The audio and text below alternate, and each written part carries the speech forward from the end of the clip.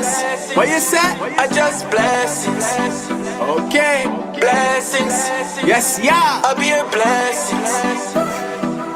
Blessings. Over and over again. I just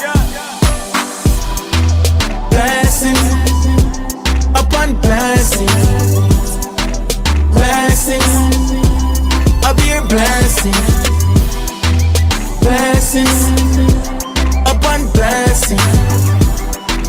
Blessings. I'll be your blessing. Even when I'm stressing, I'll be your blessings. I'm taking every lesson as a blessing to increase my abaya. Me a blessing. I'll be your blessings. Every breath is a blessing. Blessings upon blessings. Blessings. I'll be your blessing. Blessings upon blessings. Blessings. I'll be a blessing. From I have mouth for talk, that's a blessing. I'm a foot for walk, another blessing. Me in the outline with chalk, add up the blessings. And my heart no dark, cause of the blessing. Cause me know who bless me, and who not left me. When me wrong, me know who correct me. Through the valley of the shadow of death, yeah, take me. And then him bless me. Blessings upon blessings. Blessings. I'll be your blessing. Blessings upon blessing. Blessings. I'll be your blessing. Genesis 12 and 2. And I will make of thee a great nation, and I will bless thee and make thy name great, and thou shalt be a blessing. Blessings upon blessings. Blessings. I'll be your blessing. Blessings upon blessings. Blessings. I'll be your blessing.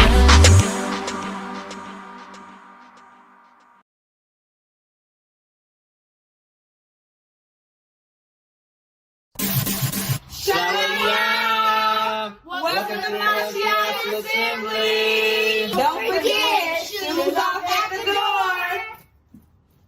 Respect y'all's house. Hey, my eyes so. Hey, my eyes so. Soda ya. Soda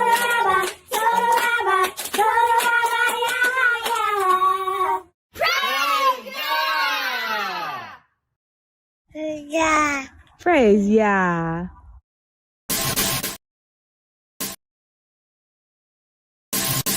We sing praises to your name. Oh yeah. We sing praises to your name. Oh yeah. For your name is great and greatly to be praised. Praise Yah. Praise Yah.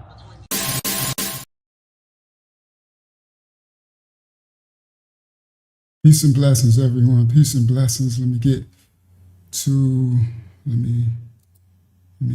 here. All right. Peace and blessings. Move up a little bit. Too far back.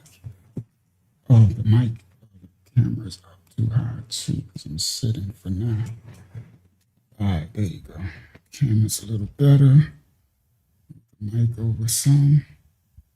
There we go. There we go. I can move the mic over this way a little bit. Oh, no. I'm cutting out. Yeah. There we go. That over here. So now I'm centered on the vertical as well. All right, let's get started. All right, I apologize for starting so late. Crazy night. Crazy night. Had a crazy night. All right, let me bring the link in. Let my brothers and sisters in the building present. Please give a like as you come in the building so others can find out we live. We really late, so the notification didn't even go out. Okay, not on time. So let me go grab this. Okay, so let me grab this because I just made the thumbnail, just did everything, bro. They erased everything tonight. It's like I'm so late because I had to start everything over again. I'll explain in 1 second. Let me grab the thumbnail. This is the thumbnail right here, right? Double click it, bring it over here, bang. So I had to start everything over again. I almost didn't know what to do. I'm like, I gotta go live. So then come back to you guys, then go share screen, window, bang, share. That way people know where they at when they come in the building. All right. So not sure how this live gonna go tonight because the notifications ain't going out and I just posted the live that we live and it's a big mess. So I was working on this all the way from last night. Hold on, let me go to the comments section. I was working on this and then I what's the name? I came in here, so I finished this morning and stuff getting it together because I work overnight and then I come back and I work before the live stream start to put all the stuff I get together. Y'all see the presentations, they be really big, right? It's a lot of work, like 10, 12 hours or whatever. So I finished everything about 3 p.m. this afternoon. So I said, all right, let me go try to get a couple hours naps before the live, and everything was really set. All I had to is come do and publish it. I come in here and I guess I was so tired that I didn't shut the computer down. And when I came in here, I guess we must have had a power surge, and my computer was shut off. So when I opened it back up, everything I had did was gone. Whoa. So praise the Most High, He allowed me to do a recovery thing, but that took a long time to figure out how to do it and find it. And it brought back like 50%. So then I had to make the thumbnail over again, this over again, everything start over again. The title, it was crazy, bro. So all the way up until I just put out the thumbnail and everything at 9:35 or something like that, I just made everything. So praise the Most High. All right, let me put the link so my brothers and sisters can join me if anybody's able to. Where's the link? This one. Link. Not that. Where's the link? Present. There it go. Invite guests. Copy. We going somewhere. So we got it's going to be a really good video live tonight too, because they got a lot of fake information out there. So a lot of people rushing to make content, they put out some fake information. So you see the thumbnail and the title? The thumbnail says fake pool party, right? Now, a lot of people made videos. That's why I try to be kind of slow, or I'll just be putting stuff out there and just, making stuff. And that pool party image was in the thumbnail, what everybody was making videos all about. It's like 1,000 videos about that. And guess what? That's another hoodwink. That's a whole bamboozle. Crazy work. That's a bamboozle. Did I put the link in the chat? There we go. All right, they got a link in the chat. Shout out to Yaleen in the building. Shout out to everybody coming in the building. All right. Not so many, not sure how many we're gonna get tonight, but it is what it is. We're gonna get this going. Right? It's just, gotta take the good with the bad, the long with the shorts, right? Taking the L, taking the L tonight. It's like, man, they really try to take me out where I couldn't even go live at all. So you see this image right here? This is the image that most people, there's like 100 videos from yesterday and all that with this image.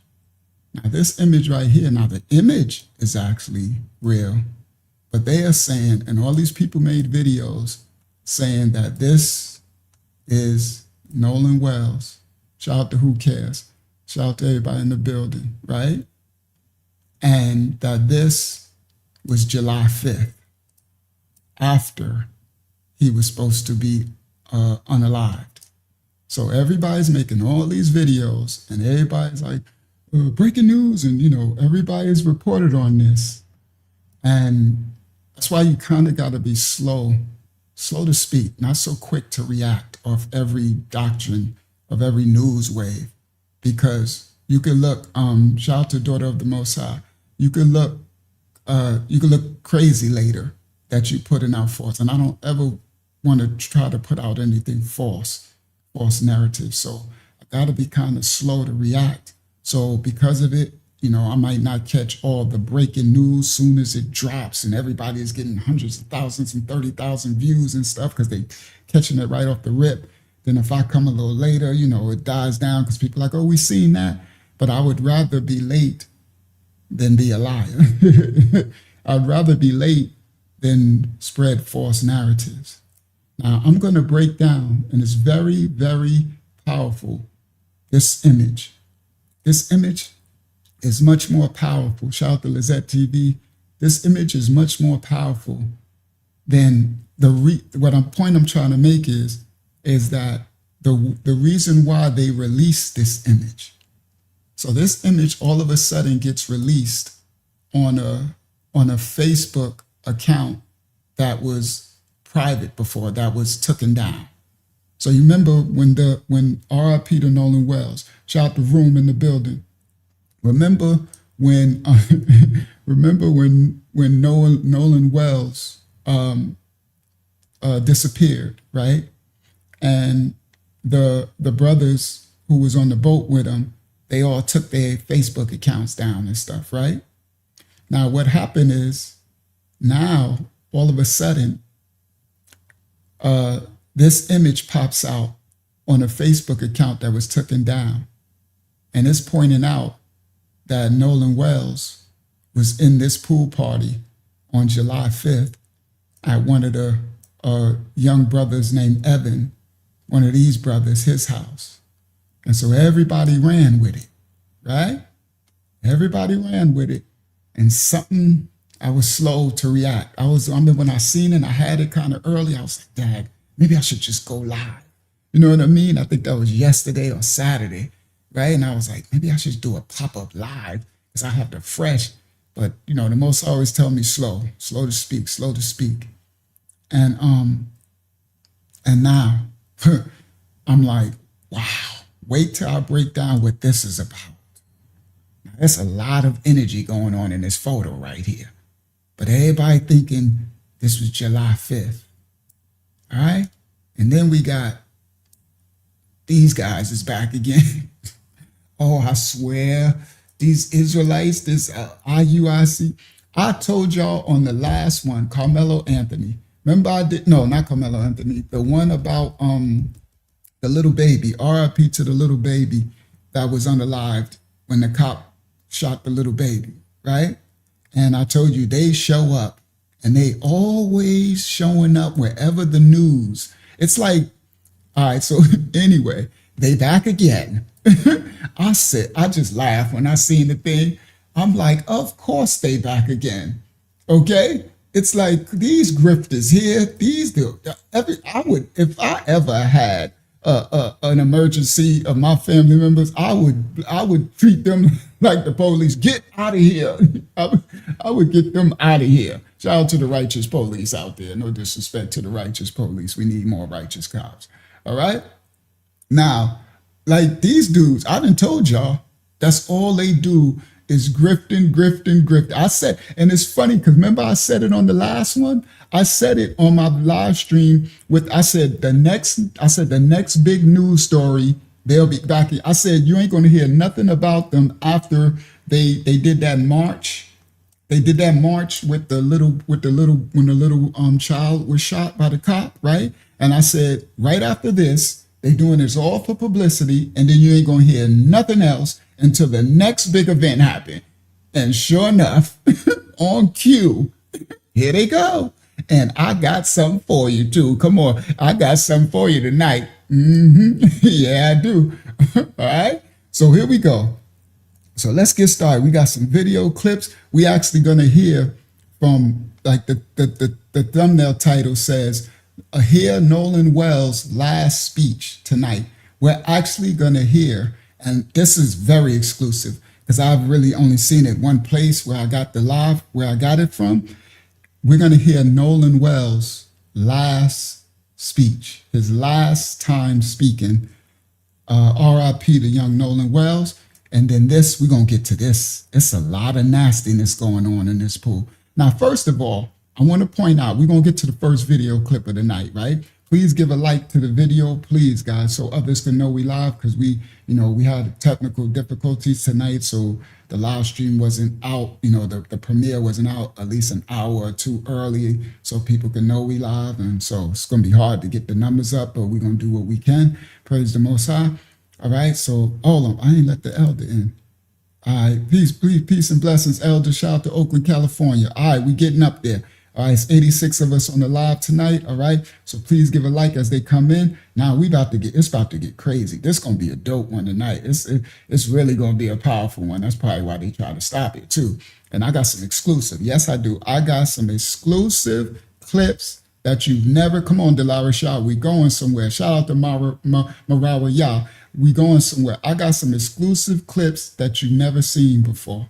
That you never seen before. Shout out to Wanda Mack in the building. All right. Now, this is some nastiness, first of all. Now, look at this image. Okay. Now, the point of this image is, number one, if this is Nolan, because I'm not even sure, but more than likely it is. The reason why is because he's always in these images surrounded by the white brothers and sisters. Shout out to the righteous white brothers and sisters. This ain't about, this is about breaking down reality and understanding. You understand? So in almost every picture we see, he be the only so-called black skin, and so 9 times out of 10, that's him. All right, now, the things I want to point out in this picture is, number one, is that dude right there. I don't know, I just get some serious dark energy. If he's not a dark individual, I repent and I apologize, but I just try to read energies, and all the time you really can't, because just because someone looks kind of mean doesn't mean they are. You know what I mean? Because when I close my mouth, I look mean. Yeah, I do. When I close my mouth. But anyway, he looks like pretty big. Like he looks pretty old to be in, to be in this pool with these kids, right? I'm just saying, but some kids look old nowadays, so we can't even say that, right? They got some kids that look old nowadays, but I don't know.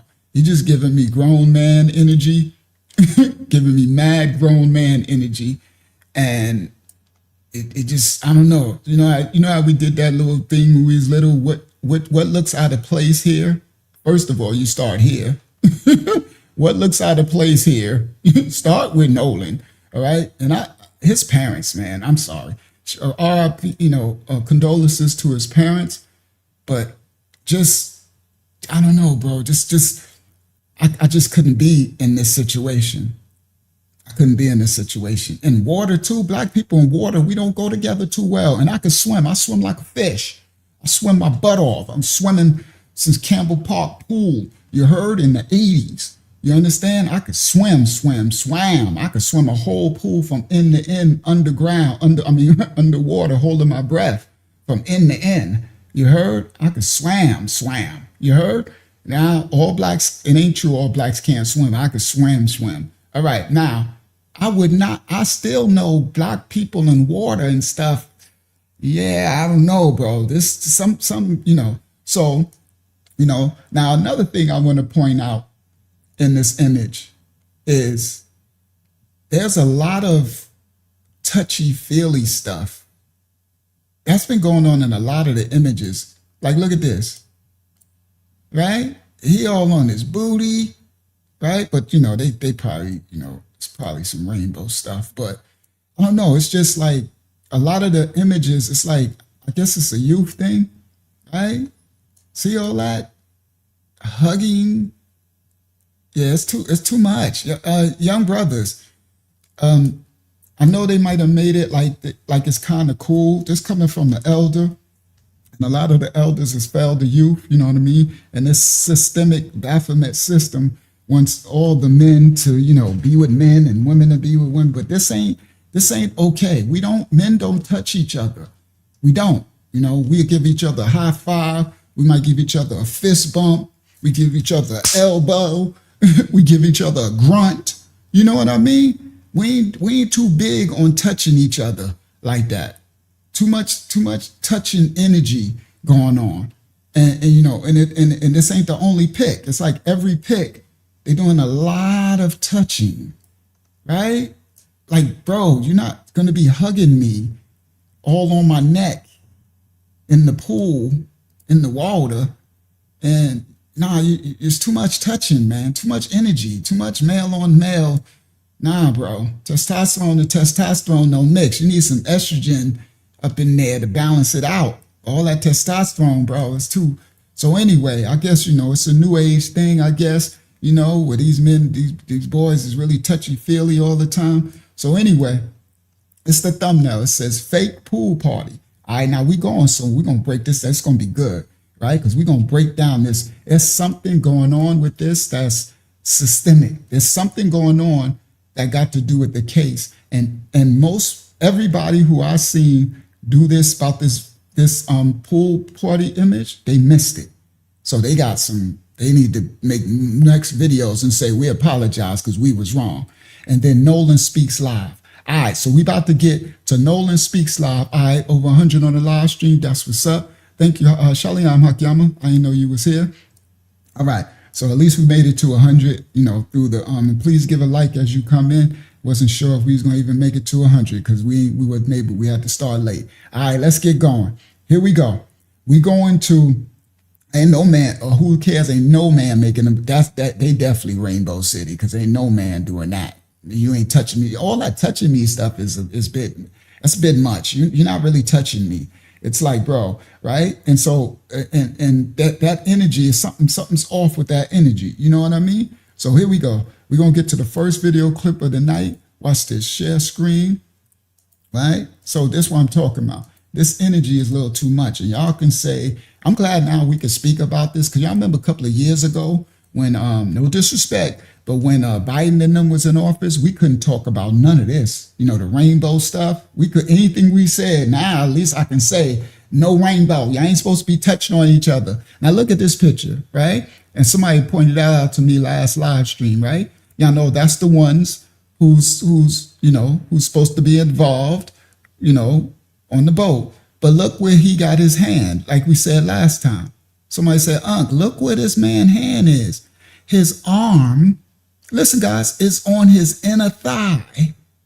His forearm is laying on his inner thigh and his hand is on his knee. No, bro. And his arm is around his waist. No. Come on, Hakiyama says it's way too Roman Greco. It's way too Greco-Roman for me. Come on, Hakiyama.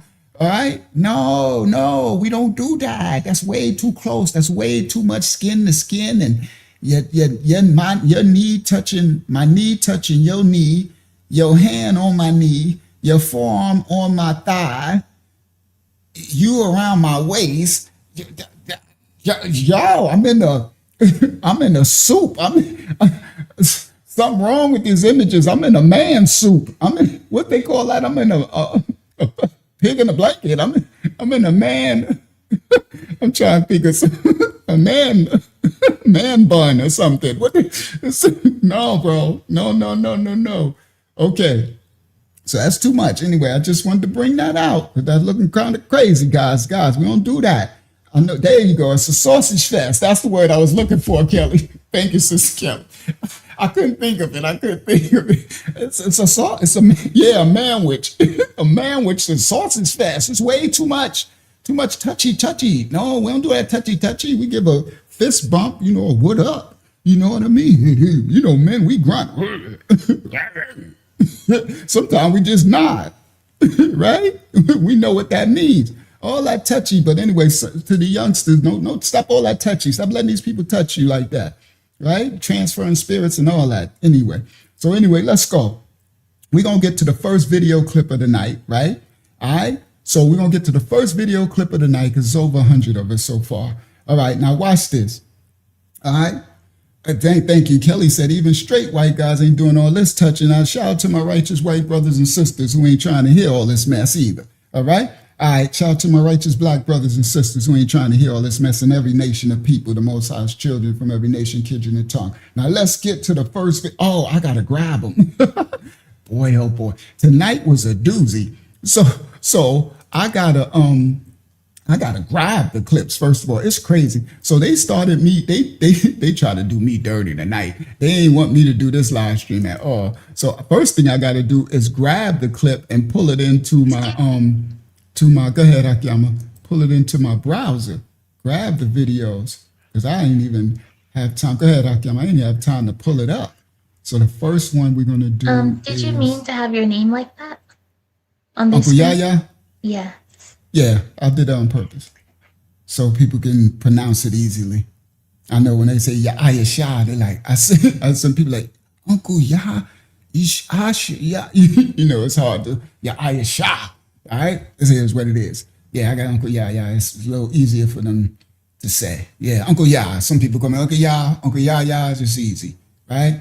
All right. So a lot of people know me as Uncle Yahshua, but those who know the Canaanite Hebrew, you know what that is, right? So it's Uncle Yahshua, but a lot of people like, what does that say? You know, it's hard to pronounce for them.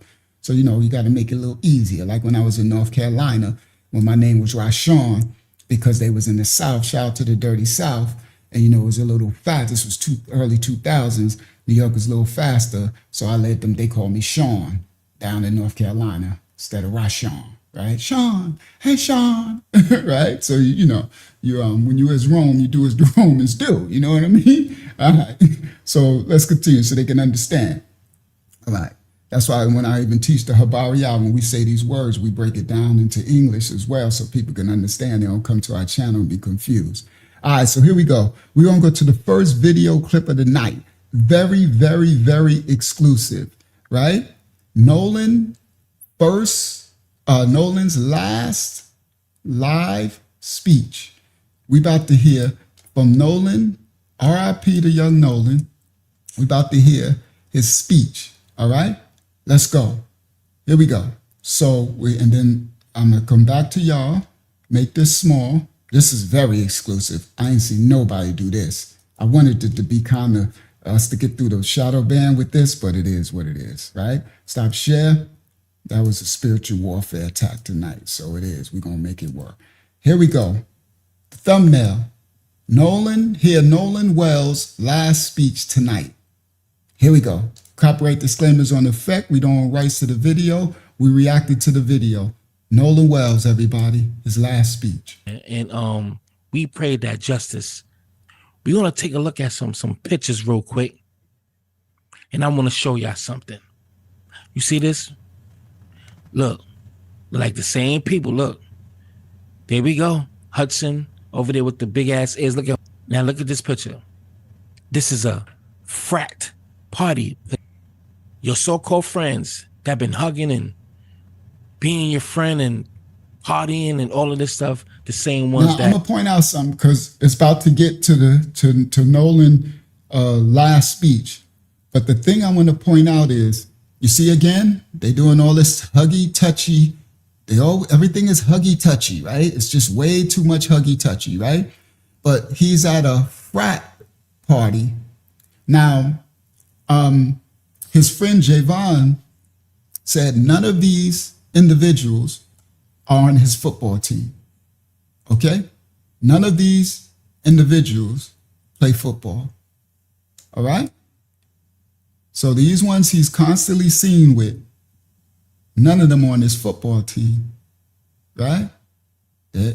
But look, they hugging each other. Everything is hugging. I mean, when you take pictures, you like, you all this hugging around the waist and hugging. Come on, bro. So anyway, This group was known, that as y'all probably seen already, was known for doing some white powder. They was known for getting high and doing that powdery substance. Y'all know what I'm talking about, right? Now, Nolan didn't do D-Rugs, right? And the night after the incident, the day after the incident, he had a big D1 interview that he was probably going to get recruited into a D1 college or university, Division I in the football, right? So he had a big day coming up, right?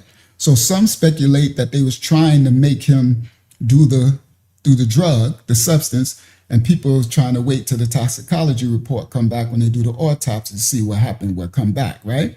But they were known throughout the Ocean City community in Mississippi. This crew did that white girl. I mean, sorry, not I can't call it that. Did that that white powder. Y'all know what I'm talking about, right? Up their nose, right? That's what they were known for.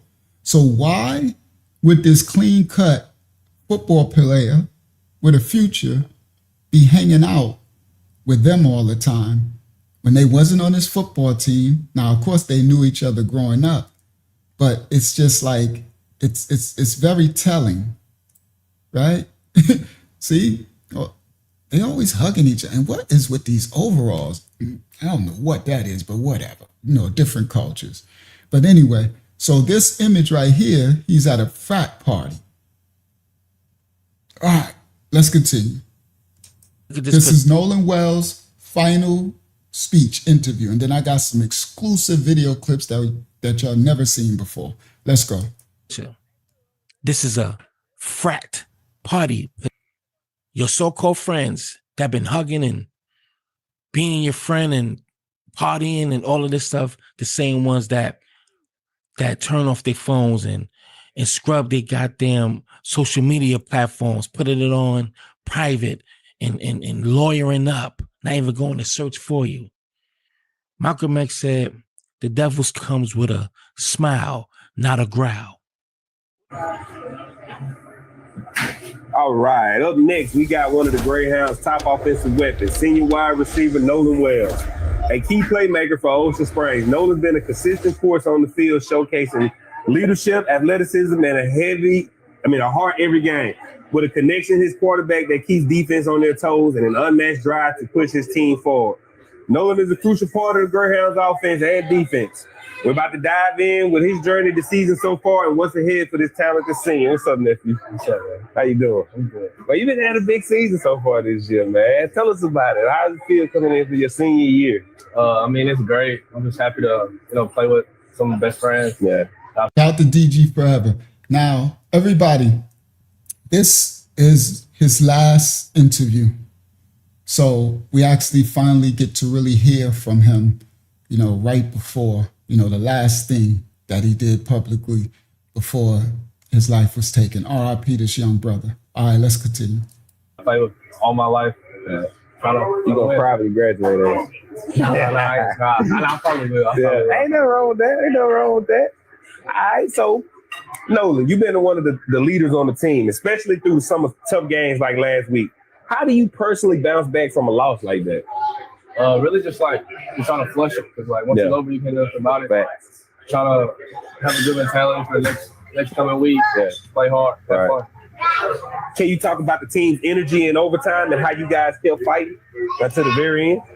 I really feel like everybody was trying to win. Doing what it takes to win. Being unselfish. Yeah.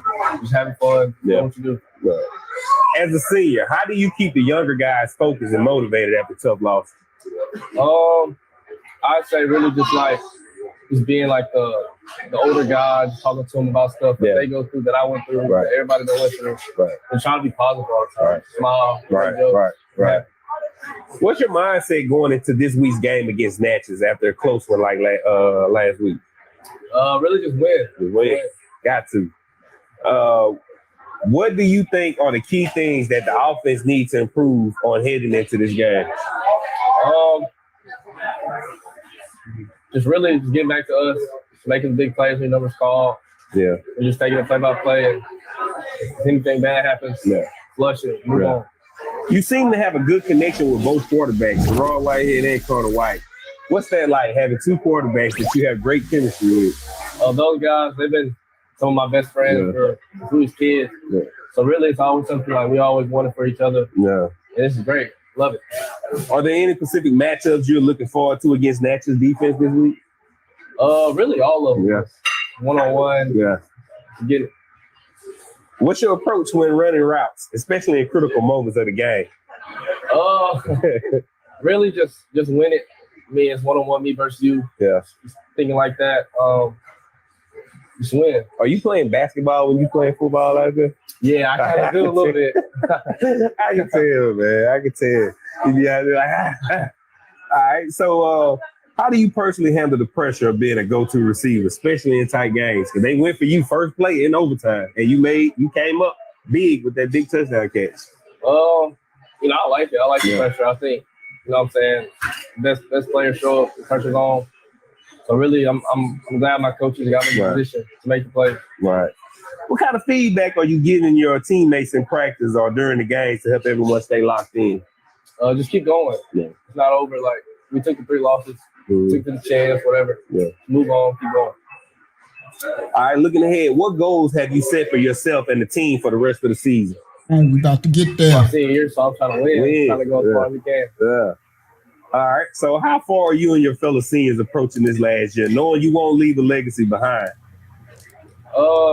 Just taking it game by game. We play it day by day. Yeah. Having fun, soaking it all up. Because it goes fast. Yeah.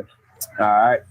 What's one thing you're focusing on improving as you continue this season, personally? I'll probably say I'm trying to minimize my drops. Okay. Like that's probably like my biggest issue.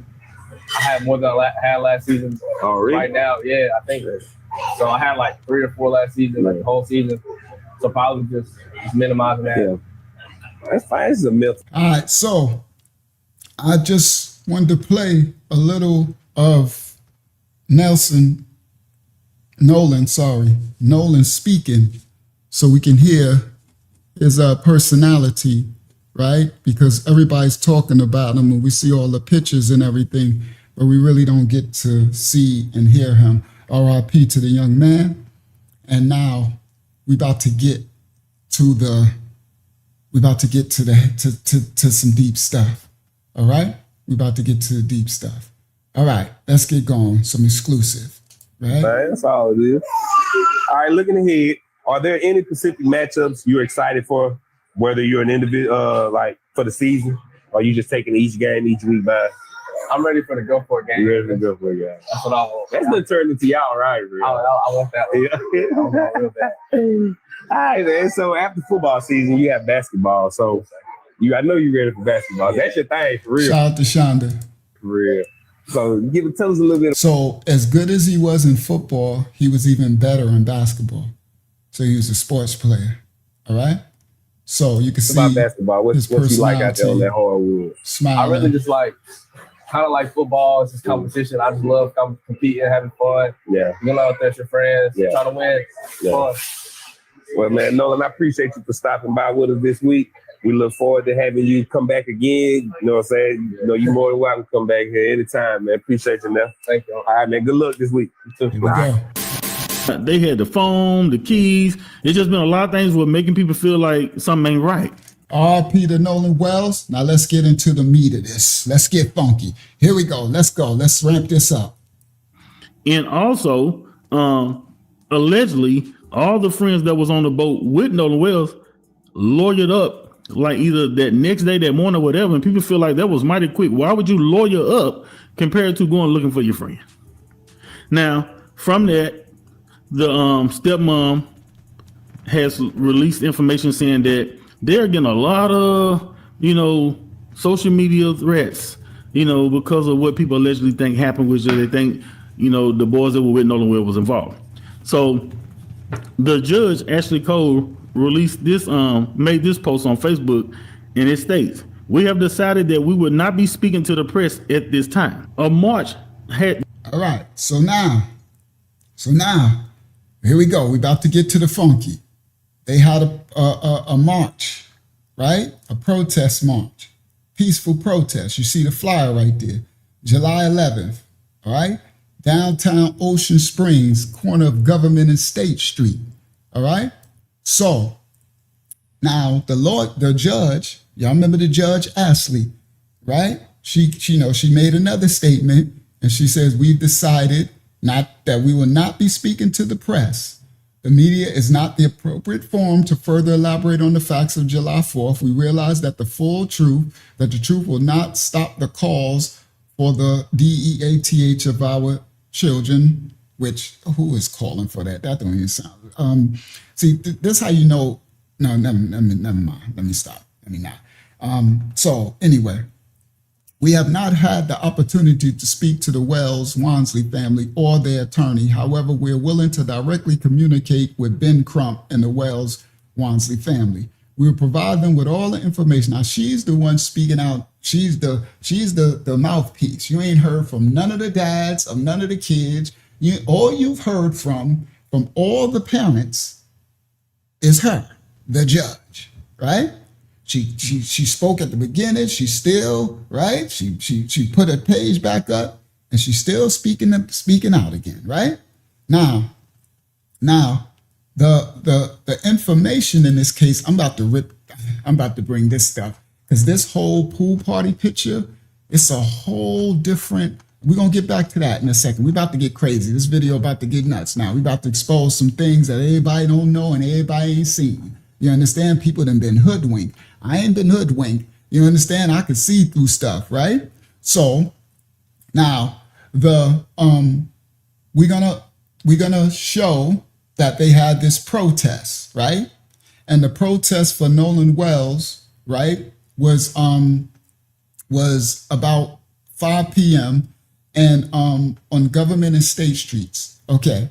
And the Hebrew Israelites of IUIC, the purple people leaders, those ones who always, to me, they grifters. That's all they do. I just said it on the last one. They're going to be at the next big event, right? They there to recruit. You understand? So, of course, here they are. They at the event, right? Now, I'm going to get back. Yeah, I'm going to get back to the pool party photos because I got a great exposing to do on that pool party photo and the lies going on with that photo. All right, but let's continue. Speaking to the press at this time, a march did take place on July the 11th at 5 p.m. down in Ocean Springs, Mississippi.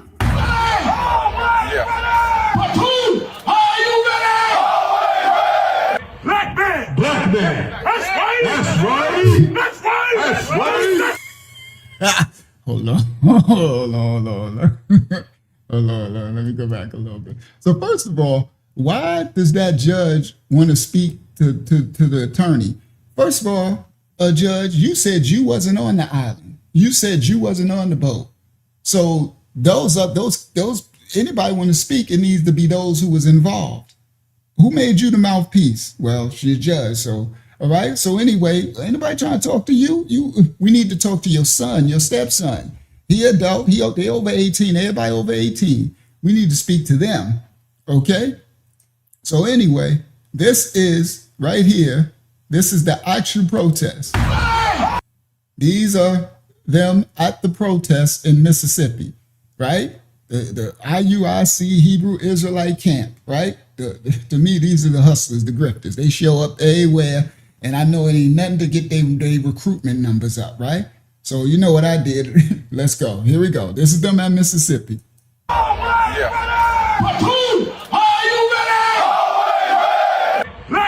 Black man. That's right. That's right. That's right. That's right. That's right. That's right. That's right. That's right. That's right. Receive this word, white man. That's right. That's right. So you know that's hilarious that Drewski, you know you got to put Drewski in there with these clowns, right? Because this is a clown show what they doing. It is what it is, right? All right, so let's continue. All right. That's right. That's right. That's right. All right, copyright disclaimers for an effect. We don't own rights to the video. We're reacting to the videos. That's right. That's right. Receive this word, white man. That's right. That's right. That's right.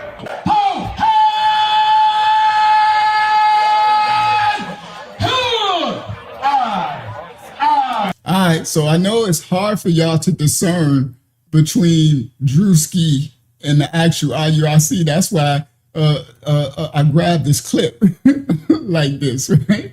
Because Drewski did such a good job mimicking them. It's hard for y'all to discern which one is Drewski and then which one is them, right? That's right. So that was Drewski. Now this is actually them in Mississippi. All right, the IUIC. We going somewhere. All right, we about to go. It's about to get deep in a second. Y'all might as well get a little laughter in for a second. It's about to get deep. Here we go. That's right. That's right. That's right. That's right. Receive this word right there. That's right. That's right. That's right.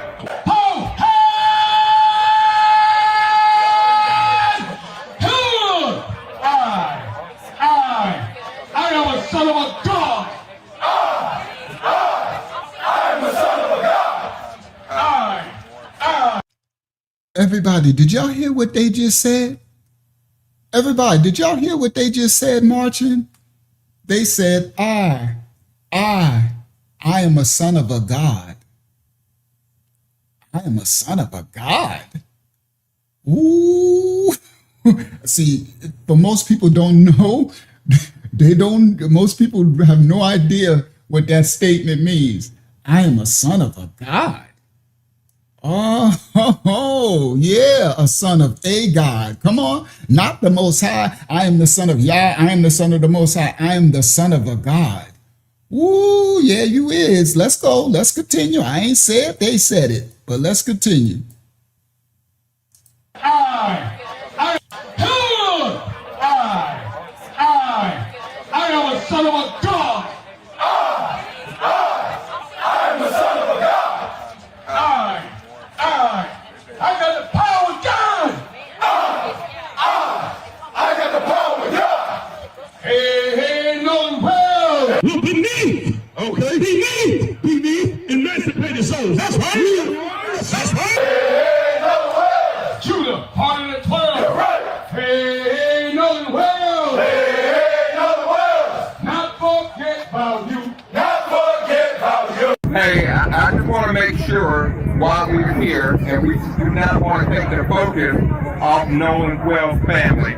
That's why we're here. You know, nothing else to find out what the truth is, the transparency, and make sure that his name is not lost in the. Now I clipped this up like this, so you're going to see the rest of the more of their marching, but I clipped it up specifically in this, and then put Drewski in there to, you know what I mean? But you heard him, I am the son of a God, right? And they're, hey, Nolan Wells, hey, right? It's like, honestly, this is like mockery stuff. You know what I mean? Like, I don't need you guys to go off and practice, right? Like they did with the little baby, right? So you go off, you get your script. Now you're somewhere practicing to go in there and be chanting when it's really just for your numbers, just for you to be seen. You understand? This is scripted. This reminds me of the same ambulance chases, right? Like a lot of lawyers and stuff do. You know what I mean? So I just said it on the last one. I said the next big narrative, the next big thing, they'll be back. And here they are. Hey, Nolan Wells, we are the son of a God, and all this witchcraft stuff. But anyway, let's continue. All right. So I clip him in there. Right. Let's continue. Wells. Hey, Nolan Wells. Not forget about you. Not forget about you. Hey, I just want to make sure while we're here, and we do not want to take the focus off Nolan Wells' family. That's why we're here. You know, nothing else to find out what the truth is, the transparency, and make sure that his name is not lost in the system. So please understand, that's why we're here today, and we all in support of Nolan Wells and his family. We're not going away. Like my time said, justice or just us. We are waiting for the investigation to come out, but until then, we will be heard. We will be heard. Just told me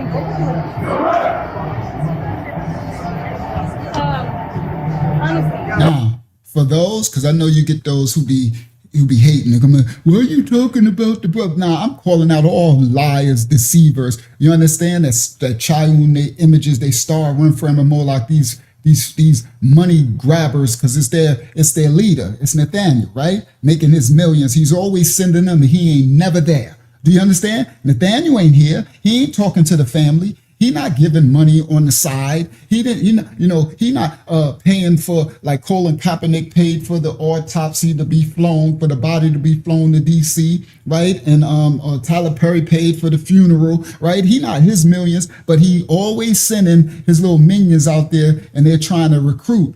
And everybody listen clearly. This is another form of Hasatan, the devil. He's recruiting through people's trauma.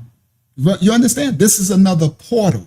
You understand? That's why the Most High told me, part of my purpose is to heal the so-called black brothers and sisters from the trauma of the curses and the things that have happened to us generationally. Because the Bible says if we get them to curse themselves, if you stay in trauma, then the adversaries, the devils, have an entrance into your spirit. You understand? So you have to heal. You cannot be a part of the context of the word healthy is the word heal.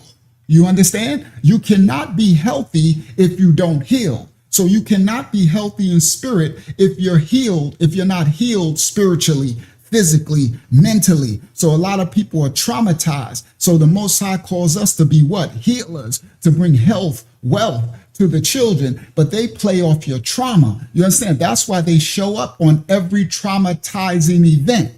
Now, let me explain, and I'm going to show you how everything I'm saying, and we're about to get crazy in a minute. This video is going to get dope in a second, even doper than this, right?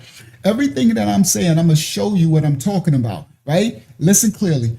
You know people by their fruit, right? You look for the evidence. Let me explain. Right here, they show you why they're there, right? So this is them coming up. Now watch what I'm going to show you. Like my time says, justice or just us.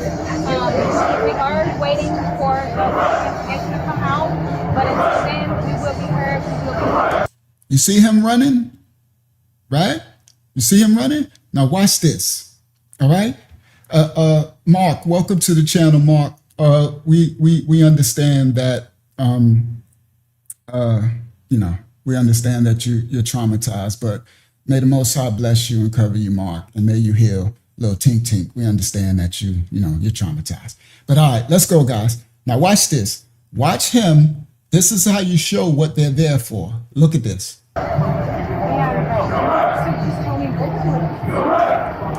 What do you see right here? You see a cameraman running up with big camera equipment, right? This is to be filmed.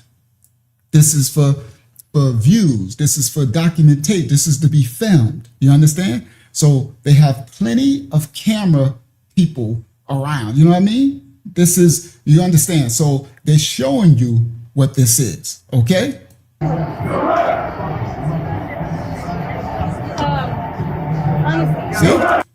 See? Full camera equipment. All right? Strapped to the back, everything. Headphones. Right? Shout out to Soulfully Sowing Seeds in the building, right? Watch this.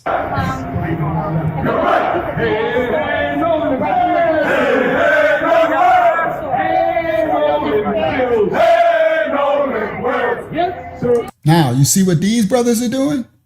They passing out leaflets, papers. See? Recruiting. See?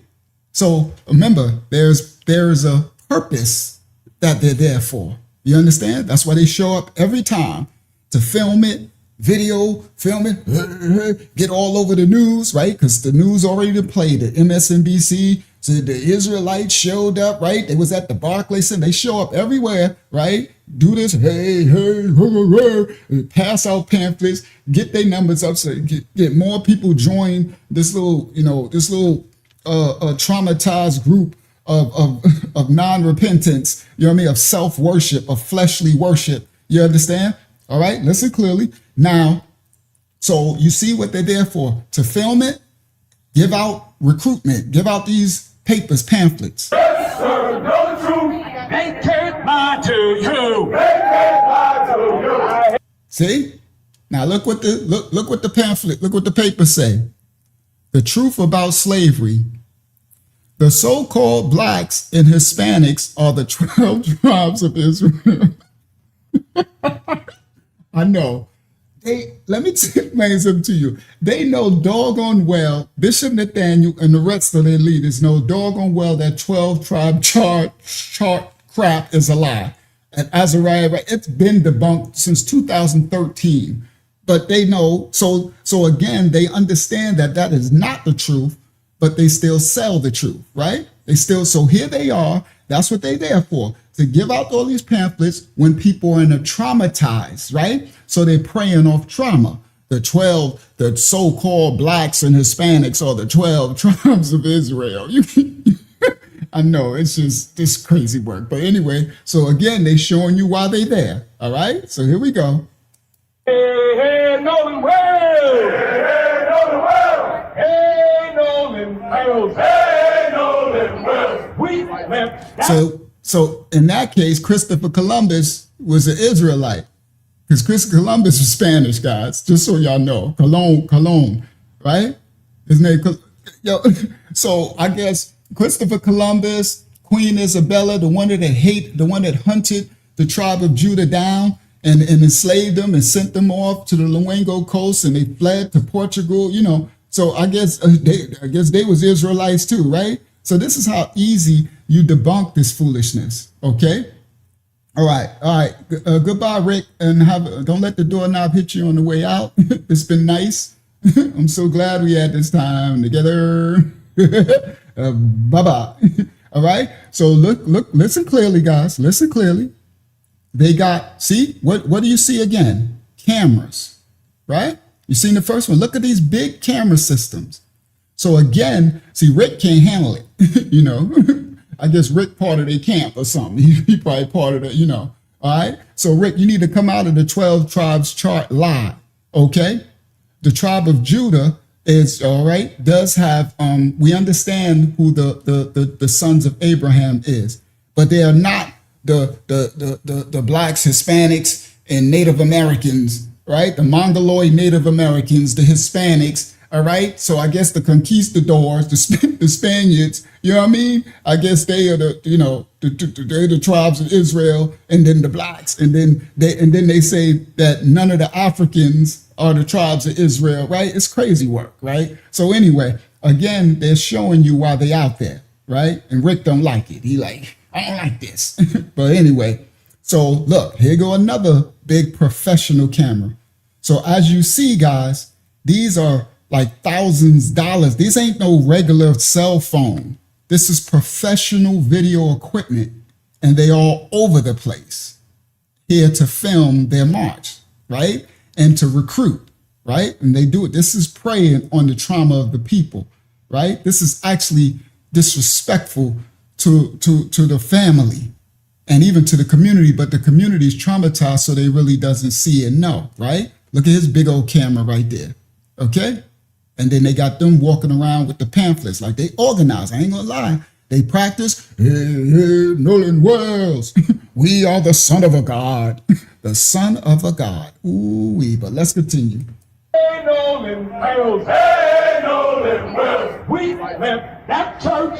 We left that church. And this is how it goes. This is how it goes. My reverend, there when I left. You're right. Pastor was there when I left. You're right. Teacher, there when I left. You're right. The elder was there when I left. You're right. You hear what they said? We left the church. We left the church. This is how it goes.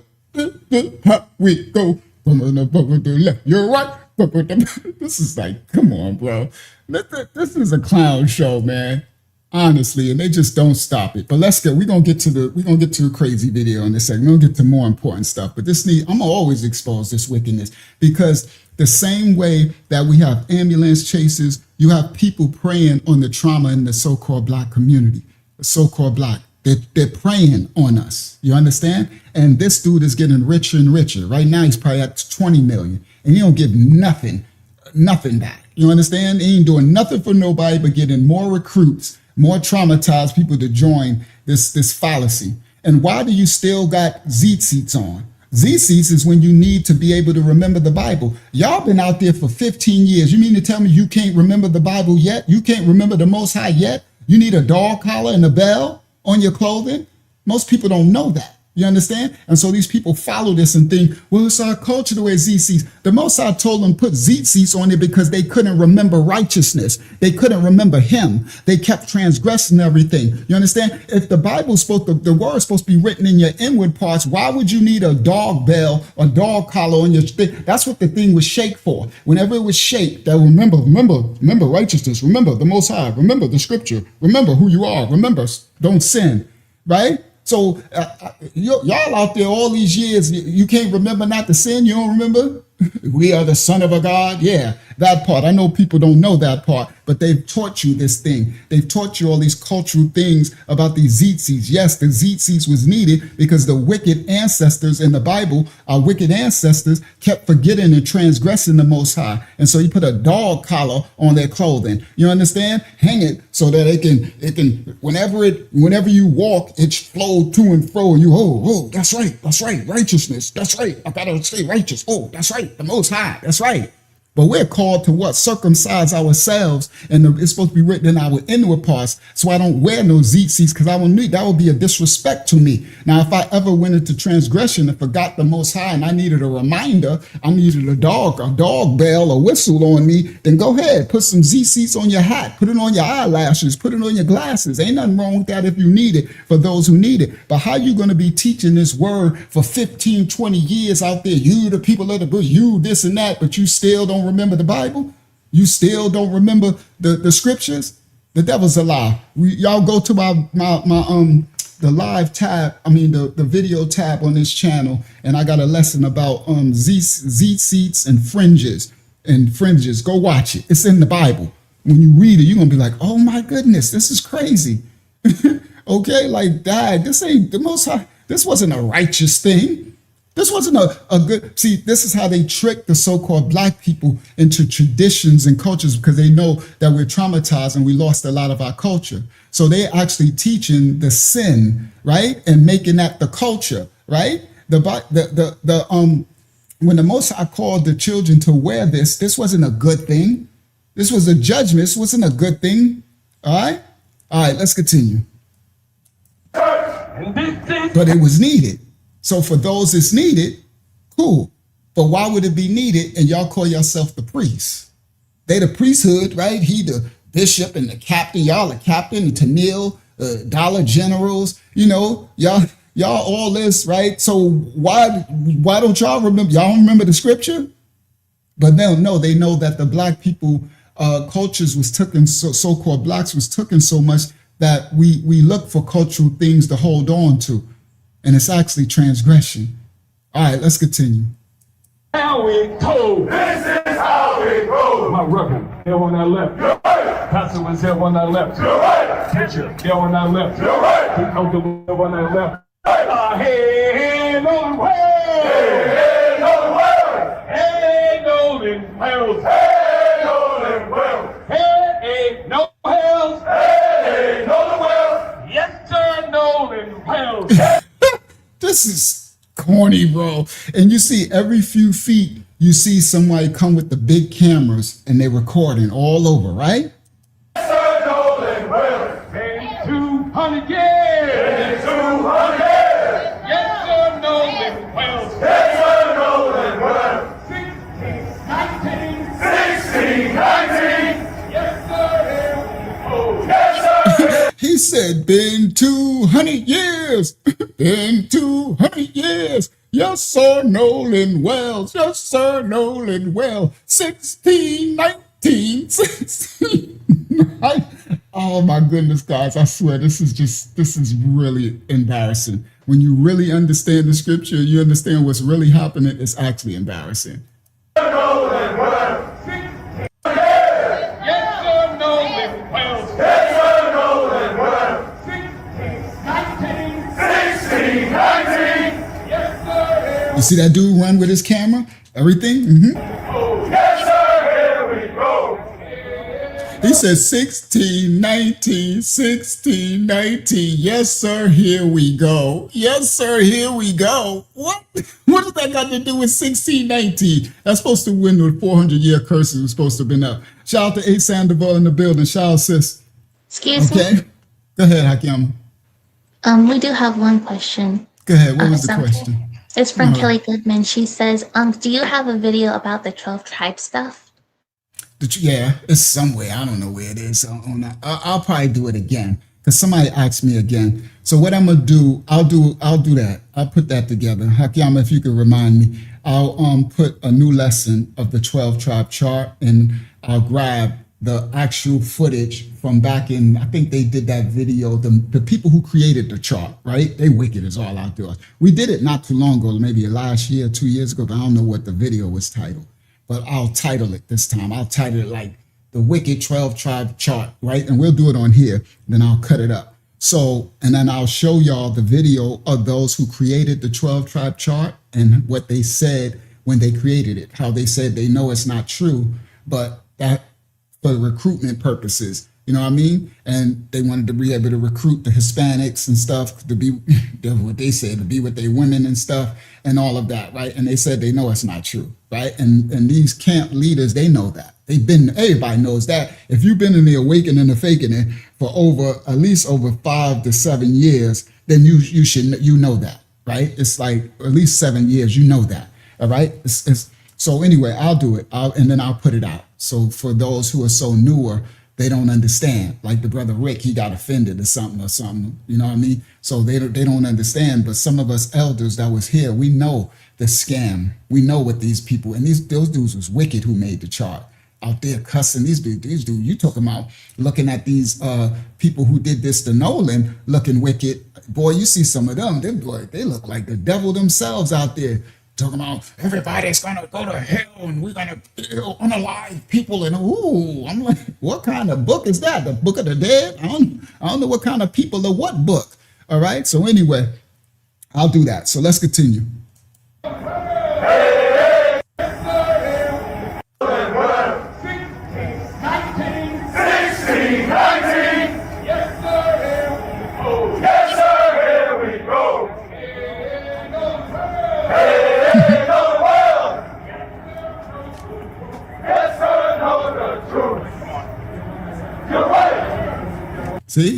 See all the cameramen? Look, cameraman.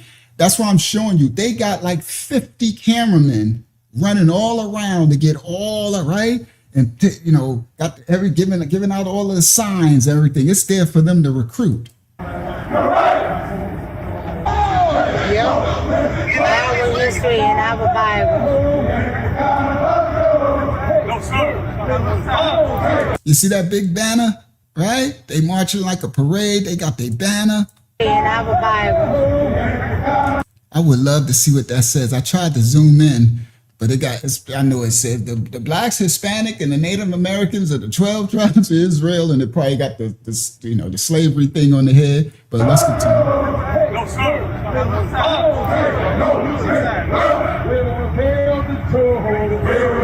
I ain't never seen so many white men together.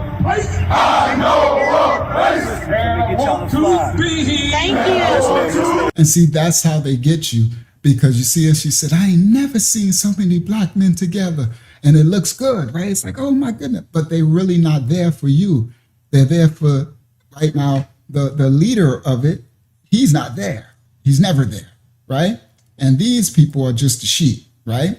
Beside their captains. Their captains know what they're doing, right? So a lot of these follow a lost, and they're in sin and transgression, but they think they're doing something according to the Bible from the flesh, but they're taught trick knowledge, lies from the scripture. They're not taught the whole truth. You understand? That's why they sitting up here got a fake chart.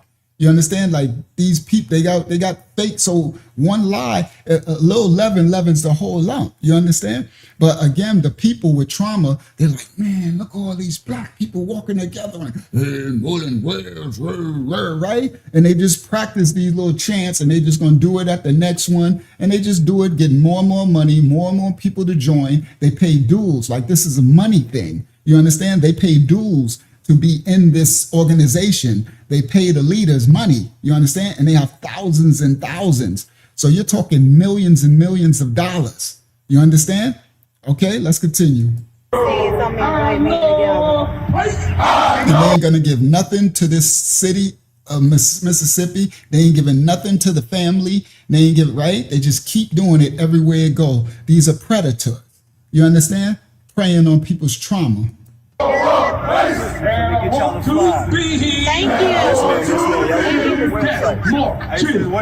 See how many cameramen they got? Every time you see every look, him behind him, more cameras. Like, see? It's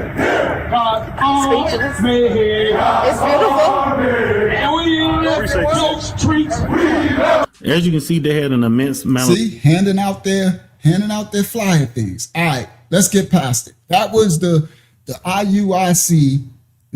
They never miss a good. What did the serpent seed says? Never let a good crisis go to waste. Shout the matchless above. See, I'm going to pull out. See, the difference is, that's why when we bring out the issues, right? And then you get some people see we live and they think that we're just saying, we're just attacking YT. You understand? We're attacking everybody that's unrighteous. I don't care if you black, white, whatever. Israelite, Christian, Schmizraelite. The devil's a lie. We attacking the spirit over peoples. You understand? So I'm calling this out because this is wicked, just as wicked as those people who did that to young Nolan. They don't care about Nolan at all. Okay? Not one iota bit. They on to the next one. Whenever the next thing happens, that's what they do. They're to get their numbers up, and then you're going to get richer and richer, and the top leaders of it, they get richer and richer, while these fools out here just keep marching and learning the drills and never repenting, never coming out of her, all right? Never really being led to salvation, these brothers, these sheeps that's out here. And a lot of them are innocent because they're the so-called blacks in America, and a lot of them are traumatized and they're looking for their culture and their history, and it is in that Bible. You understand? But they're being taught it by a forked tongue, by a serpent who's actually preying on their desire to know who their lineage is. And so we have to call this out as well. We call it all out in this ministry. Been doing it for years and years. And for these new people, like that other person who came and said, I'm going away now. Well, bye-bye. Don't let the doorknob hit you, because somebody done told you wrong. I've been doing this for years and years, and ain't nobody ever challenged me. Ain't none of them ever spoke up against me. Not now one. The biggest ones of them all of them, the top, these Hebrew Israelites. Or not now one of them ever debated. Not now one of them ever came to, not now one of them, they all shut up, shut their mouth. They better shut your mouth when you come, because the righteous, I'm saying this as humbly as I can, the righteous, we stand in spirit and in truth, and we stand for righteousness. We are not punks in the spirit. We are soldiers for the Most High, and we call out all unrighteousness. And these devils, they will not stand with their wickedness. It won't stand in front of the righteous, and they're very wise. They're smart enough to know, nah. You know what they do? They leave the house of the Most High alone. They just act like I don't exist. Yeah, you better act like I don't exist. You understand? That part, right? All right, let's continue. All right, let's continue on. Here we go. Now this is those grifters out there gaining popularity, or gaining members off of Nolan's demise. R.I.P. to young Nolan. Peoples out there for this peaceful protest for Nolan Wells in Ocean Spring, Mississippi. Now, there has been no reports or confirmation that the family was involved with the peaceful protest, the mom and dad. There was no sighting for none of the pictures or videos that I have retrieved that show. Of course the mom and dad ain't involved in this. I know they probably like, what is this? It ain't about their son. Them out there. This not with them anyway. Now, the people in the community doing the peaceful protest, they was out there about young Nolan. But these grifters, they out there for their king. Yeah, guys, and I was going to show it tonight, but it is what it is. I lost all my clips. I was going to show that at their Passover, they feast day, they have their king. They brought him up on a horse, and he's the king, and he's standing on the stage. And they all like, cheering. The girls is crying like he's King Saul or something. It's crazy work, bro. But anyway, let's continue. But these are just people supporting the family and just taking action. See? Look how many cameras. You see? up on themselves to say, hey, let's go down there and let's march and let's have a peaceful protest and come together. And there was a lot of peoples out there. All races was out there. It wasn't just a black people marching. It was a lot of races out there with signs holding up, in support of for Nolan Wells. Now, with that being said, somebody did jump in the comments of one of these videos and had a question wondering why are people even protesting. The person said this: I'm a little confused on why they are calling for a peaceful protest. What actually are they protesting? The investigation isn't complete. No actual cause of death has been determined. Wouldn't a candlelight vigil celebrating Nolan's life and supporting his family be more appropriate? Just wondering. All right. Now now we're about to get funky. I got very exclusive information, very exclusive clips from the people in the community, the youngsters, the young adults, all of them who are around the case. Now, to this person writing this thing right here, this post right here, it says, I'm a little confused on why they're calling for a peaceful protest. What actually are they protesting? The investigation isn't complete. No actual cause of death has been determined. Wouldn't a candlelight vigil celebrating Nolan's life and supporting his family be more appropriate? Now, let me explain this to others who might be like, yeah, that's true. What, right? Now, it sounds good. Yes, it sounds like a candlelight vigil right now because the investigation isn't complete. So a candlelight vigil, sorry, I had to sneeze. A candlelight vigil celebrating his life. Hold on. There you go. Sneeze, I don't know. Woo, let's get some pepper or something. So a candlelight vigil would be appropriate if shout out to Denise Wells, if the reason why, for anybody who see this post and wondering, yeah, why are they having a peaceful protest when the investigation isn't complete? Because they're having a protest because they're protesting the injustice that is being done as far as the investigation. The police announced, soon as the case started, the police announced that no shady business was involved, okay? That this was a drowning. They didn't have no autopsy to know if he drowned, and the police said that there is nothing to see here. Now, the people in Mississippi are peacefully protesting because of all the injustices that's already happening with the boat being taken to the judge, the stepmother of one of the people who's supposed to be involved in the case, the boat being taken to her house. No police investigating, none of them. Nobody's been interrogated. Okay, nobody's been interrogated. So the community of Mississippi is protesting the cover-up and the misinvestigation, the lack of investigation. That's why the family had to get outside, right, which they needed to do anyway, of private investigators, right, and hire forensics experts and stuff. So they're not holding a candlelight vigil. They would be holding a candlelight vigil if, when the case happened, the police came out and said, we don't know what happened in the case. We can't give no definitive statements or opinions. We got to wait until the autopsy. We wait, and that's it. And they went, and we can see that they are interviewing this person, interviewing that person, collecting this evidence, grabbing this evidence, locking, they doing the work. Then the community would see that justice, the wheels of justice is turning, right? And they would be able to just relax, and then they could have a candlelight vigil.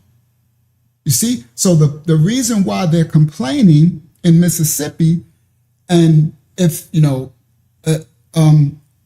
than likely, if it would have been a white brother, we're not doing racism, we're just pointing out the facts. If it would have been a young white brother that was unalived on a boat full of young black brothers, 9 times out of 10 in Mississippi, The boat would have been seized as evidence. All of the occupants of the boat would have been interviewed. They'd be interviewing the whole neighborhood. They be having checkpoints in the hood. They be stopping cars, and and so the white community, our righteous white brothers and sisters, at that point they would be able to have a candlelight vigil for one of theirs that lost their son. You see what I mean? Because they could see that the investigation is happening and the proper chains and protocols are happening. But it doesn't happen like that on the other side of the fence. So that's why they're having a peaceful protest. And you see, it's peaceful and they have a right to it. They're trying to draw attention that this is not okay. And we love you, Nolan. This system might not love you. This system wants to sweep it under a rug and just say you drowned. It was an accident, like it always says, right? Like the sister that just got hung from a tree, she hung herself. It was an accident. The other brother that got hung from a tree at the college, he hung himself. You know what I mean? So that's why they're protesting. All right, let's continue. Lazia Spencer, who says, bro, No didn't get into a fight at the island. It was our other friend, No and Wyatt. Then Alicia said something. All right, now, here we go. Now I'm about to get to the meat of this. We about to get to the thumbnail with the fake pool party. I'm about to show y'all they hustling. They on it. Mississippi, what's that? Jackson, was it Jackson County and Ocean City? They on it. They on it. But y'all know Mississippi been on it. You know, Mississippi is old time. That's that old time. All right. Ocean, hold on. City. That's that. They new to this. They true to this. They've been doing this since the 50s and the 60s. Now they know how to get on code and cover up some things. That's Mississippi. Somebody done told y'all wrong. Okay? So they on it. I'm about to expose something tonight. And I really wish we would have got through the shadow ban tonight, right? Because the people really need to see this and they're going to block this like crazy. All right. So anyway, now this is the thing. I said Ocean City, Ocean Springs. Thank you, Lauria. Ocean Springs. Now, yep, let me tell. Now check this out. They've been covering this stuff up, right? For forever. Guess what they're doing now?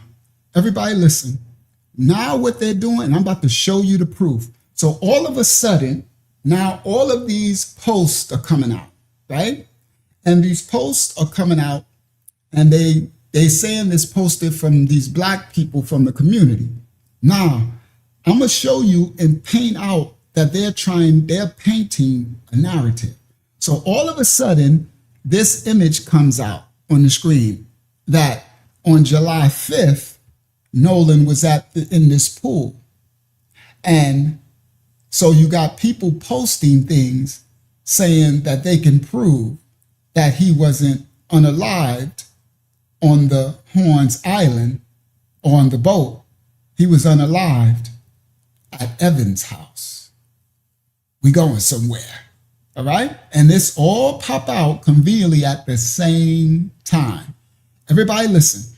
All of this came out the same time that young Javon, supposed to be Nolan's best friend, went on TMZ.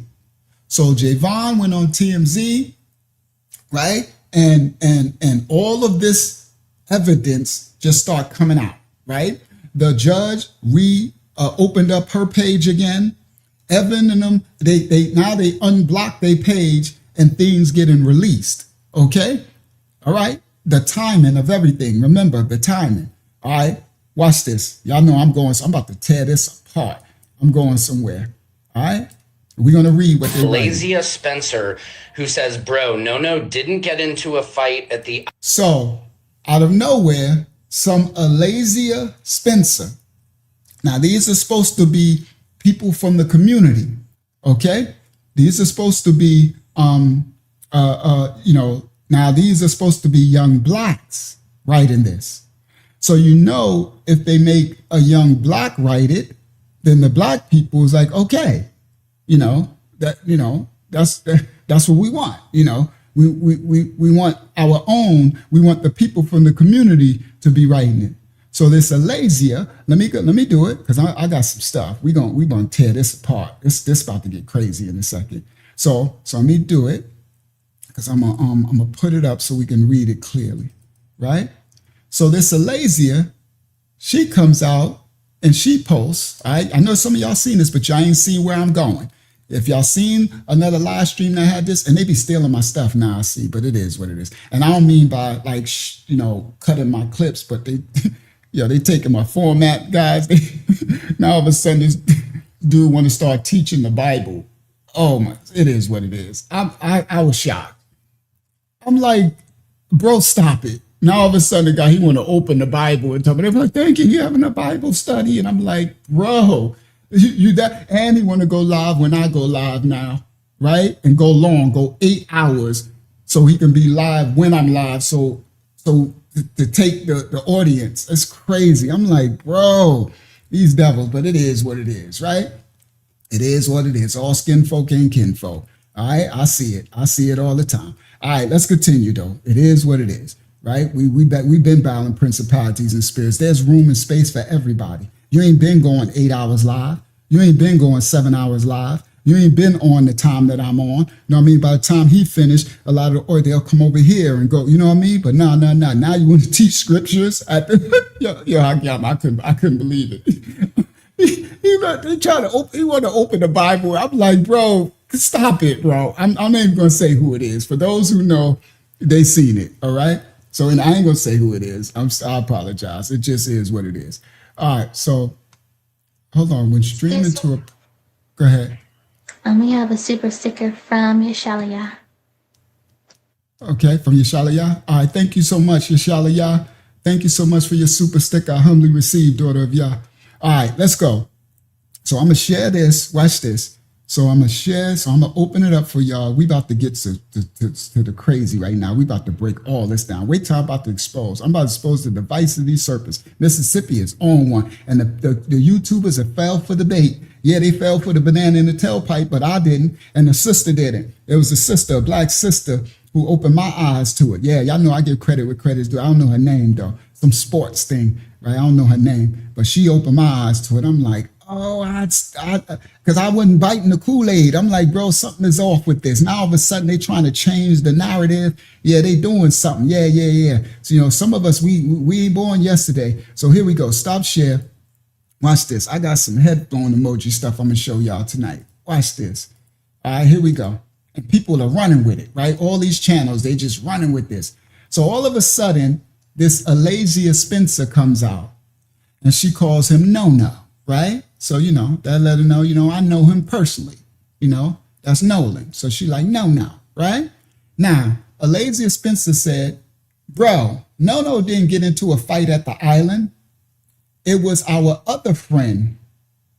No and Wyatt did get into an altercation. Now that other friend, I think I wrote his name down. Did I? If I didn't, I need to write it. Let me grab it because his name gonna come up tonight. Trace, how you say it? Traceston. I'm probably saying that wrong, but whatever. Traceston or Traceton. So Traceston is a key figure because Jay-Fon talks about him, right? And so in that fight clip that we hear on the island, when the person is cussing, that's most people are saying now that's not Nolan cussing. That's Traceston. Traceston he was the one that was having a fight. That's who Javon was talking about. That Traceston was having a fight so much that he was ready to get off the island, right? And that's all right. So this person, Alasia, I guess that's a girl. She said No didn't get into a fight at the island. It was our other friend. She's talking about Traceston. No and Wyatt did get into an altercation right after that, not even 10 minutes later, because Wyatt took Nolan's phone and Evan was trying to be hard. Nolan was definitely screaming, give me my effing phone back, Igga. What the H is wrong with you? So now, everybody listen, I'm going somewhere. All of this narrative is just coming out. and there's a reason. All right. Now, so she said they didn't get to a fight on the island, but right after that, 10 minutes, they got into an altercation. Evan was the other one that was there. They really only show you the 3, but it was more than 3. Okay? We going there, right? So they show you this. Hold on. Let me just go stop share. Let me do this correctly. Share screen, right? Window. Where is it? They show you this, right? This the one. But who's taking the picture? See? There's another one, right? And they're saying that it's Evan. Okay? That's why she said Wyatt and him got into it and Evan was trying to be tough. All right, let's continue. Let me get back. Stop share, right? That's going to be good. We about to break stuff down that I ain't seen they can't do. I know they're going to take my stuff, but it is what it is, right? As long as they bring out the information, right? That's what information for. Information is for the truth to come out, right? As long as they bring out the information, it is what it is.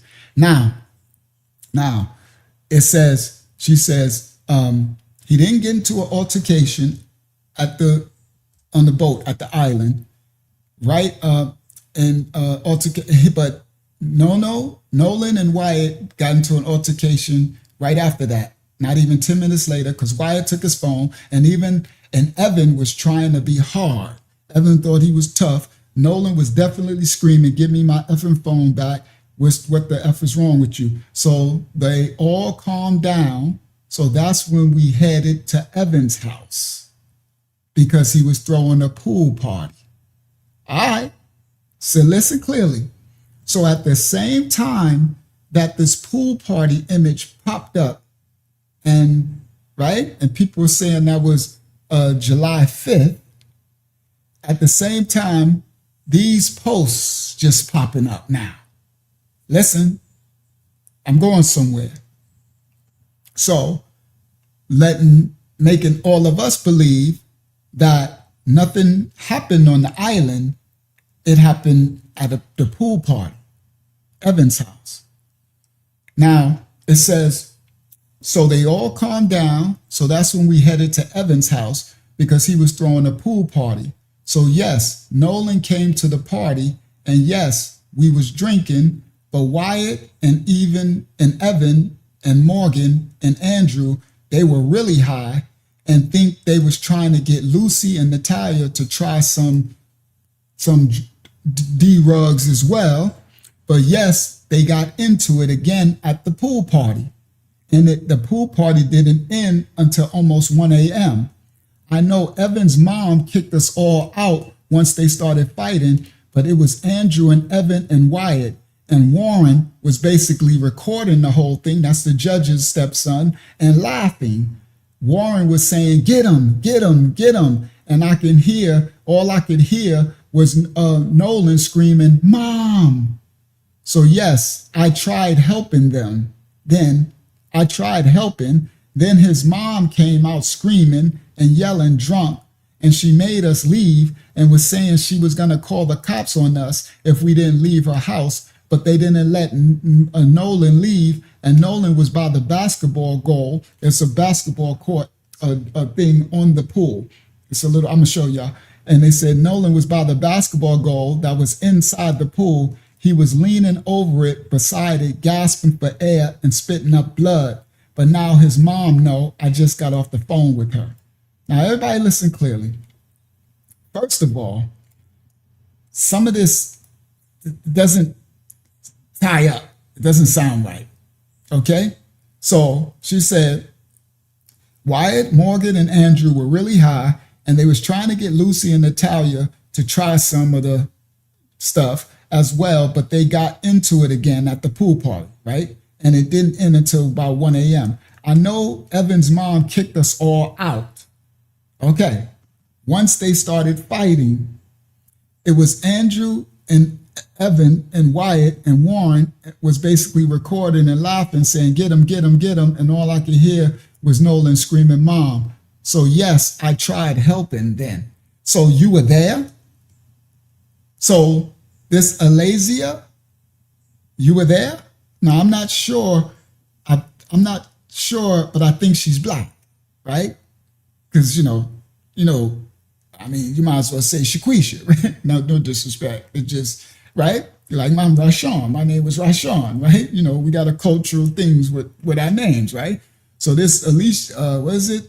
Alasia, right? I think she's a black sister, but she said she tried helping. Then his mom came out screaming, yelling, drunk, made us leave, and was saying she was going to call the cops on us if we didn't leave her house, but they didn't let Nolan leave. And Nolan was by the basketball goal that was inside the pool. All right. So all right. So these things are coming out now all at the same time. Timing is everything. See, I be knowing the hoodwinks. Some of y'all better be careful with these hoodwinks, right? All the timing. Same time that Javon went on TMZ, same time. So now all of a sudden, collectively, these statements are coming out that's saying that there was something that happened at this pool party and people ran with saying it was July 5th when it wasn't July 5th. All right? Because Tristan, the one who they're talking about, was the one who was fighting on the island. Tristan came out and Tristan said the photo was taken on June 27th, the pool party, not July 5th. So people, everybody, all these YouTubers, you look foolish. And you need to be slow to be just grabbing every content narrative without discerning the truth, being slow. But everybody wants to catch everything, and now you're going to look like a fool later. You understand? Because Tristan, the one who was fighting, he said that the photo was taken on June 27th, not July 5th. That's when they uploaded it to Instagram on July 5th. So people are looking at that's the upload date, July 5th, okay? Now, Tristan also disputed that was his voice, and Javon said that wasn't Nolan's voice on the video, that was Tristan's voice. All right, now, I'm about to get there. It's about to get crazy in a second, right? Because I got more for y'all. All right, let me get back to the video clip. So now y'all going to see this person, Alasia. We're going to see more from her, right? Because she's going to say more and others are going to say more. But now they're talking about he wasn't unalived on the island. He was alive after he went to this pool party. See? But Tristan said that picture from that pool party, that was June. Hold on, let me write my date down. That was June 27th. June 27th. All right? And all right, so let's go. Y'all know I'm gonna bring y'all the real. I'm gonna bring y'all the discern. The Most High calls discern all things. Don't just be tossed to and fro with these doctrines of men. All right, so let me go back. Let me stop sharing that. Let's get back to the video clip. I got a lot to show, so the Most High gonna allow me to walk it on down the way I gotta walk it down. I'm gonna go back and forth from videos to my actual screenshots of Facebook posts and Instagram posts. So the white brother in this video, he's talking about her post right here.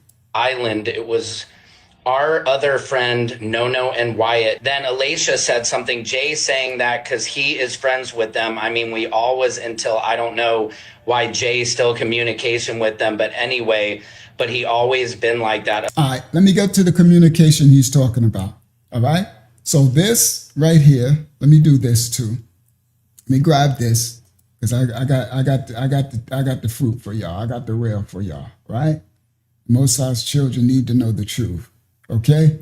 Praise the Most High for diligence. All right. So here, let me double click this. Right. Let me show y'all this so y'all can have a clearer image of what I'm showing and what I'm talking about. Right. So I'm gonna stop share. right? Stop share, share screen, right? Window, bang, share. All right, so this is the pool, right? Now you see that? That's the basketball court. So you know how you play pool basketball? So you dunk, play it in the pool. So that Alicia person said that he was by this pool. By the time they fight thing, he was hanging right here by the basketball thing in the pool and hunched over and gasping for breath and bleeding. And she's basically saying he was unalived right here at this event, right? So everyone was saying, and people all posting, that this was July 5th, and this wasn't July 5th. Treston said Treston said this was June 27th. They just uploaded July 5th onto Instagram, but now that the strategic timing of them uploading this on July 5th, Evan and them, they did everything they doing is strategic after the unaliving, like them cleaning the boat, right? Like them hiring the lawyers. All of that was July 5th. Everybody talking, and the mom judge. So they upload this image. So they are already making strategic moves, right? Mississippi ain't nothing to play with, right? So they were already making moves. All right. So now y'all got that understanding. You see the basketball court in the pool. All right. So now I'm gonna go back to let's get back to some of these posts that Alicia and them were saying. Okay. So I'm gonna grab which one I'm gonna do first. Grab this one first, right? I'm gonna grab this one because that goes with this. Yeah. So let me grab this one, right? Let me see. There we go. All right, so let me do these. Right? Go ahead, Akiyama. And then we're going to come back to the video. All right? Softly Sowing Seeds had a question. Is that okay? Go ahead. You can do it. Where was the adults at the pool party to supervise? ? They don't be having no supervision. Even Nolan parents should have had supervision. He shouldn't have been at all them places. You understand? 18. I don't know. It's like these generations now, they don't have no supervision over the kids. These kids doing all type of drugs. These kids is having, all you see in all these pictures, they everywhere partying, drinking in pools with girls. You know what I mean? It's all type of sex, drugs and rock and roll going on. You know what I mean? So yeah, they said at this pool party, Evan's mom was in the house drunk. You understand? And she didn't come out until the big fight, and she came out and tried to kick everybody out. But this Alicia said they didn't let Nolan leave, and that this what she's saying, they unalived him here. But I'm not drinking that Kool-Aid. I'm gonna show you. Let's do it. Let's do it together, children of the Most High. Let's try to discern this, right? So ain't no parents, right? Because if Nolan's parents was involved, they wouldn't have been there anyway. Because guess what? Nolan, a mom and them came out and said she don't know none of these kids' parents. None of the only parent she knew was the judge, and because they went to high school together, freaking 20 years ago or whatever, however many years ago that was, right? And they ain't even friends. But you're gonna see, she said she don't know none of them parents. So you letting your child spend a night at these people's house and you don't know them? You don't know none of their parents? That's the problem right there, Soulfully Sowing Seeds. She don't know none of these people's parents. They didn't know them. You're going to hear from the mom and dad. They didn't even know the kids. She had to introduce herself to the kids who their son is hanging with. Listen clearly. You're going to hear it. She's going to say, hey, I'm Nolan's mom. Do you know where, can you give me this? And they don't even know who she is. So how's your son hanging with all these, and you see picture after picture after picture after picture, he with them all the time. And these dudes are known for the people in the neighborhood. You're about to hear from some of the blacks and some of the whites in the neighborhood in Ocean City that they say these dudes were trouble. And they did a lot of D-rugs and they say a lot of them, they were racist. They was a bad bunch. So why is your son hanging with this bad bunch anyway? You don't even know who they are. You don't even know their parents or nothing. Why is he in this pool like this? What kind of I'm sorry, bro. I have no way in the world I'm going to be like this. I'm like, that's scary to me. And no disrespect to my righteous white brothers and sisters. I don't mean no harm, but this is very scary to me. I was raised to not put yourself in a scenario like this with any nation. Don't trust cops. This is how we was raised in the 70s in the hood. You don't trust cops. You don't trust the authorities. You don't trust the system. And you do not put yourself, you do not be the only one in some situation like this. That's just how we were raised. It's just precautionary measures because it usually don't end well with the authorities, with the cops, with the this, with all those things. So these are some of the things. It wasn't a prejudice, a bias that they was teaching us. It was survival instincts because these groups of people historically would unalive us. It's just precautionary measures. All right, let's continue. Now y'all got to see, right, this image that now they're trying to, now everybody listen clearly, they're trying to move the unalive scene. Listen, watch this. Y'all gonna see. Y'all, come on, let's do it, house. Everybody watch. Y'all gonna see the device. Now watch people watch you see these YouTubers start to do what we doing now, because they watching and then they go take my stuff. And now YouTube is really shadow banning because we ain't even reached 200 yet, right? So I know they're gonna take it now, right? So they're gonna take my info and then they're gonna start teaching it, right? But it is what it is, right? Let it get out there. So anyway, let's continue. So what I'm gonna show you tonight is they have an agenda with this whole changing his place of unalive from the boat to this house. It's strategic, it's intentional. And they're using these so-called black people. So these Instagram or these Facebook posts popped up and had a black profile pic with a black name, and they're making these statements, right? And they know the social media, they just take anything that come out and run with it. So now they ran with it too. So they posting that, no, he was unalived here. All right, there's a reason for that. Let's get to it. All right, so let me grab, go ahead, Akiyama. Zazaya says, who is taking that picture, the one with the pool party? I have no idea exactly. You know, it's probably more people, who knows? Who knows? So that'd be another thing people never talk about. When they count numbers, it's like you gotta always count the one taking the picture too. All right, here we go. Share screen. Watch this. Share screen, window, bang, share, right? And we got more video clips coming, some crazy stuff. Now, we go into this Alasia person, right? This is the one, she said this, right? Alasia Spencer, right? Remember, she said Evan was trying to be hard, right? Nolan didn't get in a fight on the island, right? After they calmed down, they headed back to Evan's house because he was throwing a pool party. So Nolan came to the party and was drinking. So then that's when they said the mom threw him out, and he was drunk there and all that. Now, watch this.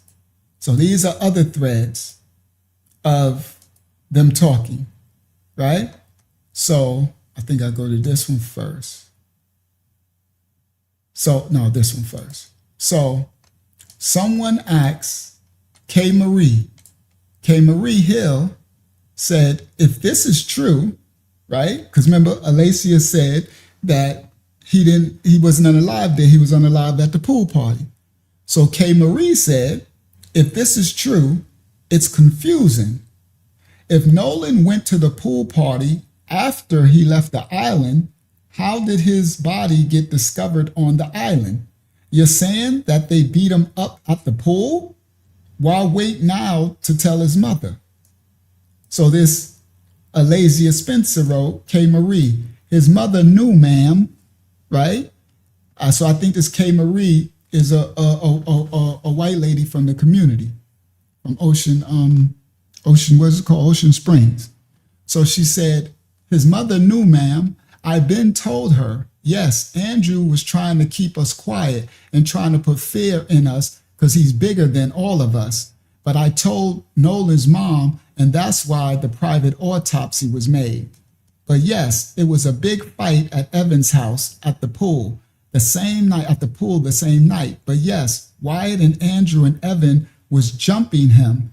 And after Evan's mom threatened to call the cops on everybody to leave her house, everybody left, but Nolan didn't. He wanted his phone. Now, you see the other time she said, Nolan, they didn't let him leave. See? Now, watch what she says here. Look what she says here again. His mother knew, ma'am. I've been told her they was trying to keep us quiet. Andrew was trying to keep us quiet, trying to put fear to us because he's bigger than all of us. But I told Nolan's mom, and that's why the private autopsy was made. So she's making herself really important. Okay? So just remember these key points because y'all know who we do here, right? Discernment is everything. So she says she told Nolan's mom, and that's why the private autopsy was made. Okay. You're making yourself a bit important, but let's continue. So then K. Marie said, wow, I hope the truth will come to light and Nolan gets the justice he deserved. Okay? And then Alazia said, yes, ma'am, my brother is going to get justice. The truth is out. They took him back to the island that Monday morning around 4 a.m. And they found him, I think, at 8 or 9 a.m. I can show you the pictures as well you could look at, but even delete the picture. Oh, I could show you the pictures as well as I could tell you to go look at, but Evan deleted the picture on Sunday. All right, now listen what she's saying, these statements. She says, the truth is they took him back to the island. So she's saying that he left the island, right? He went to the after party. They beat him and unalived him at the after party at Evan's house. Then she said they took him back to the island Monday morning. All right? And she said she can show you pictures as much as she could tell you to look at, but Evan deleted the picture on Sunday. All right? Now, hold on. Let me go back. I have another thread. Here we go. Now, look at this. So, there you go. His mother knew, ma'am. Wow, I hope the truth come out. All right, that's the whole thread. Okay, I cut it. I chopped it out. Now, watch this. These are another. Now, all of this stuff is coming out all at the same time. That picture gets released. Javon goes on TMZ. The judge releases back her channel. Some of the boys, Evan and them, open up their YouTube channel back again to post, right? Because they wiped off. When it first happened, that was smart. I guess somebody told them to close their accounts and wipe the history because they got a shady history of posts. And I got one. Y'all know the internet. You can't scrub so much of the internet. I got a shady thing that they did, right? After Nolan was dead, the day July 5th. All right. So anyway, they got some good instruction to take they Instagrams and stuff down because they was liking and posting some really crazy stuff, right? And that'll go against their character, right? So now all of a sudden, this Alazia person comes out changing the narrative of where he was unalived, and that's for a reason. Now let's continue. Now, go ahead. So I got a question, please. Alazia said that he was unalived by that basketball hoop in the pool. So that was after everyone left or something? Or I don't know, because she said... That makes no sense. At one point, she said the mother kicked everybody out, right? And then she said They were fighting and such, and I wanted to help. And then they did this by the pool. And then she, right? But then And they then didn't he's let him. staying for his phone. Right. He stayed for his phone and they didn't let him leave. So she's saying about 4 different things in those posts. Right. And then they got others that's going to come out. Now watch this one. This is another one. All these posts are coming out at the same time. Now look at this post. Let me put my pop-out chat because I can't see the chat. They blocking me. They won't let me see the chat. All right? I need to be able to see the chat. All right, now watch this, guys. All right, shout out to Leo Stanko in the building. All right, watch this. I got more for you, and I got video clip. This is going to be a crazy one tonight. That's why they shadow banned the mess out of this. All right? We ain't make 175 people on the live stream. All right? Now watch this. I'm gonna have to chop this up and put it out again. I gotta start battling these devices, battling these serpents, right? So it's just gonna put more work on me, but it is what it is. The righteous, we gotta fight, to get the truth out, because the darkness be doing their thing. All right, so what was I'm trying to show y'all now? I'm trying to show y'all, this one, the one that's on the screen. Let me go to it. Where is it? Where's my thing? Okay, it's this one. There you go. All right, so now look. So now you got Octavia Phillips, okay? Now, she said to Chaniqua Mitchell. Now, y'all know that Chaniqua. Shout out to the black brothers and sisters. Y'all already know they ain't nothing but Shanae, right? So anyways, no disrespect, but you know black people, we just do, we got our own thing. Different cultures, right? Different cultures got their own thing. Chaniqua, right? So we already know what Chaniqua, I don't know, Octavia could go both ways. We don't know what Octavia is, but I know that Chaniqua. I know that Ananishiatia, right? Now listen to this. Now, MM Dawes says, so this PIS. What's PIS, MM Dawes? I think they mean pics. This pic? No, that was not the 4th. That pic was June 27th. But they put it out that it was the 5th. So they said that pool party pic, they try to say that was July 5th, but that was the day that they posted it on Instagram. That's the upload date. That ain't the date. Now, this Chaniqua, Octavia wrote to Chaniqua, I don't know what to believe. I done seen 2 other videos and they mentioned nothing about him being in the water trying to get on the boat. Now, everybody listen clearly. These are the people in the community and stuff, right? And then I think some of these are also agents making posts. Let me explain. And I'm gonna show y'all some stuff so y'all can y'all discern it for yourself, right? We're gonna walk this down. Shout out to Run Rock, shout out to Sister Dawn. Now listen clearly. Now, this Chaniqua said, now when she said, I seen 2 other videos, everybody, these kids got videos. Duh. It's the same thing people were talking about with Carmelo case. Where's the video? Every kid uses a cell phone. So you mean to tell me it's on about 200-300 kids on that beach partying and ain't nobody taking Snapchats and uploading and YouTube? Ain't nobody making no videos? All these fights?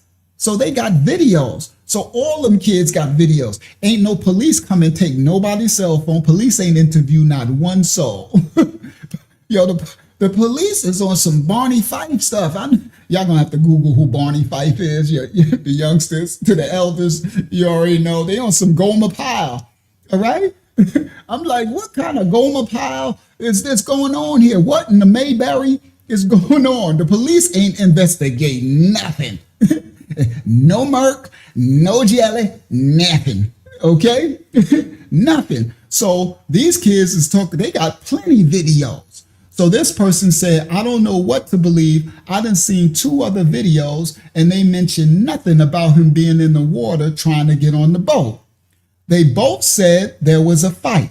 All right. So the other video, she said, they both said there was a fight and he was hit with a pole and they saw that it was Wyatt that hit. Listen, they said they saw that it was Wyatt that hit Nolan with the pole. They also said that his unaliving took place at someone's house like a garage or a shed, but it was dark. Here we go, Hakyama. See, everybody?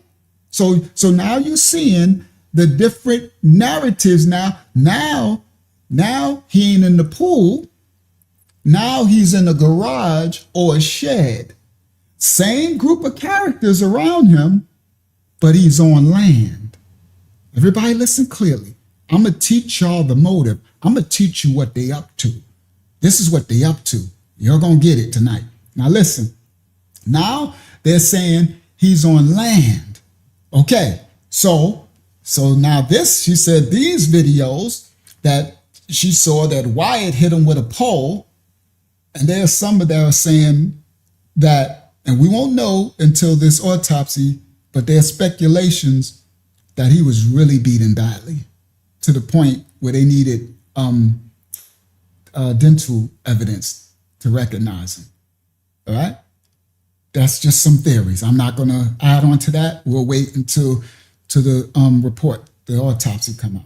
And that's why the autopsy is so delayed. But anyway, so she said, they said that they saw that he wasn't, they both said there was a fight and he was hit with a pole. They saw it was Wyatt.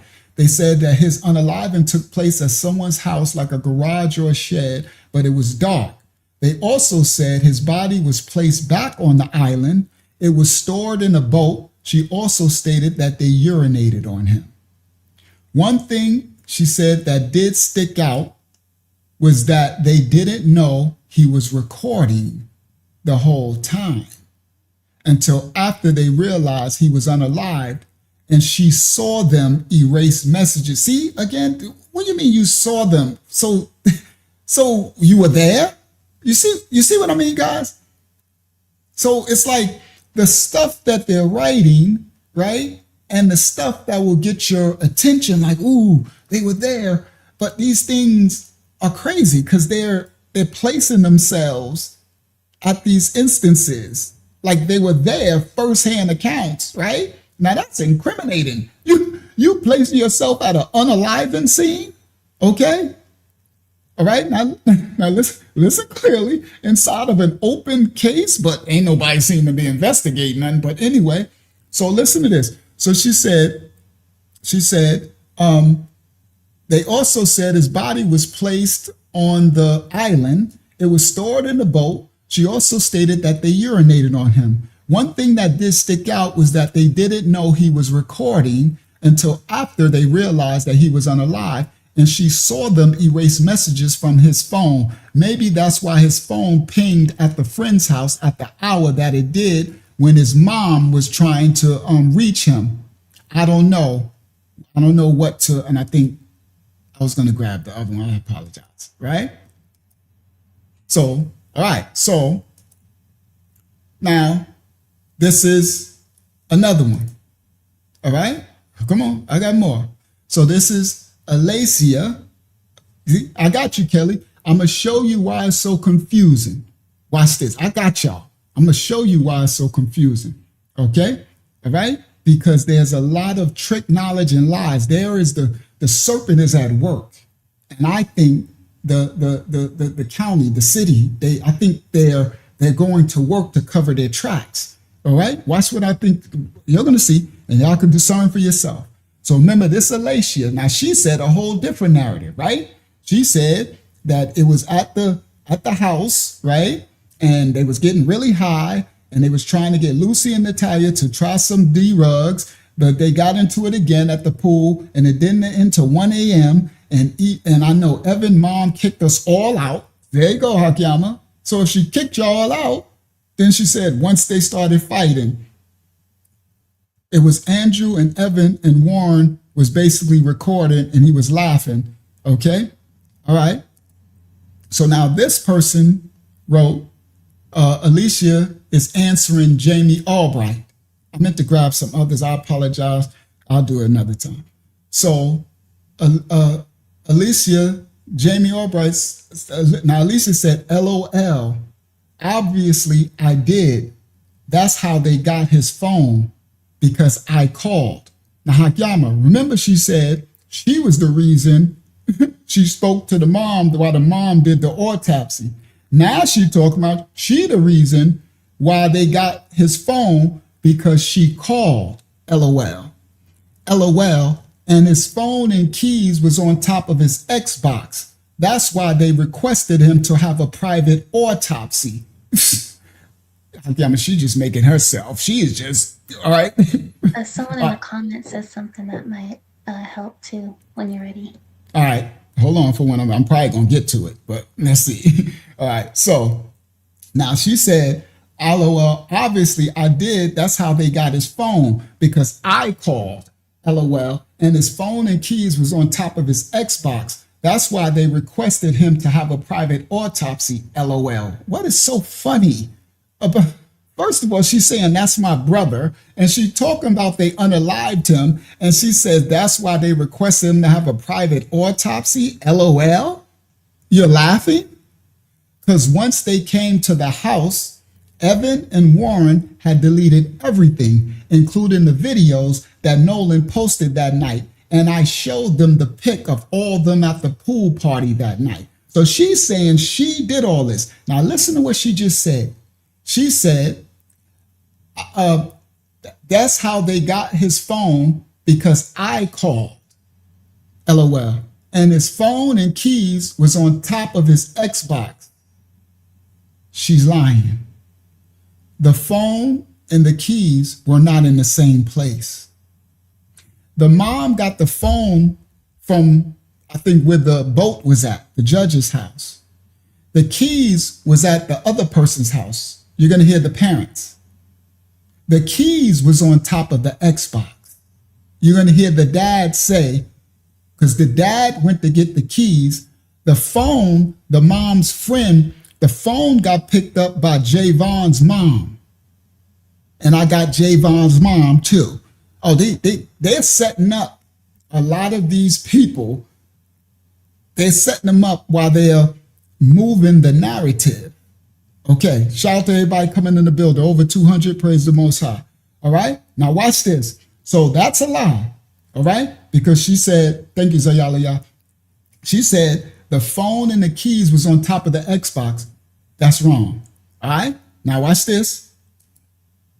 Now, Alacia said to Amanda Marie, Javon is saying that because he is friends with them, right? Because Amanda Marie, I guess, was saying, why is Javon saying, like, talking kinda, you're gonna hear kinda, he's kinda, to be Nolan's best friend, he's being very, you'll see.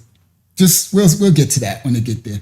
So this Alacia is supposed to be saying that Javon is saying it because he's friends with the boys who unalive Nolan. She said, I mean, we all was until this happened.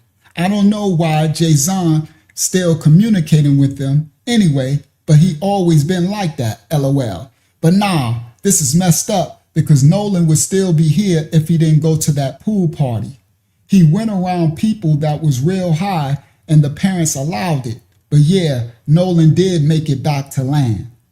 Now, what you can see through this, guys, is the narrative. What is the big picture narrative of these threads? We're going to go to more.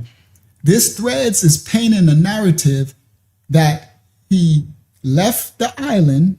He wasn't unalive on the island, wasn't unalive on the boat. He was unalived on land at the house, at a house in Mississippi. One said in the garage or a dark, the other one said in the pool, but Evan's house, right? All right, hold on. Let me go back a little and then I'm gonna show you. We got a video clip, all right? All right, and this was a thread. This one, Evan. See, this is Evan's thread. So Evan had took his Instagram thing down, right? But then they put it back up to put these posts up in this video. All this is intentional, okay? Now watch this. And we're going to tie all this together. I'm bringing out all this so that when we go back and we start tying this together, Now, this person had another story, Chiquel, talking about they urinated on him and, he recorded everything, right? And she saw them erase it from his phone. I mean, these people, like, so you were there when they unalived him? Like, what are y'all talking about here? Okay. And it took place at someone's house, like a garage or shed, but it was dark. Okay. And she said, Wyatt hit him with a pole. Okay. And she said, I don't know what to believe. I seen 2 other videos. Okay. All right. All right. Now, and then this is the Alicia one, right?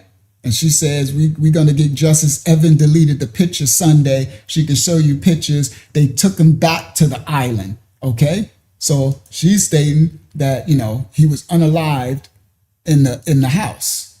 Okay. There you go again. His mother knew, ma'am, but I told her, yes, Andrew was trying to keep us quiet, trying to put fear to us because he's bigger than all of us. But I told Nolan's mom, and that's why the private autopsy was made. But yes, it was a big fight at Evan's house at the pool the same night. But yes, Wyatt and Andrew and Evan was jumping him after Evan's mom threatened to call the cops on everybody to leave her house. Everybody left, but Nolan didn't. He wanted his phone. All right? And then the first part, she said, right? A different one. Oh, that's the big one. I think that's back here. Yeah. He didn't get into a fight at the island. It was our other friend. They're talking about Tristan. And Nolan and Wyatt did get into altercation right after that, not even 10 minutes later, because Wyatt took his phone and Evan was trying to be hard, and Nolan was definitely screaming, give my effing phone back, nigga, what the wrong with you? So they all calmed down, and that's when we head to Evan's house. So that she's saying they left the island and they head to Evan's house, okay? She ain't saying nothing about the boat breaking down, getting towed, or nothing. They had to Evan's house because he was throwing a pool party. So Nolan came to the party and was drinking, but Wyatt, and yes, we was drinking, but Wyatt and Evan and Morgan and Andrew was really high on that stuff. And I think they was trying to get Lucy and Natalia to try some as well. But yes, they got into it again at the pool party. It didn't end until almost 11. And Evan's mom kicked us all out once they started fighting. It was Andrew and Evan and Wyatt and Warren was basically recording the whole thing, laughing, saying, get him, get him, get him. Okay? All right. So I showed you, all right, let me close that because we're going to do this quick. I got somewhere. We got video clip. We going somewhere. I got more. I just wanted to bring y'all the stop share screen. I want to walk y'all into it as we keep diving deeper, right? So this is the fullness of it. All right, let me finish the story. So she said, but yes, they got into at the pool party. It didn't end till almost 1 a.m. I know Evan's mom kicked us all out. Once they started fighting, it was Andrew, Evan, and Wyatt. And Warren was basically recording and laughing, saying, get him, get him. And all I could hear was Nolan screaming, Mom. That hurt my heart every time I hear that. Because I don't know if this is like, you know how the serpent, they add some truth with a bit of lies? That hurt my heart when I hear that. Because even though it didn't happen at that house, I'm gonna show, we're gonna walk this down. Some of this could be true. I could hear Nolan screaming, Mom. So yes, I tried helping him. So you were there when they was unaliving him?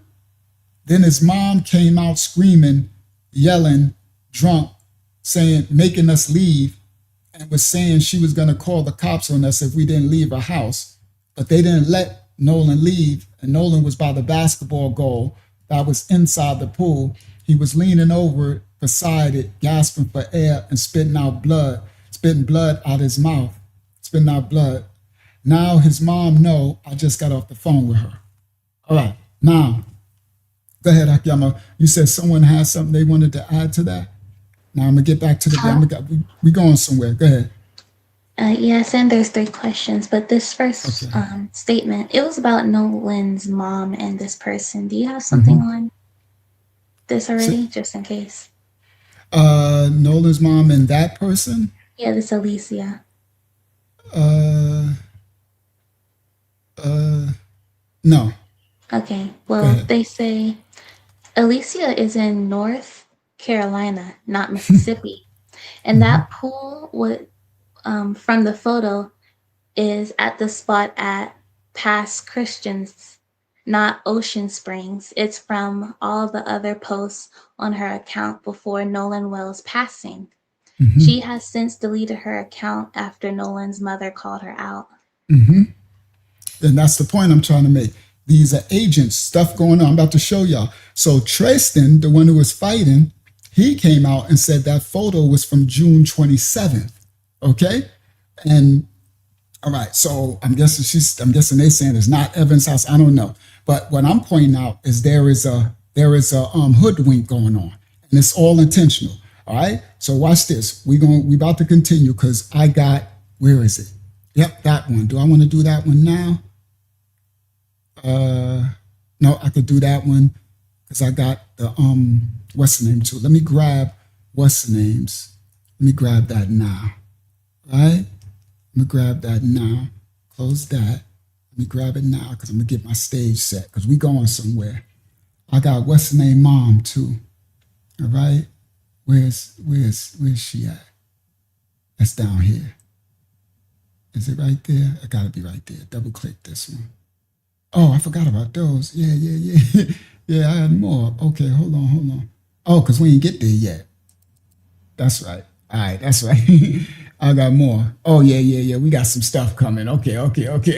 I forgot. I got so much to bring out. Like, all right, so let me do this correctly. All right, we ain't get there yet. There we go. All right, I got to play the video to get there. All right, cool. All right, so now I know, grab that at that point. All right, I don't want to do it early. So stop share. Let's get back to the video. All right, let's get back to videos. We got some stuff. Y'all, come on, give a like so other people can know we live. Y'all, come on. Y'all gonna get this truth. Y'all gonna get this deciphered. Then I'm gonna break that stuff down, what they doing. You heard? This is crazy what's happening. It's crazy work what y'all about to see. Share tab. All right, let's get back to the videos. It's about to be nuts right here. All right, let me put my other tab up. How can I find there you go, the stream now so I can see the chat. There we go. I can see some of the chat now. Now watch this. Let's go. This video clip, we're going to decipher this. I'm going to show you what they doing. I'm going to bring you understanding why they doing it. Mississippi is doing this. You understand? Watch this. All right, here we go. Copyright disclaimers in effect. We don't child assist is serious. We don't rights to the video. We're reacting to the video.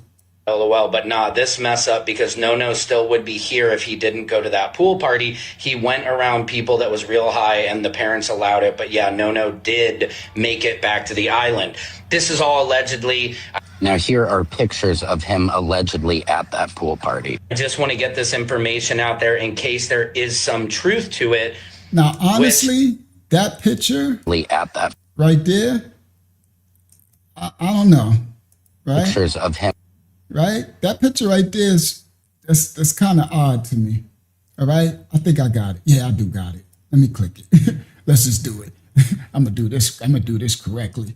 All right? Watch this, guys. We're gonna do this. Y'all know what we do. We very diligent in this ministry, right? Stop share because y'all deserve the truth. Y'all deserve diligence, right? Everybody, we deserve to know. So look at this pic, right? I put in a lot of work to get all this.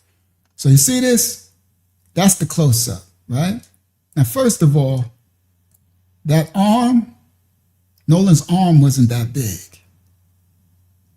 All right? That's the first thing I see. I'm like, his arm is too big. I've seen all the pictures up until, right, the ones when he was on the boat, all that before, right? I showed you the video clip of his last interview. That arm is bigger than Nolan's. Then when you look, now the hair looks like him, the forehead looks like him, but that mouth don't. That mouth don't. That don't look like his mouth or overbite or whatever. I'm not saying it's not. we just trying to discern. And all this hugging stuff, this is some next level craziness. But anyway, I do know his arm is not that big. His tries and his show is not that big. His arm wasn't that big. All right, but let's continue. I just wanted to show that. Let's get back to the video. Share screen. All right, window, Chrome tab, bang, share. All right, let's get back. Hold on, put my chat back up. 1 second, bang. All right, here we go. Allegedly at that pool party. I just want to get this information out there in case there is some truth to it, which in some parts would make sense, but we have to wait to the autopsy to come out to see what happened. But again, we pray for the family of Nolan Xavier Wells. This is such a terrible, sad situation. And we just want the truth to come out because there's so many different stories, but it would make sense why they were so sus and not giving up the keys to his car, why the phone made it back to a friend's house. And did they possibly take Nolan back to the island and then leave him there? I don't know, guys. So this is the person. I'm going to just let you hear what he got to say. All right, here we go. Now I got an exclusive video clip for y'all. Now listen clearly, everybody. Here go. We get into really exclusive stuff. This individual, shout out to the sister that brought this up. This is a resident of Ocean City. He's one of them who was warning, they was telling Nolan, be very careful with these boys you're running with, right? He's going to tell you that there was racial, racial animosity going on in Ocean City with the blacks and the whites. So that's why the other clip I showed on the other live stream, Javon and the other dude, they warned, Ocean City or Ocean Springs? Which one is it? Because I wrote, I don't know, y'all tell me which one it is so I can say it right. It's Ocean something. Ocean Springs or Ocean City, all right? Now, they warned him, be very careful, all right? Now watch this. This brother is about to tell on screen what he know. Here we go. Copyright disclaimers in effect. We don't rights to the video. We're reacting to the video. Pay attention, children. I'm letting you hear what he got to say, but I can Praise Mississippi, Horn Island. I got some information from a verifiable source that someone that was there fishing. You need to call the sheriff down there. Now listen what he said. He said racial tension. That's the word I was looking for. Ocean Springs. Okay, let me write it. Ocean Springs. That's what I got. Ocean Springs is the city, guys. All right. Now, he said Horn Island.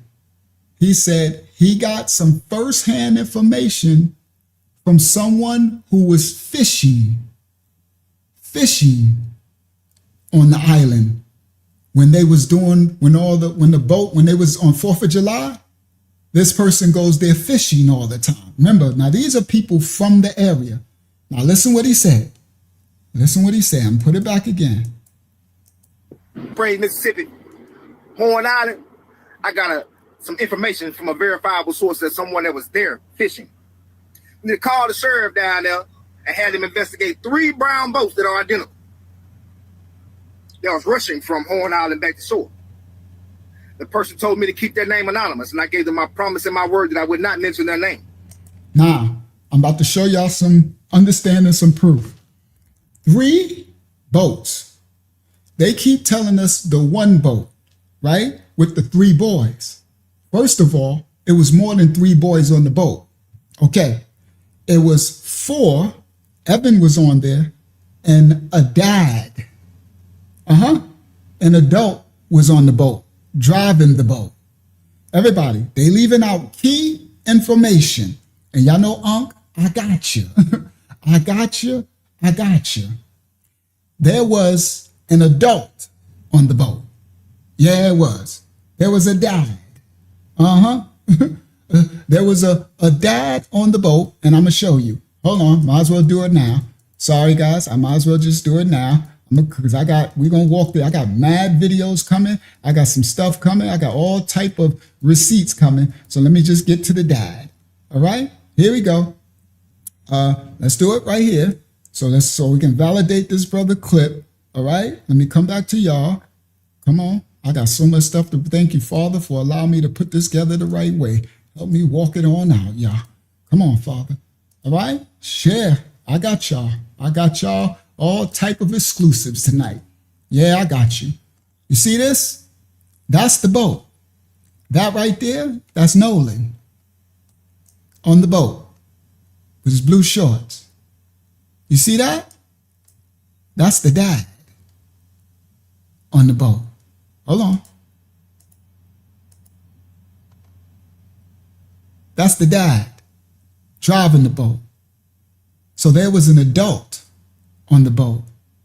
And Nolan's pops spoke it in the interview. Because he said, if I was an adult on the boat, I would have made sure that one of their sons got home safely. Come on. All right? So come on. Now listen clearly. The young man in the video said there was 3 boats. I'm going to show y'all, or I'm going to explain that there's 3 boats and there's total 14 individuals involved. And the 3 boats, and others said they were racing back to the land. The 3 boats. It was about almost 4 to 5 individuals on each boat. Everybody listen clearly. And that's why they said Jason couldn't fit on this boat, because they already had their 4, and then the 5 was the dad, the adult. So each of the boats, and look what you see next to this. Ain't that a brown boat? What did the brother say in the video? He said the brown boats. He said the 3 of them. The other 2 were brown boats. That's dark. Okay? And the 3 raced off. So there's 14 individuals involved. 14 that need to be questioned, subpoenaed, all of this stuff. All right? But we going somewhere. Hold on. We got more. All right, let me get back to the video. Stop share. Right? Father, the Most High going to allow me to walk this on out. Thank you, Father. Share screen. All right? Now let's go back. We try to do receipts on this channel. The person told me to keep their name on both. Let me go back again. And then I'm gonna just let you hear what he got to say. I'm gonna let you hear what he got to say, but I can Praise Mississippi, Horn Island. I got some information from a verifiable source that someone that was there fishing. They called the sheriff down there and had him investigate 3 brown boats that are identical. They was rushing from Horn Island back to shore. The person told me to keep their name anonymous, and I gave them my promise and my word that I would not mention their name. But the cycle is going to continue to repeat itself if we do not learn from the lesson. It's going to repeat itself over and over and over again. Hey, look, stay vigilant and stay dangerous. It's open season on the niggas' ass.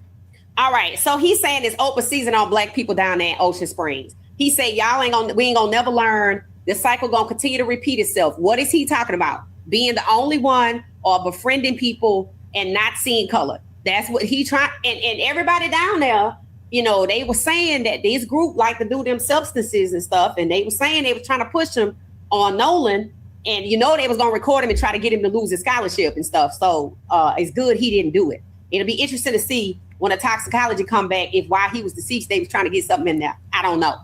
So now, hold on. So this brother, I got more video clips. So this brother was trying, and remember the other clip, they was warning Nolan to be careful around them boys. Let me explain. All people ain't the same. All skin folk ain't kinfolk, and all people ain't the same. Okay? So again, this ain't to lumping in all white people, is this right? No. There's 2 kinds of all people, righteous and unrighteous in every nation of people. 2, it's a completion, okay? 2 kind of white people, all right? There's people who are one with this spirit of darkness. They used to call it America with the KKK, right? They run in a clan, if so you will, right?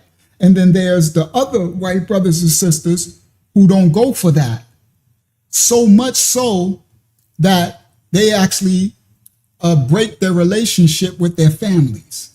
You have so-called white brothers and sisters who sever relationship with their families because they don't have the same spirit as the ones who are with the clan, if so you will. Okay? It's our job as children of the Most High to figure out who individually is with the dark spirit stuff and who is not. And we cannot be worried about offending people. I'm doing the best I can not to offend the righteous brothers and sisters, right? Because offenses will come, the Bible says, though, right? But I don't mean it, but you got to teach our children that they can't worry about offending people, because I'm about to show you. You need to discern the spirits of the people, of each individual. You understand? Because there's a completion. There's a dark side and a light side of everything. So in the white race nation of people, there's a dark white people and a unrighteous and righteous, black, unrighteous and righteous. I know you get traumas. You'll say, no, it ain't. Yeah, it is. In every nation of people. That's why the Bible says every nation, kindred, a remnant of every nation, kindred, tongue, and people will stand before the Messiah clothed in white robes. Every nation, kindred, tongue, and people. The Most High didn't leave nobody out. All right, a remnant. So we need to discern that small amount. So we got to make sure you're not hanging out with the wrong crew, posse, clan. You heard? Okay. So that's what people are not discerning. Okay, that they I don't mean to be offensive when I say I can't just go out with no group of no. The Spirit says you got to discern those spirits. That ain't too wise. Okay, so this brother on the screen, he's saying that in Ocean Springs, this thing been already going on. You heard in another video, the brothers was trying to warn Nolan that, bro, you hanging out with these dudes, and then these dudes get high, and these dudes got this other thing going on outside, right? They ain't playing sports. You hanging out with a bad crowd, and they with the smoke, right? There was racial tensions. Okay, so he said this thing is it's going to continue to happen and happen and happen and happen. Why is he saying happen and happening? Because other things been happening, but the news ain't been reporting it. This Nolan case just so happened to make the news. You see? So what they're saying right there is no. This thing been going on. They've been unaliving, and they're trying to tell them, y'all keep thinking that, no, it's all good. It's all good. You can just keep your guard down and he's pointing out that he said that he had an insider that was a fisherman, and he saw the 3 boats. He saw what happened and saw them speeding off. It's 3 boats. All right. And I'm going to show you, I'm going to break it down. It's 14 individuals. All right. Now, and I'm going to explain why now they got this narrative trying to make it happen at Evan's house. We going there. All right, let's continue. From a verifiable source that someone that was there fishing. And they called the sheriff down there and had him investigate 3 brown boats that are identical. That was rushing from Horn Island back to shore. The person told me to keep their name anonymous, and I gave them my promise and my word that I would not mention their name. But the cycle is going to continue to repeat itself if we do not learn from the lesson. It's going to repeat itself over and over and over again. If we don't learn from the lesson. Nolan, he's talking to them. He said, if y'all don't learn, it's going to keep repeating itself. So this ain't the first time. Of course not. It's Mississippi. All right. Hey, look, stay vigilant and stay dangerous. It's open season on the niggas' ass. All right. So he's saying. See? So he like it's open seasons on the niggas' ASS down here in the Mississippi. All right. Shout out to user PRN. All right. Now let's continue. All right, I got more. Let's go. We going down this rabbit, and I got more exclusive information and clips. Right? Share this tab instead. Let's go. Copyright disclaimers in effect. We don't own rights to the video. We're reacting to the video. Let's go. The family believes the investigation needs to be fully transparent and that every piece of evidence should be examined before anyone reaches conclusions about what happened. During a press conference, he emphasized that the family isn't asking for assumptions. They're asking for answers backed by evidence. The family has also announced that they are pursuing an independent autopsy. And we received word yesterday that Colin Kaepernick is funding the independent autopsy. Now, when it came time for an independent autopsy, the Wansley family didn't just hire any medical examiner. They turned to Dr. Roger A. Mitchell Jr., one of the most respected forensic pathologists in the country. As the chief medical examiner for Washington, D.C., Dr. Mitchell has conducted more than 1,400 autopsies and has been trusted to weigh in on some of the nation's most high-profile death investigations. In other words, this isn't just someone brought in to create controversy.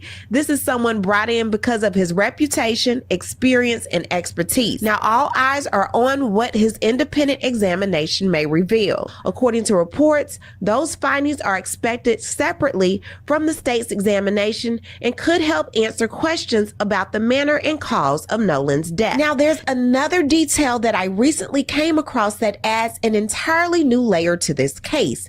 According to Nolan's father, Elmore Wansley, it wasn't just everybody. Doc Whiskey said he's a bad person, and we know it. Doc Whiskey, you're not bad. You got the light of the Most High in you. You don't got to be bad, King. You can repent, Doc Whiskey. Stop the whiskey. Repent, for the kingdom of the Most High is at hand. And you don't have to be bad. You don't have to be wicked. You don't have to be jealous, jelly belly. You can be righteous, okay? We understand that you're bad. Maybe you picked up generational curses from your lineage. We get it. But you can repent for that, Doc Whiskey. We believe in you, okay? This ministry, we believe in you. So we speak life into yourself. You're not bad. You're not a bad person, okay? You can change. And if you believe that you are, then you can repent from it and you can change, all right? And you could be righteous, okay? Mahmoud 30s, I'm about to bring that out. You see, there's another delay in the autopsy. Everybody be very careful. We about to bring out some fruit, okay? All right? So Doc Whiskey, it's okay, all right? We love you with the love of the Father. Welcome to the house of the Most High, all right? Hugs and kisses to you, righteous hugs and kisses, all right? To you, Doc Whiskey. It's okay, all right? And you're not illiterate. Yes, you're not dark. You're not illiterate. I know, you might have some illiteracy in your family, but it's okay, all right? We believe in you. There's righteousness, and you got to see people, each individual, right? Warm welcome. Everybody give Doc Whiskey a binky in the blanket. Everybody give him hugs and kisses, okay? And tell him, put down the whiskey, Doc, and you'll be all right? We believe in you. The Most High, you got a purpose, and you can be something. People probably never poured into you before. You know what I mean? So we believe in you, and greater is he that is within you. So you got to fight the darkness in you, all right? And put down the whiskey. That's the number one. All right, let's continue, guys. All right, shout out to Doc Whiskey. Hugs of the Most High. Binkies and blankets for you, Doc. Welcome to the house of righteousness. You might not have heard that. You might need a good word today. Hugs and kisses. Come on, Laza, y'all. Give them hugs and kisses, guys. All right. We got a lot of damaged people out in the world. You know what I mean? There are a lot of dark people out in the world, but they need the light. We call to be the light in the darkness. You understand? We kill that darkness with light. We kill that hate with a haba yah love. You heard that part?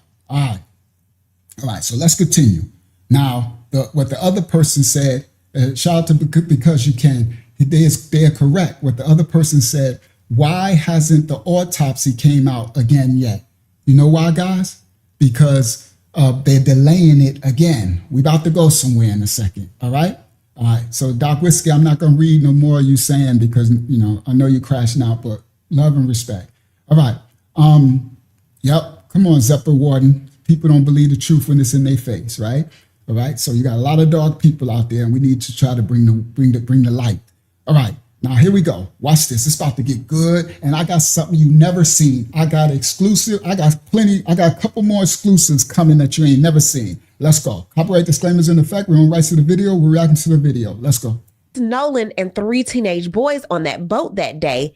He says that there was also an adult present, According to Nolan's father, Elmore Wansley, it wasn't just Nolan and 3 teenage boys on that boat that day.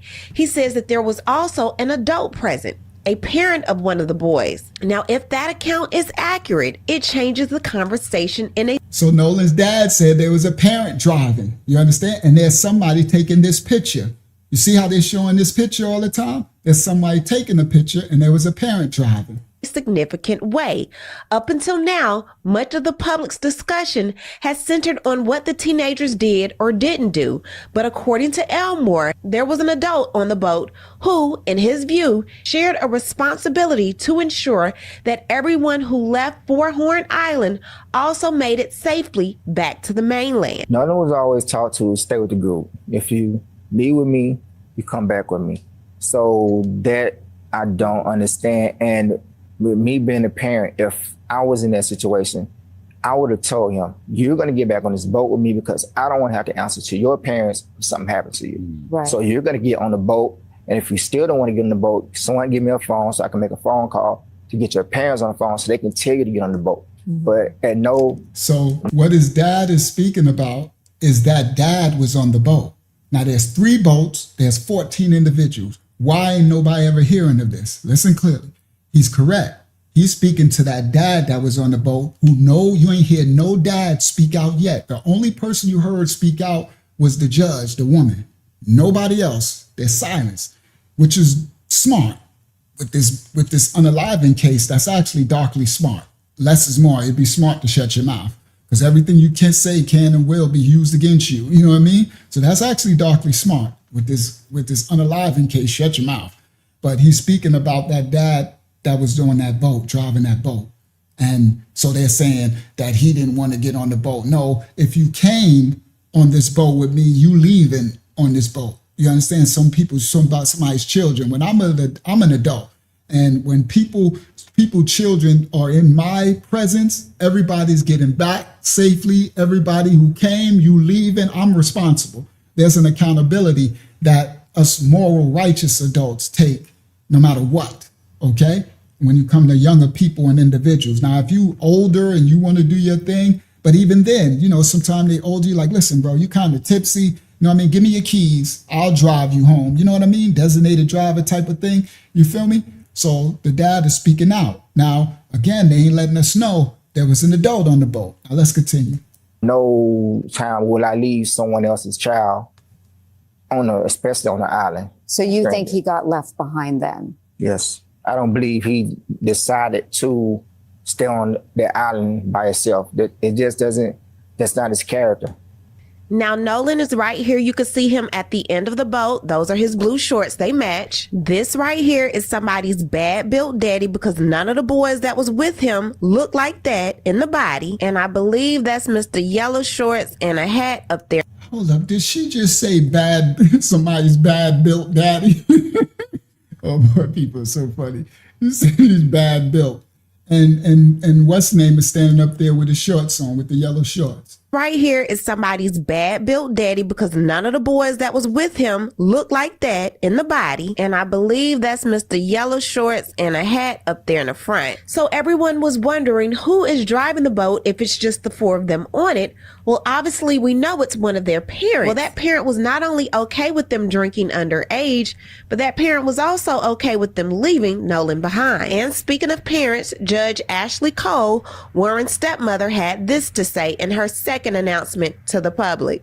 We have decided that we will not be speaking to the press at this time. The media is not the appropriate forum to further elaborate on the facts of July 4th, 2026. We realize that the truth will not stop the cause for the unaliving of our small children.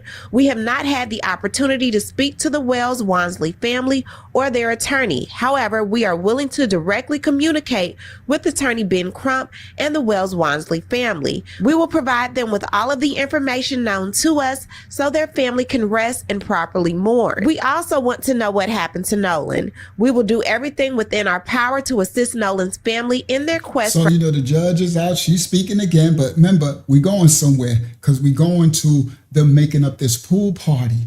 And everybody, I'm about to break down, there's a reason why they want to switch and say that Nolan was unalived Evan's house at this pool party. This is all intentional. Answers. Now, perhaps the I know, most Doc Whiskey, I know you don't like that, Doc, but hold in there. Put down the whiskey and hold it in there. You might learn something, Doc. talked about aspect of this case right now is Nolan's cell phone. Nolan's mother has publicly stated that she tracked his phone using Life 360. According to her account, the phone was no longer on Horn Island. It had returned to the mainland. I don't know any 18-year-old, if you go with their story that he said he was going to stay behind, I'm going to leave my cell phone behind. It's not adding up. But we are grateful, especially to our friend Tashima, who actually was one of the people who helped us that night. She went and picked up his cell phone from where it was and then provided that to us. Our friend actually... Shout out to Summoning in the building. Now, everybody, I'm doing this because I'm playing what the parents said, and then I'm going to show you what the people are saying, right? Because remember the other Anicia person contradicting statements. Let's continue. When I called her... Let me go back. Listen what she said. Provided that, who helped us that night. We are grateful, especially to our friend Tashima, who actually was one of the people. So she's thanking Tashima. Tashima is Javon's mother. All right, the one who was supposed to be Nolan's best friend. I'm saying supposed to be because stuff is looking kind of shaky. All right, quite sure. He might be a little scared and stuff. You got people that'll. You get visited and stuff. So anyway, Tashima, listen. Who helped us that night. She went and picked up his cell phone from where it was and then provided that to us. Our friend actually, when I called her, Nolan is best friends with her two sons, Jalen and Javon. When I called her, I said, Tashima, have you seen Nolan? He's missing. No one has seen him. No one has talked to him. The boys were actually with her sons. So they opened up their Snapchat because a lot of the kids do have their locations where they're tracking one another. So one of the boys says, well, it's showing that I can't exactly remember what his location was showing, but my Life 360 location was showing something completely different. It was actually showing that his phone was like he was on land. And so we ended up, she received the phone from that parent. And then we met up where his car was, which was at a separate location. So like I said, she went there and spoke with, I cannot remember. I'm so sorry. My brain is everywhere. But she went to the house and retrieved the phone. She said, I have his phone. The phone was okay. As far as like appearance goes, it didn't look damaged or anything. And so then after that, we met with her at the other house where he had stayed the night, July the 3rd, where his car was. So that's where the keys. So here we go. We debunked that Anacia, whatever these people are posting this stuff. And I'm going to show you with the pool party pic, all of it and why they're doing it. Now, so that right there, she's saying, Javon's mom went and got the phone from the one house and the keys was at another house where he spent the night. And these parents don't even know the person where he spent the night, which is honestly, I don't care. It's bad parenting. We need to call out everything because the mistakes you make can cost your child's life as well by not informing your child and being invested in knowing who they actually are around and who the parents is. You understand? You're supposed to know who he's spending, you know what I mean? Who he's sleeping over at and stuff. You don't know the parents, so what is he doing over there like that? All right, so let's continue. Now, right here, y'all know I got exclusive. Let me go ahead and show y'all the what she's speaking on. Okay, let me grab it. Where is it? Is it here? Is it there? It's one of these. It's this one. So let me grab it, right? I'm going to come back to that one. It's this one, right? That one, all right? So come back to y'all, right? Then I'm going to go, how do I do it? Go to y'all. Then I'm going to do stop share, And come back to the video. I got plenty more video stuff, exclusive coming. Stop screen, window, but I just want to do the receipts at the same time that I do the videos, right? So we walking it on now so y'all can have understanding. So this right here is Javon's mom. And these people need to get off. This social media is going to cause these people a lot of problems. I swear they act like there's not an unaliving investigation that's going to happen. It might not happen yet, but it's going to happen, okay? Because the Wells family then, they didn't contacted, separate attorneys and stuff. So this says, so Javon's mom popped up to cuss out the creator on Facebook covering what happened to Nolan Wells because the creator said that Javon's story makes him a suspect because Javon keeps changing his story. Now, what this person is correct. What is happening is these people don't realize that they're making statements, right? Now, you might could get away with that if you got a different complexion, but when you black, you can't get away with making this. I'm just pointing out reality. Don't just listen, because we know Hunter in the Carmelo case, he told 5 that all of them lied in the perjury in court, and ain't none of them under perjury. They all lied, everybody, right? But when you got this complexion, you ain't got that privilege to be lying like that. That'll come back and haunt you. So changing your statement that could be real messy. Okay. So this person said Javon's story makes him a suspect because he keeps changing his story. And I think he's scared. Honestly, I think something. So his mama wrote. So this Terrence Wren wrote this statement, and his mama Tashima wrote. And she wrote, "This message is for you, Terrence Wren. Don't keep speaking on my son, trying to draw assumptions and make up BS to get paid on social media. Yes, his face was swollen around the eyes. You know why?" So I guess Taryn wrote, there was a picture that he put up, and Javon's face looked like it was swollen. She said his face was swollen around the eyes. You know why? Because that's what the F happens when you have been crying all day and night looking and searching for your brother. The picture that you're referring to was taken the day that he got the most devastating news ever. You are weird, corny, and really need to find you something else to speak about because when it comes to that one, you need to keep your mouth off it. You need to keep your mouth off it. Don't keep making up scenarios that you think make sense in your small bird brain. If you really want to help, S the F up and let the real investigators do their job. It's being handled. All right. So what a lot of people, they need to just come off social media, honestly, because the more that you say and the more it's like, it's going to go bad for you. So Terrence said, he wrote and said, "Open an investigation now on 18-year-old Nolan Wells. I want everyone to see this photo of Javon." So he put up the photo and he's talking about, so they're talking about Javon then switched up his stories, right? And Javon is looking suspect, all right?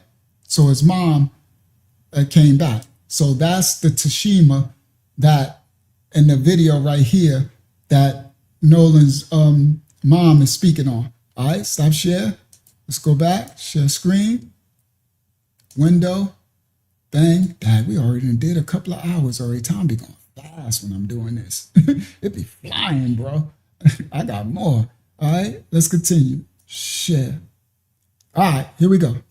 Because it was important for us to try to retrieve everything of his that we could.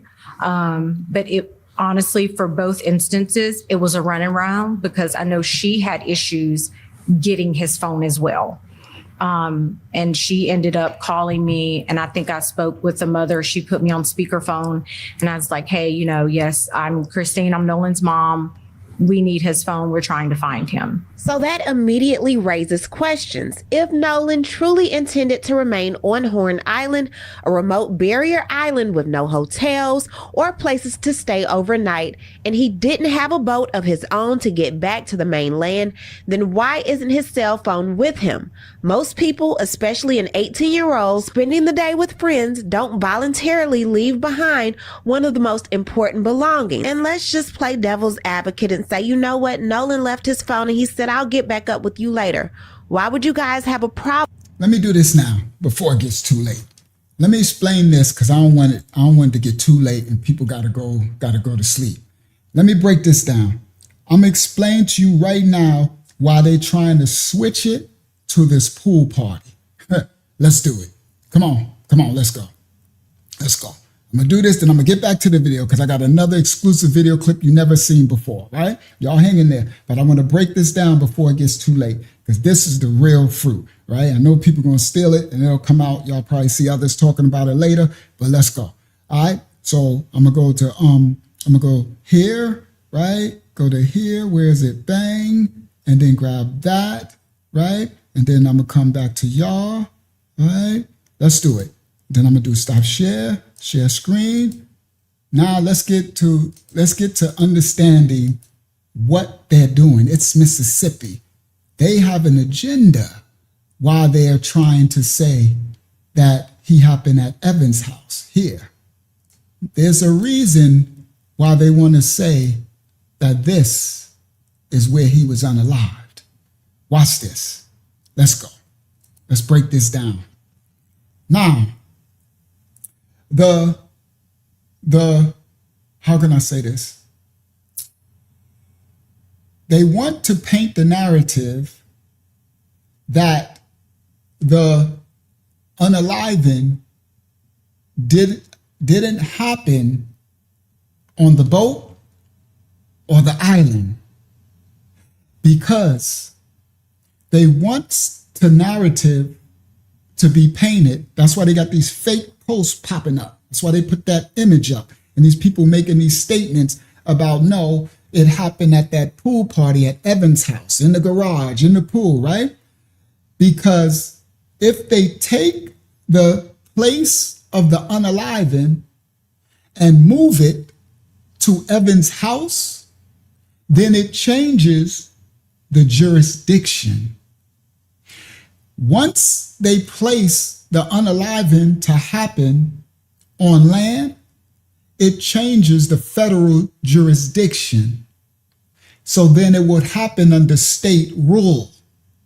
All right, listen.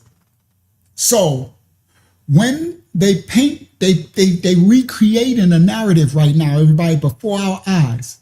So they're going to come forth and they're going to say in the news that the case is assigned to the state of Mississippi because he didn't die on the island, on the Marine Kingdom, on the boat.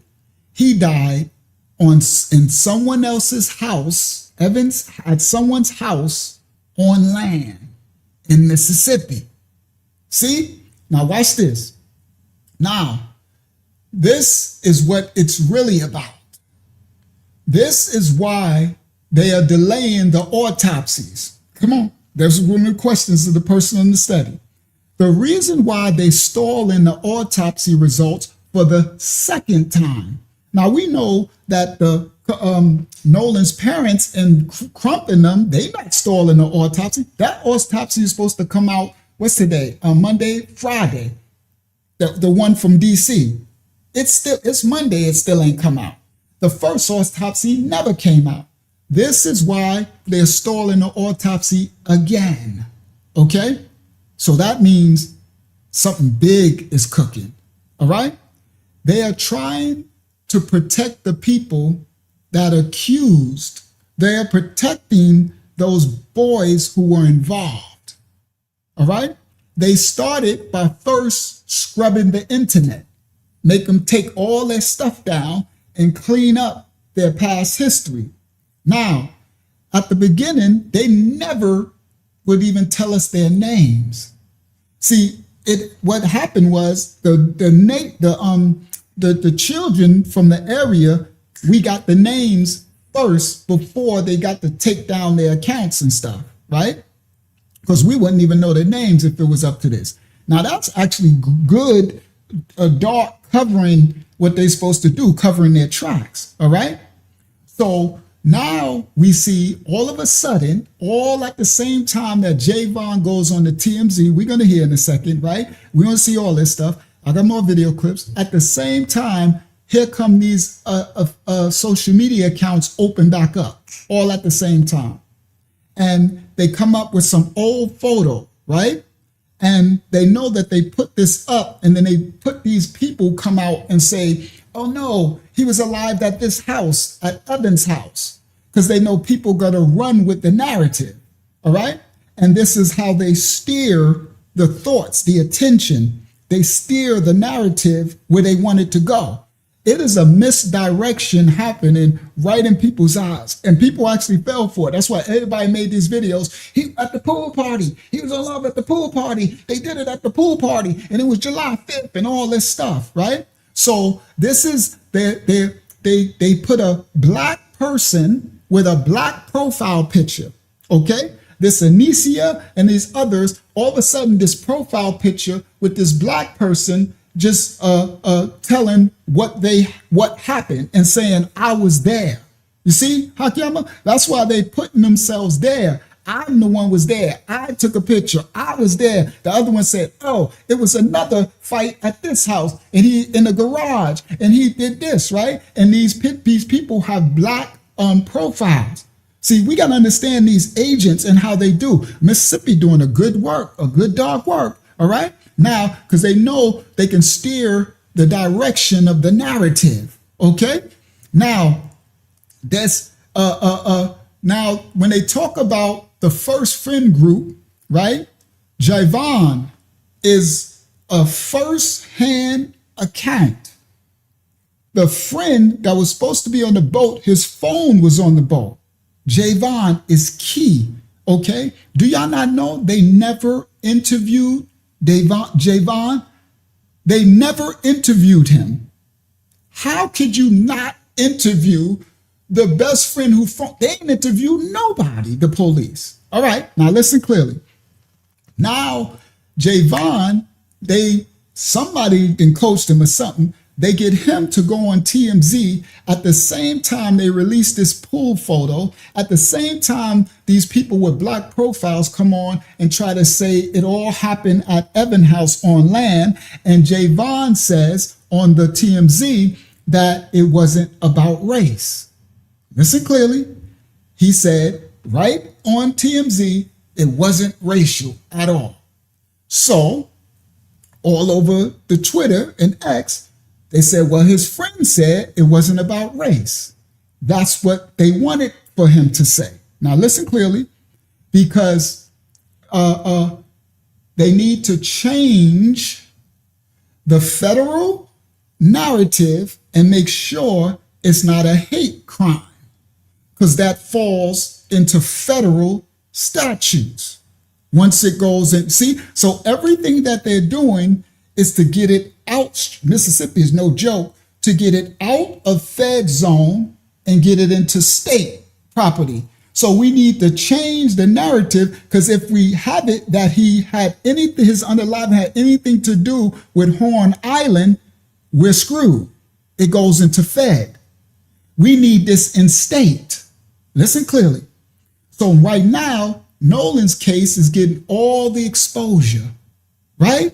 From all the other cases. There's more cases happening that y'all don't even know. I'm about to show y'all one. Y'all gonna be like, I didn't even know this happened. Yes, it happened. And nobody knows, okay? But this Nolan case is getting all the exposure. So now, what they're waiting on, the reason why they're doing all these strong delays with the autopsy, right? With the autopsy results, right? Because the sheriff understands that there's a chain of command. So they have to, that's why the sheriff came out right off the rip. Oh, this is no foul play. He was just drowned and all that. How are you going to make these statements? Ain't no autopsy was released. So that's why the strong delays in the autopsy, why they get all their ducks in a row. You see, all the narratives. I'm not going to be shocked if they ain't get to that autopsy dude in DC. That's why it's taking so long. So when they was like, this is the top dude that won for the DC and the government, and all, I'm like, bro, this case is kind of big. All right, for the Nolan family, I don't know. You better have somebody watching somebody. You understand? Now, Jackson County, Mississippi. Listen, instead of them worrying about getting original copies of everything and what happened on the beach, they or instead of them worrying about the 3 boats, remember, there's 3 boats and there's 14 individuals, and there was a dad driving the boat that Nolan was on. But that's why they trying to, listen guys, they trying to move it from the boat. Shout out to Joseph Handy, shout out to Jonathan Watson, right? They're trying to move it from everybody off the boat, listen, into land. Now, if you pay attention to the central theme of this whole case, it's all about the boat. Everybody listen clearly. The number one key, if I was their defense lawyer, my number one focus would be on the boat, because actually, I think that's what I would be trying to prove. That's where the unaliving occurred. All that movement, y'all trying to move it into somebody's house. Nah, you ain't getting away from the boat. The dad, who is he driving the boat? Everybody on the boat. The boat ended up at the judge's house being washed at 3 o'clock in the morning. Oh yeah, we going somewhere. Getting cleaned and washed out with all the evidence at 3 o'clock in the morning. No, that's all illegal. The judge, everybody, now listen clearly. The number one central key to this whole thing is the boat. And everybody listen, they never seized the boat. Come on, listen. And that's why with the other image, I said, this is why they doing a silent protest. They ain't doing no vigil, because they ain't doing no candle burning, because they never even seized the boat. How can you not see? The boat is still ain't in evidence, everybody. Nobody's arrested. Nobody's been questioned. The boat ain't in evidence. Nothing. This is crazy. Mississippi ain't nothing to play with. Ain't never been nothing to play with. You playing with the MISSISS. You understand? That's different from Texas, Florida, all that. Them Mississippi, they like this Mississippi, boy. You better know how we get down here in Mississippi. All right, now listen. They did not seize the boat, everybody. All right, now, another thing. The boat was supposed to have been damaged and towed, okay? And it wasn't supposed to be able to move. They can't even, someone said, well, why won't they check the boat and see if the barrage pump was actually broken? Like, they never did anything to now. Okay, this is crazy work. All right, now listen clearly. So now, they got stories, right? That the ranger found about 8:30, 8:45, because Cajun Navy said that it was not out there, that the body wasn't there, right? So somebody came and put the body back there, because what I think, the 3 boats that sped off, it happened, right? It didn't happen on the island, and then they came back later. I don't know if they bought it. So what people are some are discerning is when they pulled that boat into the judge's house, that body was on the boat. That's why they were doing the cleaning and stuff. And then later, they went back, and I don't think it was that boat. Some are thinking that there was another boat that came and took them back and put the body back, right? That's why the body wasn't waterlogged. Okay, so now I'm gonna get there. I'm gonna show you why they changing the narrative. Okay, so when they say they're gonna make these statements. And the statement is going to sound like this. It's going to say, it didn't happen on the island. All right. They're going to say the unaliving technically didn't happen on the island. That's called syntax. All right. Because technically it didn't, because it happened on the boat. All right. Now, that's the key. So this is how you play semantics, right? And rhetoric, right? And this is what lawyers have to be, have the aptitude to decipher the rhetoric that the prosecution would try to play on, right? They'll try to use the syntax. It didn't happen on the island, okay? Now, so people have spoken, and people who was there and people from the community have said that there was 3 boats, and all 3 of these boats need to be investigated, okay? But they want to release this picture and make up this pool party, all right, that happened before the 4th of July. It actually happened on June 27th.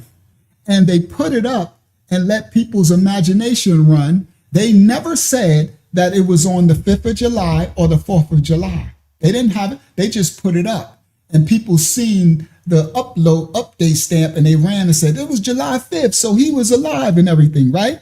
So then they put someone with a black profile picture, right, to start to say it, the person posting this and saying it. Now, then they put, at the same time that Javon goes on TMZ, and when they had Javon go on TMZ, he said it wasn't racial. Right there, that absolved those children from what is called premeditated federal hate crime. Everybody listen. This is what the narrative they're doing, all right? That's why y'all see I wanted to do this before it gets too late. This is the spin. They're doing a brilliant dark spin. If they have, see, all of these things are lining up at the same time, changing the place of death to be on state grounds, takes it out the hands of the feds, having Javon state publicly, who was a first person witness type of thing, he was there to say it wasn't racial, changes it from a federal hate crime, right? A premeditated federal hate crime, all right? So what they're doing, the reason why they're putting these ducks in a row, that as long as they accomplish all of these things, the worst that they can whittle it down to would be manslaughter, all right? Because it's already out there that they was high on the white stuff and that they was drunk. So you can listen, see, these are all instances, narratives that could point out that it was an accident and they was high on narcotics, which leads it to manslaughter, which takes it out of the federal jurisdiction and replaces the premeditated.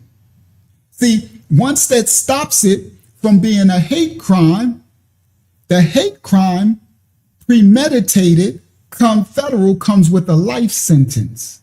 See? So this is the way that they're building. All of this stuff is actually darkly brilliant, the way that they setting this up, okay? And this is the state. This is Mississippi, the county, Jackson and Ocean City, okay, that is setting this up. Now, they have to get all of these pieces. They need to get it out of the Fed as much as they can, remove the premeditation, right? And still that they was drunk and still an accident, you understand? And it falls right into manslaughter with no hate crime attached to it, no life sentence. Okay, so they're going to, now it's going to fall into the jurisdiction of the state of Mississippi, where a person who is a part, a defendant, a defendant who is part of the case, their mother is a judge in the state. This mother, the judge, is the only one who's been allowed to speak out. Come on, God. I'm showing y'all what they're painting, exactly what they're doing. None of the dads has spoken out. Shout out to Roki. None of the dads have spoken out. Shout out to Denise. None of the, nobody, everybody's silent. The only one speaking out is what?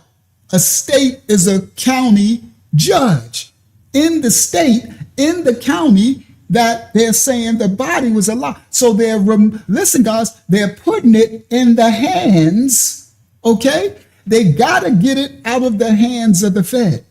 They can't, if they, that's what they trying to, that's what this picture on the screen is. This is a device to get it out of the hand of the feds. Okay, now, this woman judge, okay, this, they made it seem like when it came out that she was in trouble, all right? Or she lied, right? Now, anybody that's cleaning a boat that people know that came, this boat, he left the island, went straight to a house, and they were cleaning the boat in her property at 3 a.m. Okay? Now, they're saying that you got different stories that they went on the other side of the island to get the tow. Okay? And the boat was back in the water by 7 p.m. Let me explain this and I'm going to show you. They're saying that they left the island. They said they had a problem with the pump. They went to the other side of the island. They got told to land. Somehow they got the boat fixed and they came back to the island by 7 p.m. I'm going to show you. All right? Now, I'm going to show you what the people are saying.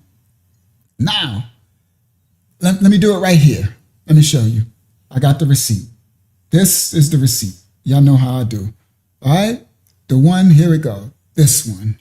Is it this one? Leaves with some Nolan and the cook. Yep, not that one. This one. This one. All right?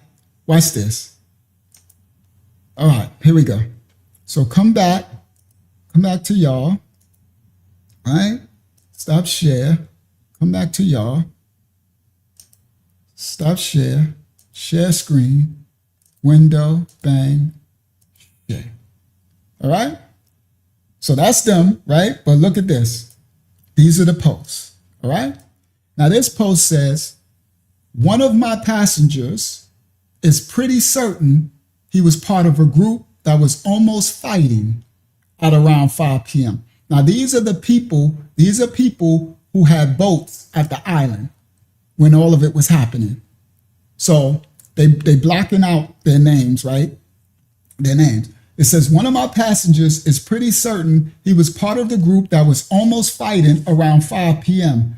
The Bertram with the blue top that I posted left shortly after that and sped off pretty fast. So I think they're talking about Wyatt's boat or whatever, whoever's boat that is, right? All right, now watch this. Then this person says, such and such, then were they fighting amongst themselves or were they fighting other people? That's the question I'd have.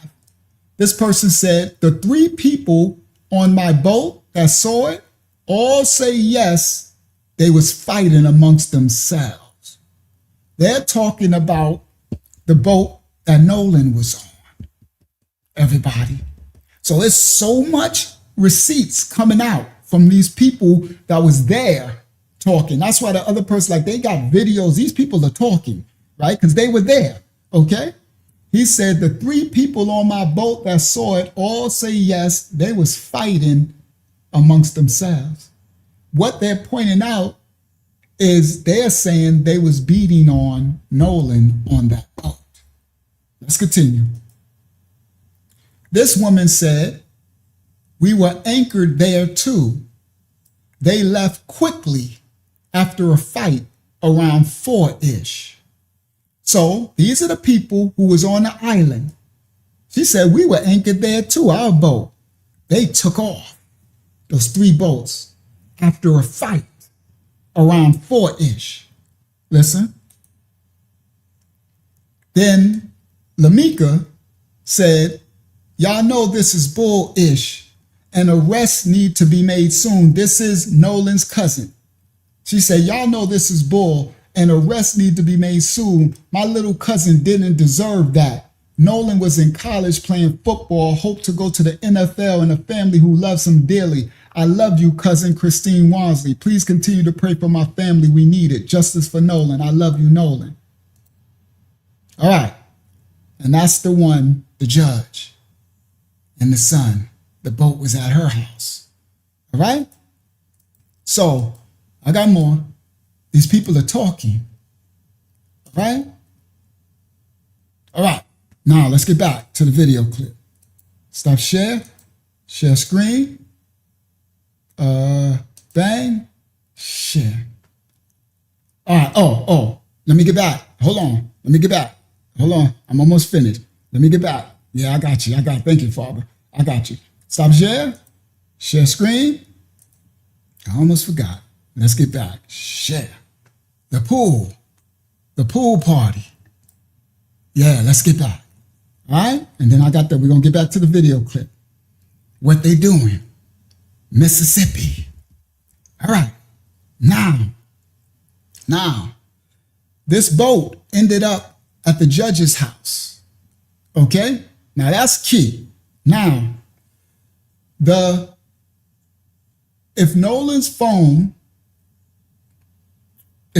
body and his phone and his keys, like everything they had, okay? They brought everything back with them. So Nolan left all his possessions. That don't make no sense, okay? Now, it is said that all three boats sped off and went back to shore, all right?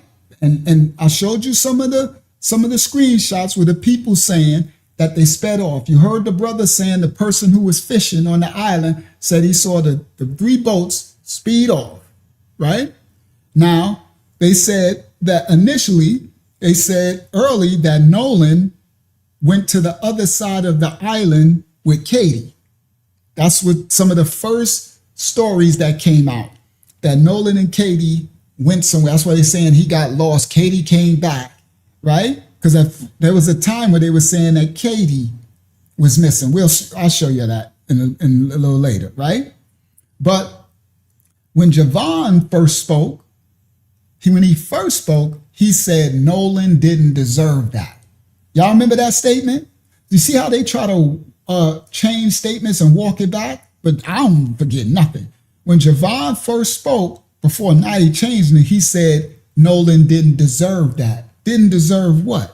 All right, now, when you hear them, and it's going to come out, say that he wasn't unalived on the island, he was unalived on the boat, that is a syntax that they're going to play on us. All right? Now, some say they transferred the body for the park ranger to find it. A suspicious part of this narrative is that the Coast Guard was called. Now listen clearly. It's a very suspicious narrative that the judge's son called the Coast Guard when they got back.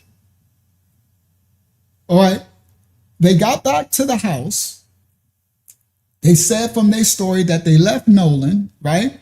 And Nolan was supposed to have volunteered to stay with Katie, right? So they got no reason to think anything's wrong, right? And the first thing that the judge's son does is call the Coast Guard, not call 911, not call the police, the Coast Guard. You call the Coast Guard when someone's missing at sea. What would make you call a Coast Guard? See?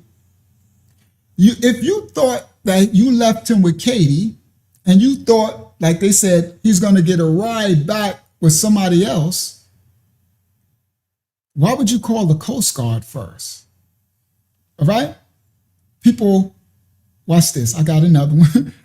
All right, I'm walking these on out. Here you go. This one. Here you go. Stop share. Share screen. I'm gonna get back to the video. Let me try to walk this out. Share screen, because I got a lot of receipts to show y'all. Share, bang. All right, here we go. Another receipt. It says, the Nolan Wells case leaves me with some very serious questions. If what his friends are saying is true, that Nolan decided to stay behind and hang out with a girl, then why was the Coast Guard contacted at 11 p.m. by those same friends? 11 p.m.? That ain't even late. If he with the girl, why would you call the Coast Guard?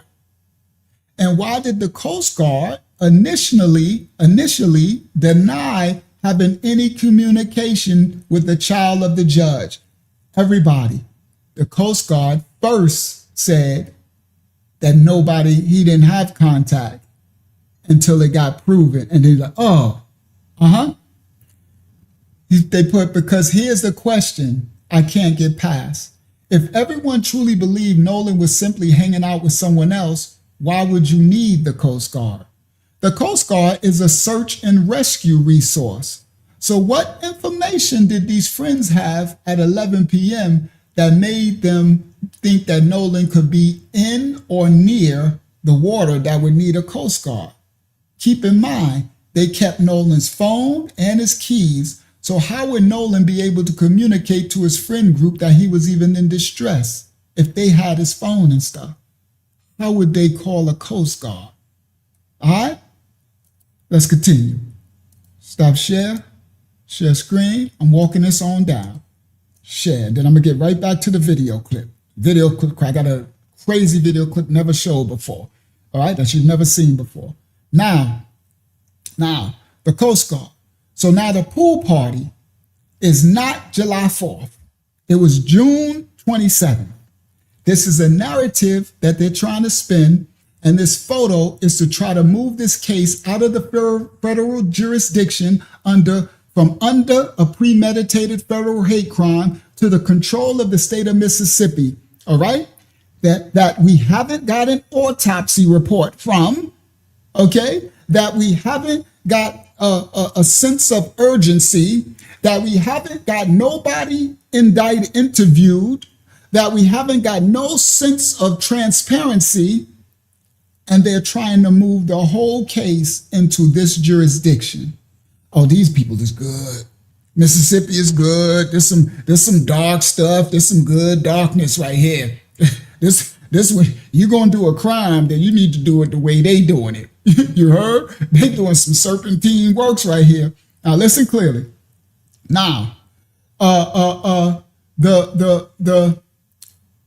picture is useful because this is what I would do in the defense. This picture, I'm going to use what you trying to use for wicked. I'm going to use it for good.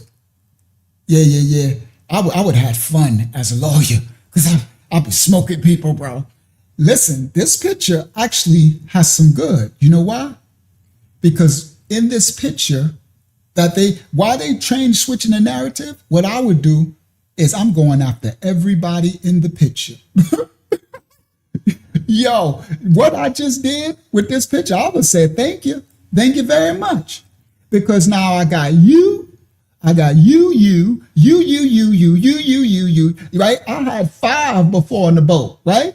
I had Evan and Wyatt and all them. We had Javon to talk to. Oh, I got a whole slew of people to come out and say, you know that everything will be called against you in the court of law. You know that if you commit perjury, in the commission of a crime, you could get 10 to 20 years in prison. You know that come on.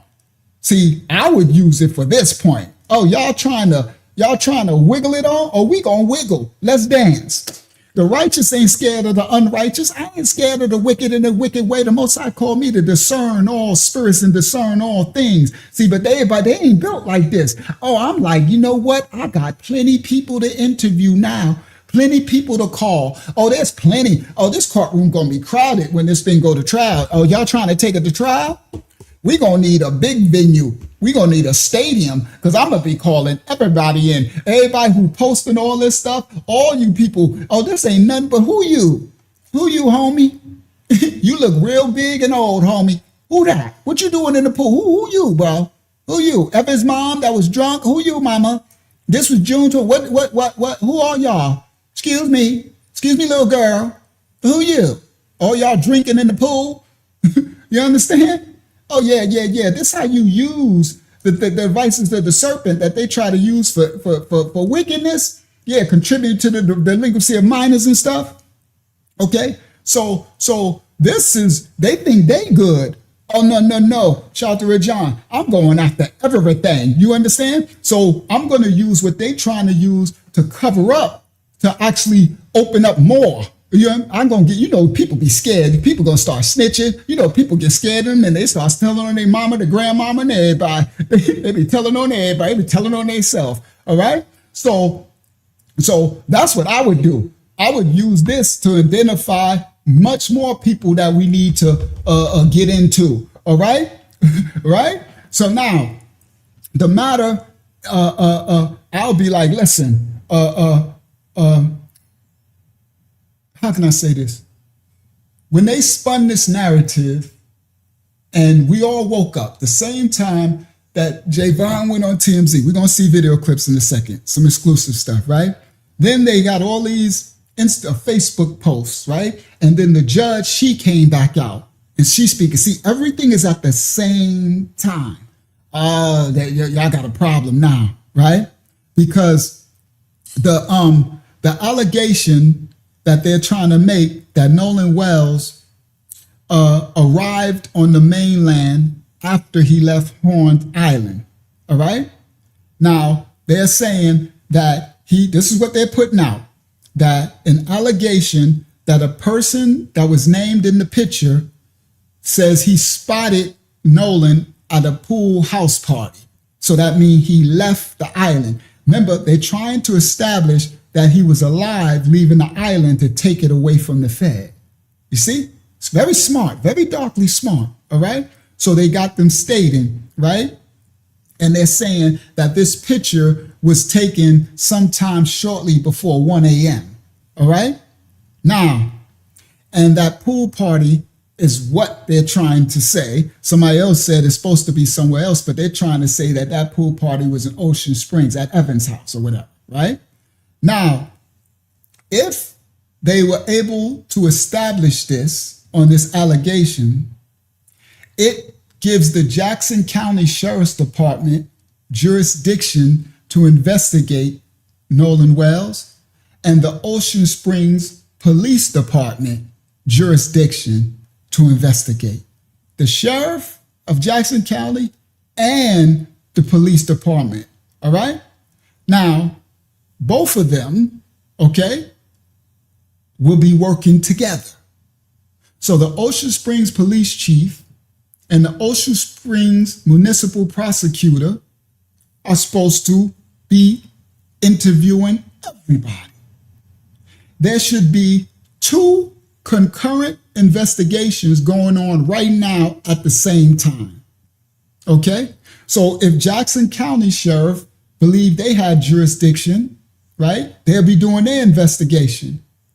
Because we know that part of this investigation involved things that supposed to happen off the Gulf Coast, about 10 miles off the Gulf Coast, right? So all of these agencies should be investigating when nobody's doing nothing. But now they're trying to get it out of the hands of the feds. Okay? Now that they're saying that he allegedly was spotted at the home with the pool with his friends, all right? And there's a specific person who says they saw this, right? Now, but the police have never spoke to the person, interviewed him. Don't you think the person that says these people, hey, he was at the party and everything, they need to be spoken to? And all these people in the photograph needs to be spoken to, everybody that attended the party, all right? Now, they need, on the defense side, to prove that he didn't make it back to that island alive. I mean, to the land, to nobody's house, to switch the jurisdiction. So when they make these statements, you're going to hear the police. I think I got a clip where he says, there's some more people we need to talk to, right? But they really didn't talk to anybody, all right? Now, when I got a video clip that I'm going to show, and the police, the first thing, the sheriff, I think it's the sheriff, Ledbetter, the first thing he talked about, he literally said jurisdiction. You're going to see it. The first thing he said out of his mouth was jurisdiction. This happened because they're trying to make it that it happened at this house. He never mentioned federal, because the first thing that Ledbetter spoke of was jurisdiction, because he was immediately trying to take it out of the narrative of the Fed, right off the rip. It's the first narrative. Now, we got Jackson County, who never even talked to Javon, his best friend. So how you think they're going to handle the case? The two local municipalities handling a case like this in a state like Mississippi, and one of the defendants is the son of a judge. This is crazy. So this is how you manufacture, how you push a narrative. So the reason why, again, I'm going to close it with this. We're going to get back to the video. The reason why they're trying to push it to this pool party is so that they can tell the feds, kick rocks. And Ocean Springs and Jackson County can continue to drag their feet. That's why we ain't got no autopsies. That's why it's all delayed, right? Because neither one of them is going to hold the other accountable, because they all down with the same game, all right? This is why the narrative of this pool thing was put out there. This is why they open up these closed accounts and let us see this picture. This is why they put up these black people making these images saying, yeah, he did this, it was at the pool, and he did this, and this one, it was in the garage, all on land, all at the house, Evan House, because the worst they can do is a manslaughter. Do you understand? And pushing in with their drugs. And guys, they got under that manslaughter, under the drugs, they can actually get them house arrest.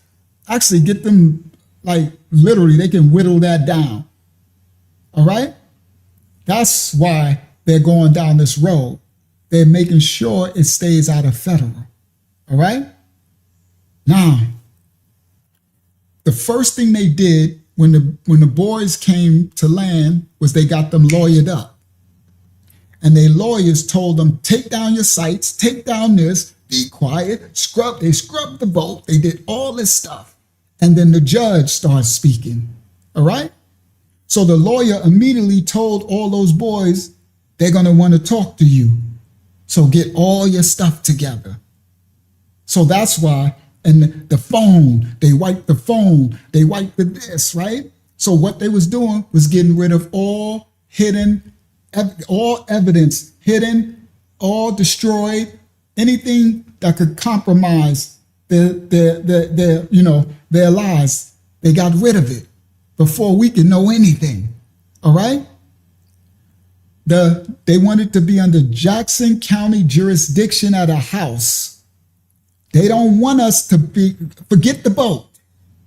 Everybody, the main central key to this whole case is the boat, and now they done switched it to a house. Come on, Money Mike. You see? You see?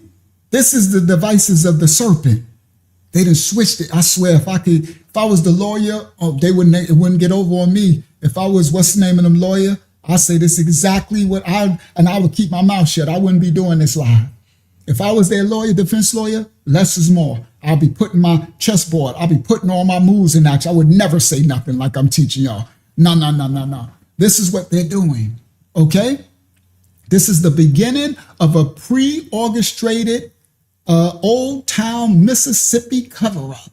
And Mississippi ain't new to it, okay? All right? You can believe everybody in this picture has already been talked to, coached. Trust me. I think Javon too. That's why he went on TMZ. All this came out at the same time. You could believe they didn't talk to everybody in this picture right here. All right? Just in case. All right? This is that Old Town Mississippi. You understand? So look, we still waiting on the autopsy. It's November. It's 10 days later. How long does it take for autopsies to come out? All right? This is Mississippi. All right? So that's why they tried to hurry up and paint the narrative right off the rip. No foul play. He drowned. First thing, okay? Before the sheriff and them said he drowned before the autopsy ever came back. Okay? No foul play. They ain't bothered to investigate nobody. They ain't talked to Javon. They ain't talked to Katie. They ain't talked to nobody. And he said, no foul play. He drowned. And so now, since then, they've been stalling. If it didn't get public attention and the parents didn't hire some outside and try to get that body shipped off, nothing would have came of it. Okay? Now they put Javon on TV, and that's twofold. That's why I said his mama need to shut her mouth. Y'all need to be less is more, because when they putting them on TV, Javon is making statements that can later incriminate him. You understand? And stuff. You feel me? Because he's making statements and changing statements, and you can get himself in trouble. Okay? Now, this Old Town Mississippi, that Old Town spirit stuff, you know. They're not playing. All right? Remember, so that's why the judge came out right off the rip to show who she is. And I want to point out something. A white brother pointed this out. Shout out to my righteous white brothers and sisters. A white brother pointed this out. And when she came out, when she put her stuff out, she stood in front. I don't know if it was a white brother or if it was that black judge. Somebody, shout out to my righteous black brothers and sisters, my righteous white brothers and sisters, and other nations who speak against darkness. Shout out to all the righteous children of the Most High, of every nation, kindred, and tongue, right? We need to keep fighting this darkness. Well, one of them came out, and they said when she came out, guys, and she stood in front of, listen, guys, when she came out, y'all could find, she took it down. I don't know if it's still up. 'Cause remember, she put it out, and she took it down. So I don't know if you could find, I know it's online. Once you put something up, somebody screenshot it. But those who remember, when she came out, she had the old Mississippi flag behind her. Everything they do is intentional. That old club. That old KKK club. You know what I mean? Shout out to those who ain't with that. Now listen, she came out when she made the first statement, and I think that judge pointed it out, that she was standing in front of the old Mississippi flag, the one that got the Confederate flag inside of the state flag. Yeah, it was in her backdrop when she came out. No, it was a white brother. That's right. Because the white brother, he one who pointed out to us, the black brothers. And he said, ooh, he made a statement when she put it out. And he said, that ain't a good sign. He said, that ain't a good sign. They do symbolism. That old stuff is nothing to play with. These are sundown towns and stuff. That old stuff goes deeply rooted. You understand? It's gator bait. That stuff don't play. You know what I mean? And these generational curses passed down. Shout out to the righteous white brothers and sisters who ain't with all that, right? So when she first came out, she stood in front of that old Mississippi flag, the one with the Confederate flag inside of the state flag, all right? And the white brother who pointed it out, he said, yo, this is a bad sign. That's like, you know how the Masons go and they make symbols in front of the court system and stuff? That's what that stuff was, bro. It's crazy work, all right? And they have people on the internet thinking she's tripping and she's going to get in trouble. She stepped in front. That's some darkly smart stuff, bro. I'm just telling you, that's some darkly brilliant stuff. Smart. That's that old town Mississippi. They know what they doing. So they went, said, come here. She got this. That's why she the only one that spoke. The only one. The judge. Oh, you're going to have to play it high. You're going to have to play at the top. Yeah, you're going to have to play at the top of this game. All right? So, all right. I just wanted to show y'all that this is why they're changing the narrative to make it that it wasn't on the island or on the boat. Because the island, they want us to get away from the island. What you're going to see later is they're not going to talk about the boat and the island anymore. Okay? And they made Javon get the race off the table, right? Now, stop speaking on the island, which is in federal jurisdiction. The island of the Horn Island is federal property. It belongs to the Department of the Interior. You see? So, and the Maritime. So if it stays in conjunction with that visit to that island, it stays federal. So they got to get it off of there. Move it to the house. Move it on land. Move it to state property so we can get the feds out of it. And then stop talking about the island.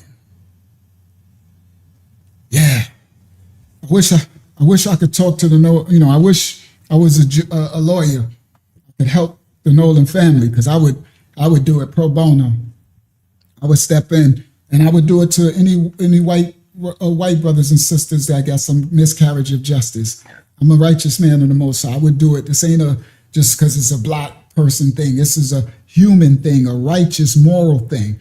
To the children of the Most High, I would do it. I would do it pro bono if they don't got it. I would step up and use my God-given, Most High-given talent and gift of discernment, and I would do it. I would just do it like I teach all y'all. All right. Excuse me? Go ahead, Hakeem. Are you standing? No, I'm about to stand now. Okay, and there are a handful of questions. Let's do some now. We're going to get back to the video. Let's do some now.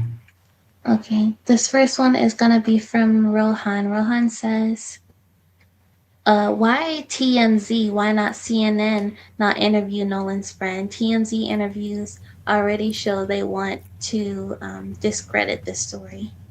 Well, the reason why I think they went with TMZ is because they play in the social media game. Remember, TMZ and these type of institutions are more of the social media narrative. That's why I remember she's posting to Facebook, the judge. See what I mean? They're playing this in social media. The way that Obama won the election was through social media, right? And remember, this is a young thing. These are kids.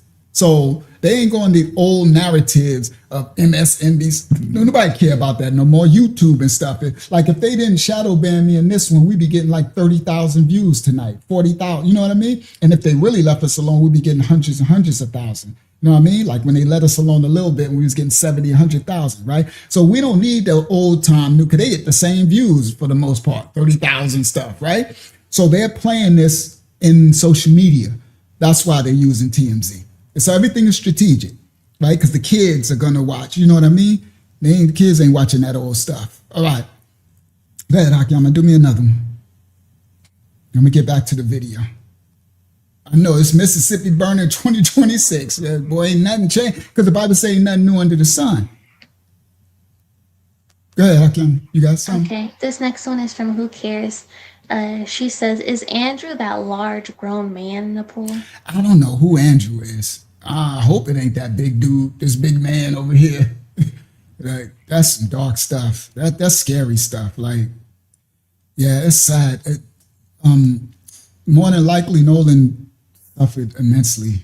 Because, you heard the different stories. They talking about beating him with this and beating him with that, and he was gasping for his air and all this stuff. This is crazy. But go ahead. What's the next one, Hakim? We don't get to the video Next clip. one is from Soulfully Sowing Seeds. She asks, "Why are they deleting content?" ? Because they to muddy the waters, the narrative. The more that they put up, delete, erase, have other people say this statement, this person, right? So remember, you can pay people to do stuff or intimidate people. Here, you write this post and say this happened. No, he got unalive at this garage. No, he got unalive, right? The more you can muddy, right, the less you can prove. You see what I mean? At the same time, they never interview none of the people involved. So by the time they get to the interviews, all these narratives that's written, it's just all a bunch of confusion. And you know who's the author of confusion, right? So it's some great, darkly brilliant work. They're doing some good, brilliant, dark stuff. They're doing a good, dark work with this. All right, go ahead, Hakim. Let me do one more, and then we're going to get to the video, because I want to show y'all something. Matter of fact, let me show y'all this, because I don't want it to get too late, right? I don't know how many is still here. Hakim, how many here? 100 and what? We have over 200. I'm sorry. Over 200? Okay. Let me get to this. I'm going to show y'all something. Watch this. Let me do it now while it's still not too late and it's over 200, right? Stop share, right? Watch this, guys. I got you. Y'all know I got you. Share screen. Watch this. I'm going to show y'all something that y'all didn't know exists. Share screen. This thing is really bad. Remember, it's going to get darker and worse. So it's all the nations of people, we need to be very careful. Remember, the puppet master is doing all of this stuff to have us against one another, right? So what I'm about to show y'all right now. Oh, God, I should have got the timestamp for that. I can find it because that was where his picture was. I can find it. Let me show y'all this. Is it in this one? Oh, no, I had a long way to go. All right. So good. We're going to come back to that. Watch this. Let me show y'all this now. All right? Because I don't want it to get too late. I got some exclusive for y'all. Watch this, because I'm about to show y'all they're pushing a narrative that, how can I say this? That everybody's just tripping, right? We're tripping, right? So watch this part. Watch this. This is the narrative that they're pushing. Excuse me. Uh-huh. There was someone in the comments, I think a Miss Sarah Richard. She says, "I need assistance in a discrimination case in Caliph." I think, should I give her your email? Is that okay? Yeah. I can. Or I can't give you like legal advice because I'm not a lawyer or nothing. Or I can give you spiritual advice. I am a minister, a man of the Most High. So yes, she's gonna give the email. Just email me, and I can give you spiritual advice. All right, praise the Most High. Just my spiritual discernment on the matter. All right.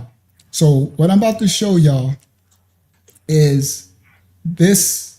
Right? They got all type of people speaking out. Right? So here go some raccoons. Right? So this raccoon here is talking about, he's mad because Tyler Perry paid for the whatever. But listen, watch where we going. I'm going to show you a video clip they don't want y'all to see and know is happening.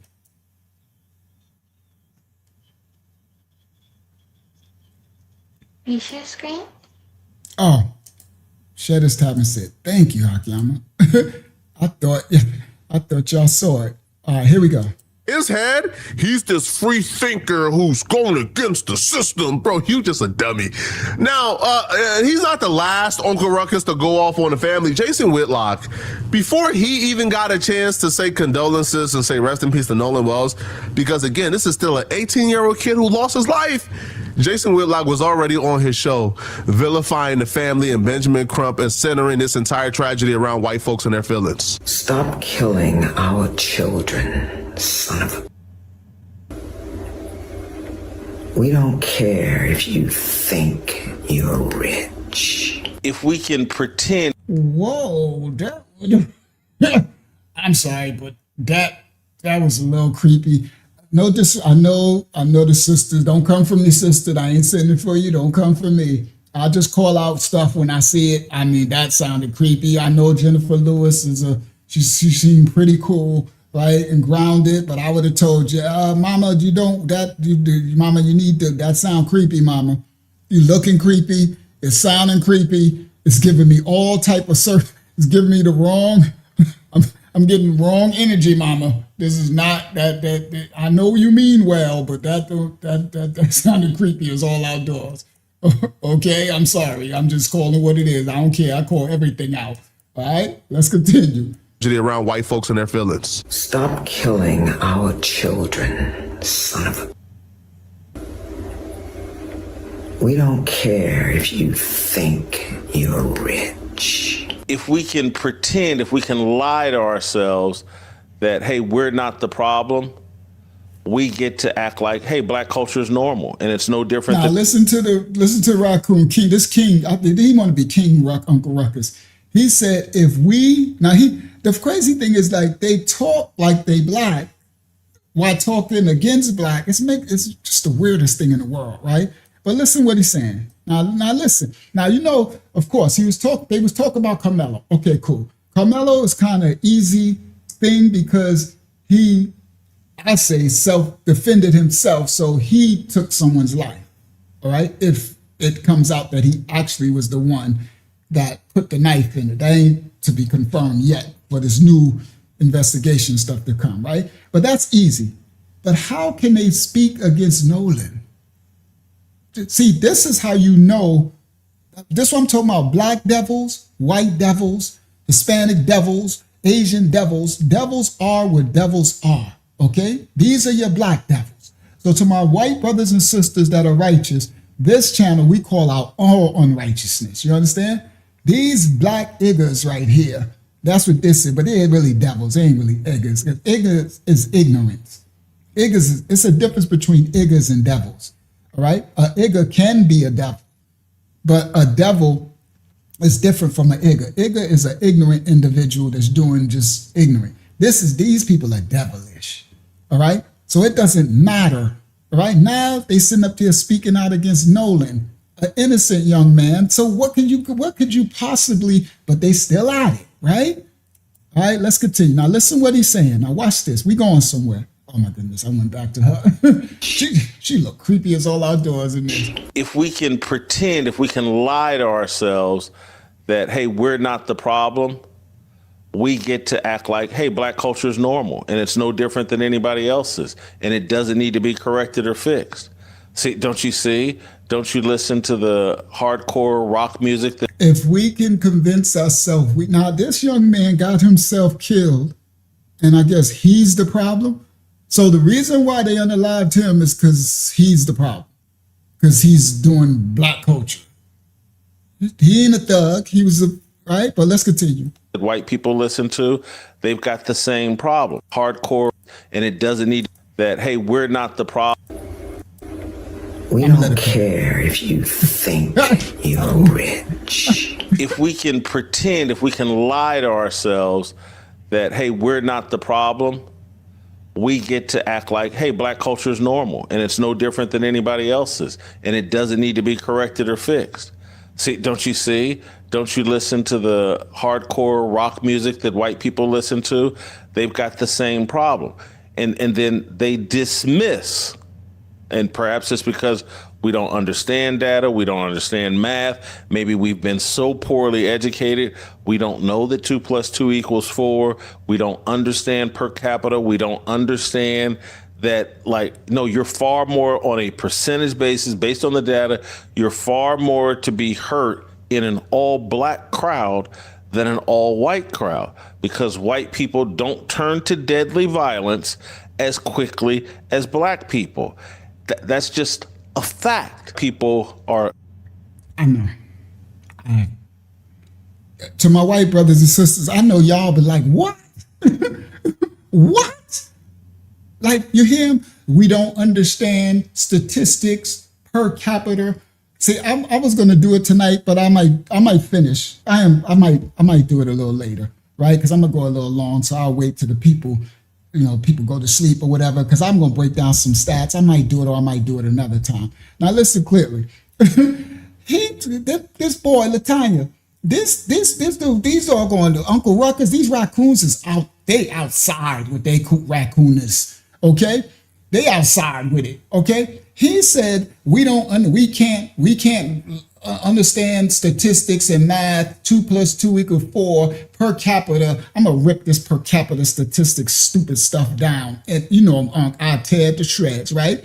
I'm gonna do it on a big channel too. I'm gonna do it one of these brilliant idiots, one of these raccoons who think these race haters. Right? Not baiters. These haters hate themselves, hate their own, So anyway, now he says, this is what he said. He said, I'm more apt to be in a crowd of black people. I'm sorry, I done been to plenty rap shows, concerts. I done been to, Greek Fest. You know how we go to the millions of blacks, and I never. Come on, bro, this is crazy. But anyway, this is these people, their narrative that they have out there. Now listen to what he said, and I'm gonna show y'all something. That's why I'm doing this for a reason. That you're far more on a percentage basis based on the data. You're far more to be hurt in an all black percentage based on the data, right? So he want to read me some statistic that says I'm far more. Oh yeah, that statistic. We need to send Jason Whitlock, guys, on a cruise. We need to send him on a boat ride with about 20 of the some young white Mississippi brothers. You go and send Jason right on a camping trip. Could we put up donations to send Jason out there? Right, since he's technically more safe. Okay, but let's continue. I don't mean to offend any righteous brothers and sisters. Let's continue. You're far more on a percentage basis based on the data. You're far more to be hurt in an all black crowd than an all white crowd, because white people don't turn to deadly violence as quickly as black people. White. Oh my goodness. I ain't got to do it. At one time when I first grabbed the clip, I was going to just grab some clips and just, but we don't got to, because it's just that's darkly foolish. It's not foolish. It's intentional. So it's not foolish. It's not stupid. As much as I want to call it that, it's dark. It's devilish. It's intentional, because he's not stupid. He's not ignorant. He knows exactly what he's doing and what he's saying.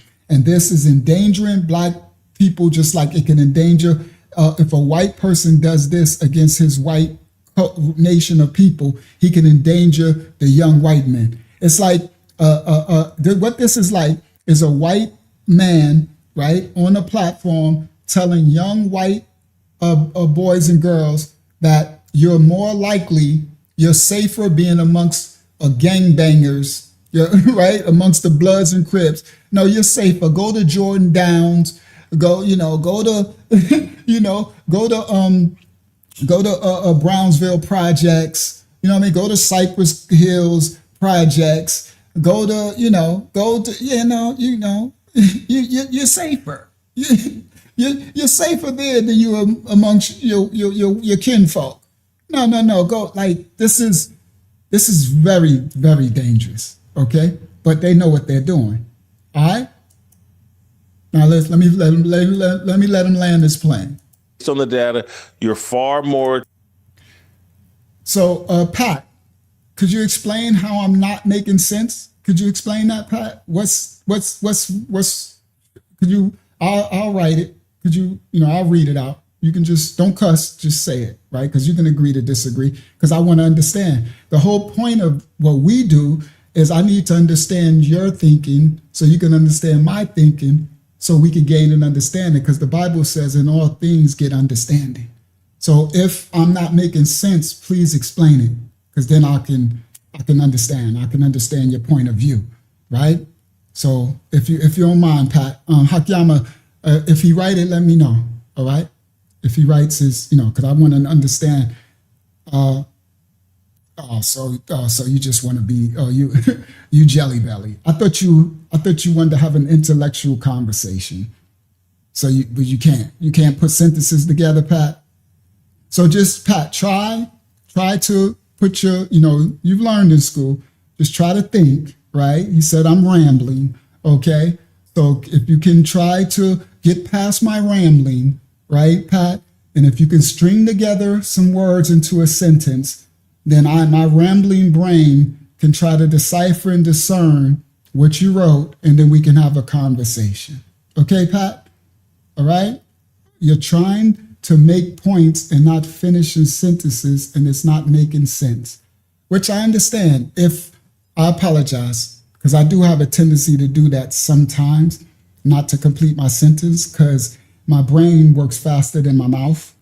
So I do know that happens. So I apologize if I didn't complete a sentence, but for the most part, if you can't understand what I'm saying, then you really don't, explain makes sense to me. So if you don't understand, then I could apologize for that, but that doesn't happen that much. And it doesn't happen in a sequence enough that you can't really understand what I'm saying. All right. But I know that does happen, because when I watch it back, sometimes my brain goes so fast and I don't complete my sentence. But all right. So anyway, so if you can, Pat, can you write something that you had a problem understanding? And then we can work. I can bring my understanding. You can bring yours. And, that's it. All right. So if you can write something, if you can. Everything that WLOX said is 100% true. All right. All right. So that's your opinion, right, Pat? And we all got opinions, right? Opinions are like a-holes. Everyone got one, and poop usually comes out, right? All right. So your opinion. So you're telling me from your point of view, Pat, everybody listen clearly. This is good stuff. Pat is telling me that because WLOX is speaking some statistics, right? Per capita. Pat, can you explain me who wrote the statistics? That's going to tell me who I'm safer around. Pat, I'm guessing you're not, I don't know, because you could be a black man, right? You could be like WLOX, so I can't assume that. I was about to say, I'm guessing you're not black. But again, these two people are black. But the Bible says all skin folk ain't kinfolk too, right? So again, what spirit is working behind people. So Pat, without me assuming that that you are, I don't know. Could you tell me, Pat? Can you tell me your racial makeup? I'm a so-called Black American, what they call that, born in here. Can you tell me your racial makeup? Because it makes a difference. Because it makes a difference if you're a so-called Black American born in here, or if you're so-called Black born outside of this country, or if you're another nation, Hispanic, white, Asian, or whatever. That makes a difference, because he is speaking on so-called Black America, and I'm a so-called Black American, and you're trying to tell me that I'm more safer with a demographic of group when my reality speaks different. You see? So that's the point. All right. So can you, if you can do that, Pat, we can have, and Dak, I'm really wanting to do the call-in tonight. But if you wanted to, Pat, I could send you the link and you could come on. You don't got to turn your camera on. We can actually have a discourse. We can actually speak. Okay? Yeah, he said the stats without showing it. And I can go into the stats, but I didn't want to bore people because the stats are ridiculous, actually. I could go into the stats, okay? Because the stats are rigged. On one instance that the stats are rigged, let me give you a little slight instance. When they say that whites commit this certain amount of crime in America, right? This is how they rig stats, right? This is what they write. The whites committed this amount of crime. And that's why they always use this per capita stuff, right? Because they say it's this amount of white people and it's this amount of black people. And per capita, they commit less crimes, right? And this, right? Now, a way that they, what's the name, the stats, rig the stats is when they say that, shout out to my righteous white brothers and sisters, this ain't no racist stuff. We're just trying to talk about statistics. When they say that whites commit less crime, that's why he's saying I would be safer amongst whites. What I mean, Spider, who's a black supremacist? Spider, everybody here ain't black. Half of the people who welcomed you here are my white brothers and sisters, Spider. So Spider, you tripping. What we're trying to do, Spider, is we're trying to explain the statistics, Spider. Spider, are you a white brother? If you're my white brother and you're righteous, then you're my brother. I would tell you, Spider, I would warn you about going into certain black neighborhoods. Do you listen, Spider? Are you listening clearly? Get out your feelings, Spider, because you're gonna miss it. Okay? All right. I know you're starting to you're gonna start crashing out now. Now you're about to get feminine, right? All right. So maybe you're just a troll. So if you're just a troll, then I'm gonna leave you alone. But all right. So so you're a Mongoloid native? Okay, well, cool. All right, so you Mongoloid native. So we're talking about black and white. So what you got in this fight? what you got in this fight, bro? All right. So anyway, all right. I'm crying and okay. So whatever. Bye, Spider. Okay. I thought you wanted to have a dialogue. So let me stay with Pat and for anybody else. A way that they skew narratives, everybody's stats. And I could go into stats, but I'm gonna finish this. I want to finish this clip because I'm gonna show something. I'm about to show a video clip I want y'all to explain this, right? Stuff that's happening, right? Now listen, a way that they skew stats, guys, is when they say that they add up the crime, let's say if they add up the crime rate for whites in America, right? They'll have this is how the percentage of whites that committed this crime right here, right? Then they'll say this. Now, when they do that, everybody, they'll say this is the percentage of Hispanics that commit. Then they'll say this is the percentage of, what do they use? You have to break down all of them that they use, right? But then they don't factor in the arrest rate and the conviction rate and the pullover rate. But because once you start throwing in the stats that a so-called black is more likely to be arrested over 70% for the same offense that a white would. You see the statistics leave out the details. You understand? This is how you easily screw stats, right? So if I got white brothers and sisters, my friends, and they know, they will tell you that if they'll switch, they'll be like, let me drive. You understand? Because, come on, if this is what my white brothers and sisters say, let me drive. Because if you drive, we could get pulled over. But if I drive, they're not going to pull me over. You see? Or if they do, we going on our way. You understand? So this is, even the righteous white brothers and sisters understand this. So Jonathan says that's bullish because he's a faker. He's a liar. He doesn't want to face reality. Reality is that white brothers and sisters understand that. They understand. You'll see it all over the thing. They can pull over, the cop and pull over, like, what you pull me over for? Forget you. They can curse them out. I ain't doing nothing. You know what I mean? When I get pulled over, I got to put my hands in the air. My hands is on the dash. I'm not reaching for nothing. I'm like, yeah, yes, sir. No, sir. I'm like, I remember when it first happened with my wife in the car. It's like, what is you doing? I'm like, bro, just. He's like, you know what? Let me handle this. Let me got this. Excuse me, officer. Excuse me. Can I help you?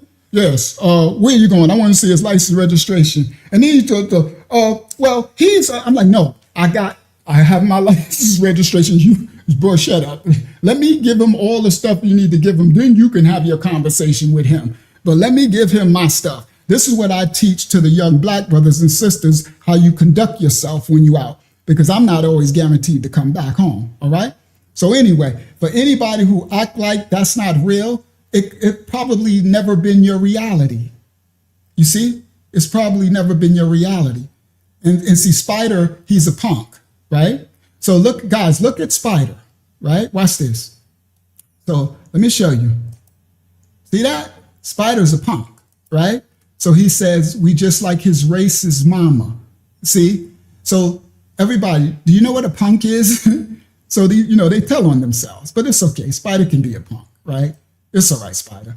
But you should be a man, all right? You grow up, Spider. You don't have to be a punk, okay? So anyway, let's continue. So the trolls are here, so that's good. The trolls are here. That mean we cooking with olive oil. Okay, all the trolls is coming, so we cooking with olive oil. I mean, we hitting it. All right, all the Jason Whitlock booty bashers is here. All right, let's continue. So Jason Whitlock and Spidey said, per capita, I'm safer. All right, being on an island with white people than I am with my own people. If that makes you feel nice at night, let me explain something to y'all. That's like me telling white brothers and sisters that you're safer being with all black people than you are with your own. If you're telling me that you can tell me I'm safer, now it's a difference, guys. Now this is a point where I'm saying they skew stats.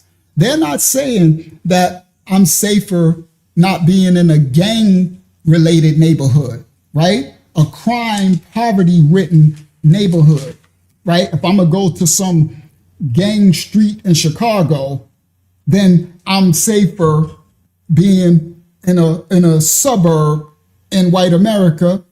Yes. I'm not safer being in my neighborhood or being in a middle class, upper middle class neighborhood in Atlanta than I am in the trailer park, than I am a bunch of fentanyl and meth users, right? So again, so they act like there's no crime on both sides.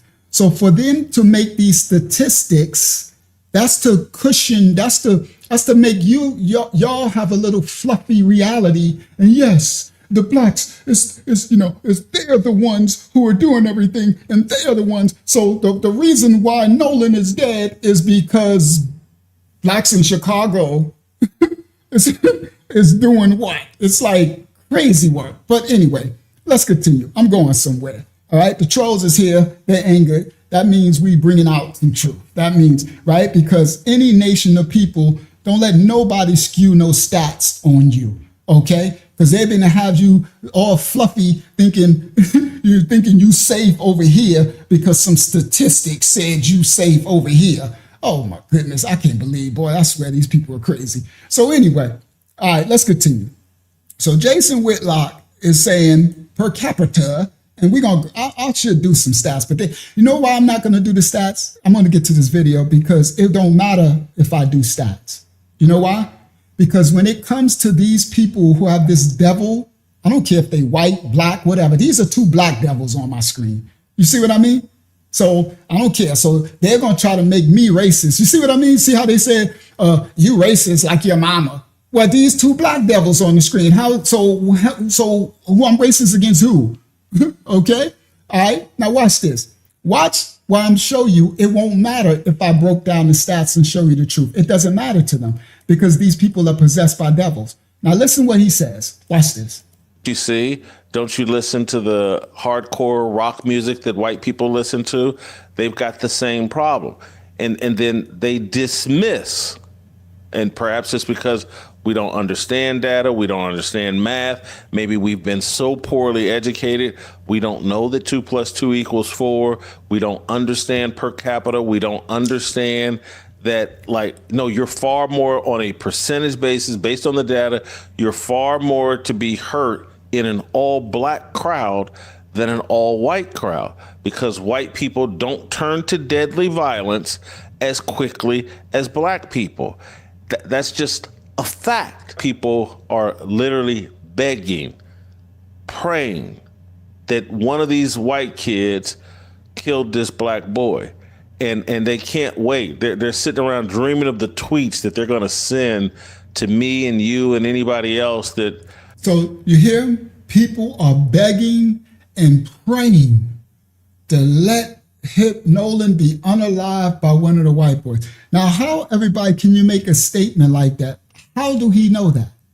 In my comment section, I just had a bunch of people call me my mama racist and call me all type of negative stuff, and I ain't said not one thing negative against no nation of people. I said shout out to all my righteous white brothers and sisters, black brothers and sisters, Hispanic, right? They don't care about that, right? All they calling me all type of names and that, right? But he just said black people are whooshing, and just see what I mean? So you see how this generalization is happening, right? See, Spider, he's sitting up here saying all this racist stuff to me, and I ain't never said nothing to him. We just trying to discern the truth between the lies and the whole bigger narrative of the puppet master playing both nations, all nations of people against one another. The 1% who don't care about you, Spidey, you ain't nothing to the 1%. They're trying to enslave us all, right? See, he's calling me a narcissist, and my mama's racist, right? All unhinged, but I'm supposed to be safer with Spidey, with a punk. You see? So this is what, if I was supposed to listen to this Whitlock devil, then I'm supposed to be safer. Watch your cussing. You can't cuss here, Spider. If you cuss, you're getting put out. All right? That's one thing we don't play. Bridle your tongue. All right?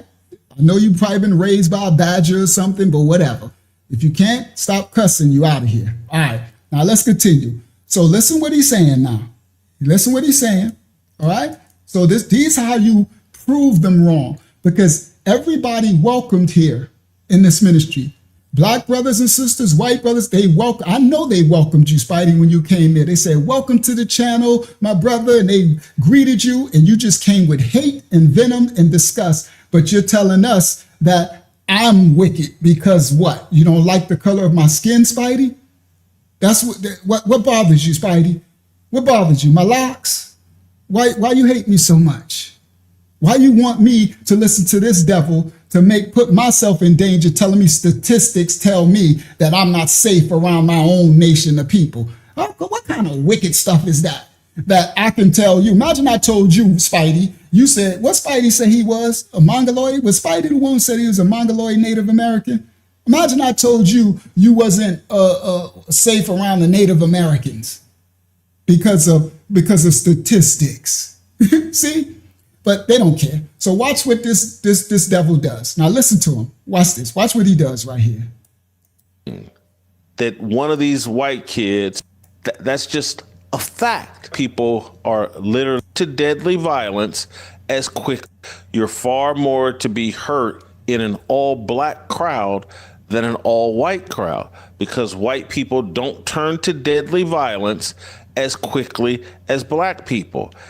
That's just a fact. People are literally begging, praying that one of these white kids killed this black boy.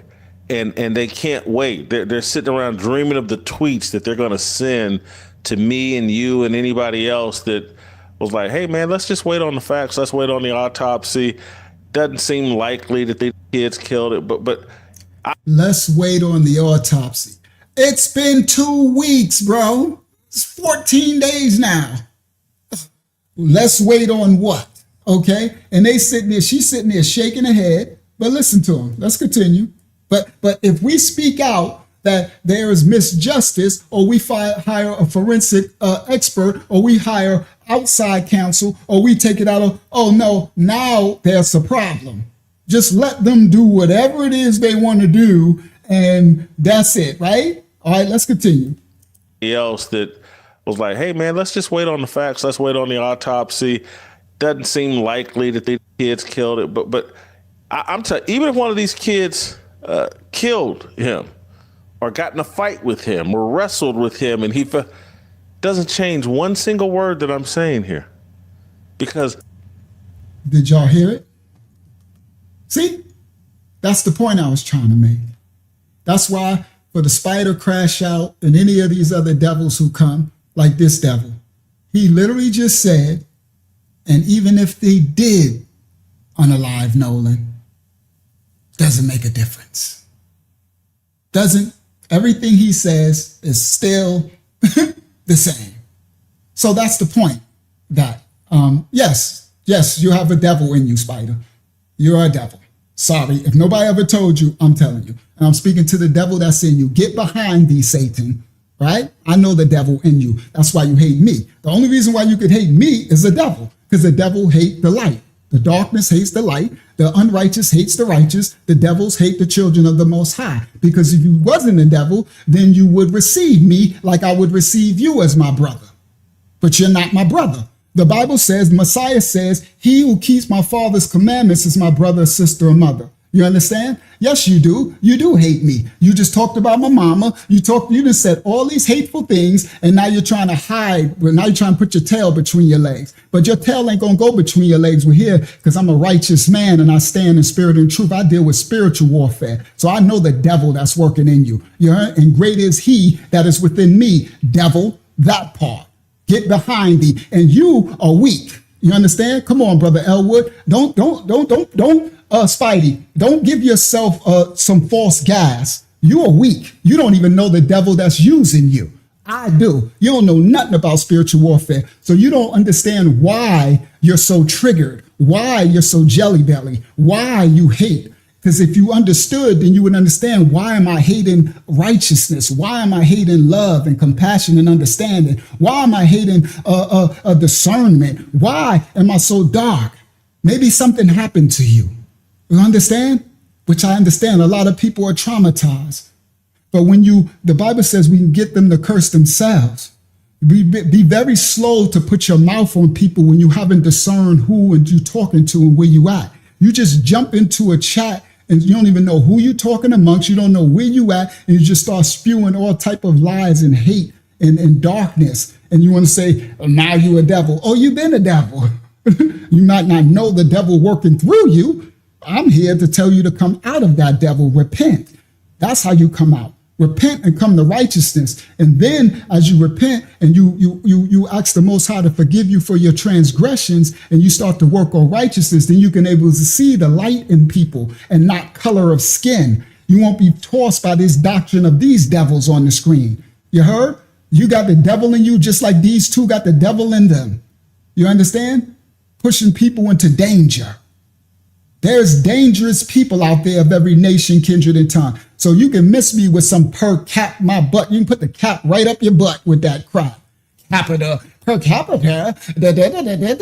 Well, per capita, the most destructive people who killed the most people on the whole planet Earth. Who killed the most people on the whole entire planet Earth per capita?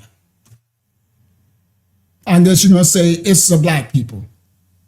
See, but I won't even do stuff like that, because then that could offend my righteous white brothers and sisters. This is what the devil wants. He wants to divide and conquer, to cause confusion. So I won't allow these devils to trigger me to say something to offend my righteous white brothers and sisters, because it's a remnant, a small amount of us who are going to stand for spirit and in truth. You understand? So we can do per capita, who's the biggest murderers, unalivers, and grapists and everything of the world. It sure enough it ain't me from the projects. You heard that part? But anyway, we ain't got to go down that road, right? Because I'm talking about this devil right here. You hear him? He said, it don't matter, everybody. It doesn't matter if they unalive Nolan or not. See? So that's the point I was trying to make. He doesn't care. It don't matter to them. Now, what I'm about to show you is a very exclusive clip that they won't show y'all. Did y'all not know that there's more unalivings that happen right now?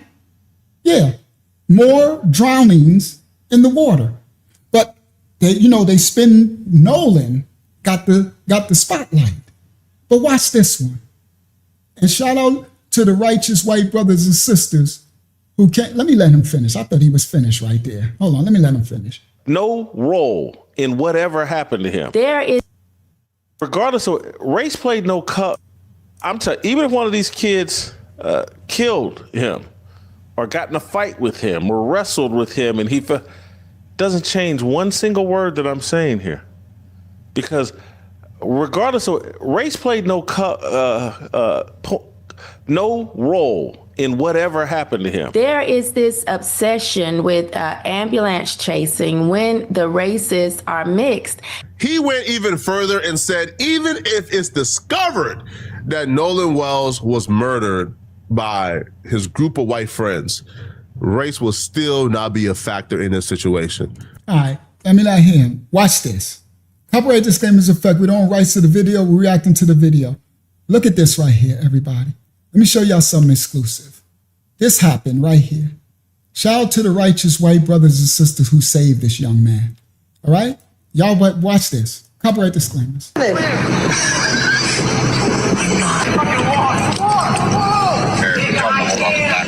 can swim down, wherever you can retard. You gotta learn how to swim.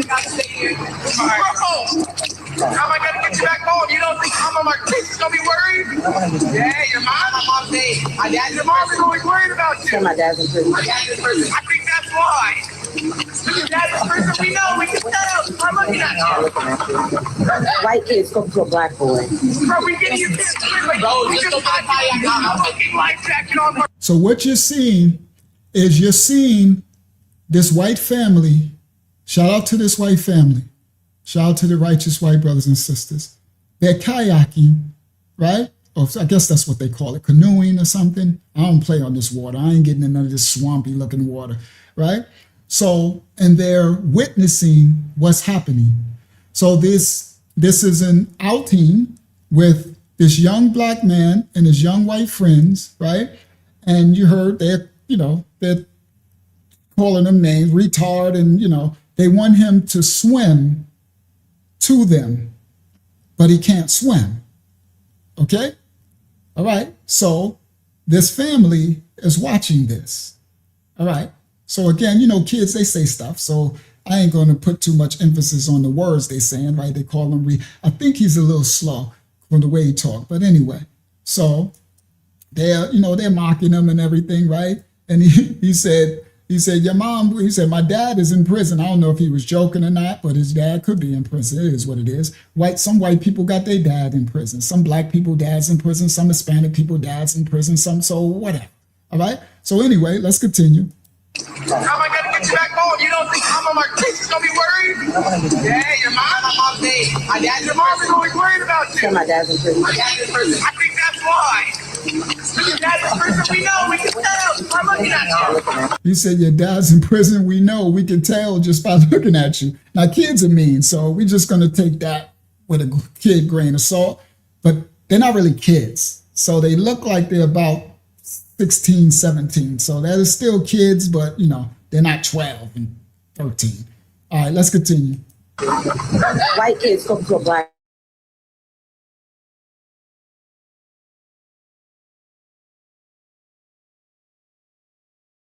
He said, we get it. You got an effing life jacket on, Marquise. He said, bro, you have a life jacket. They're trying to force him to get in the water. Oh, yes, it does. Bro, I'll just find a way. Look at him. He can't swim. They left him out. So that's him in the water. Now that water's green, it's all outdoors.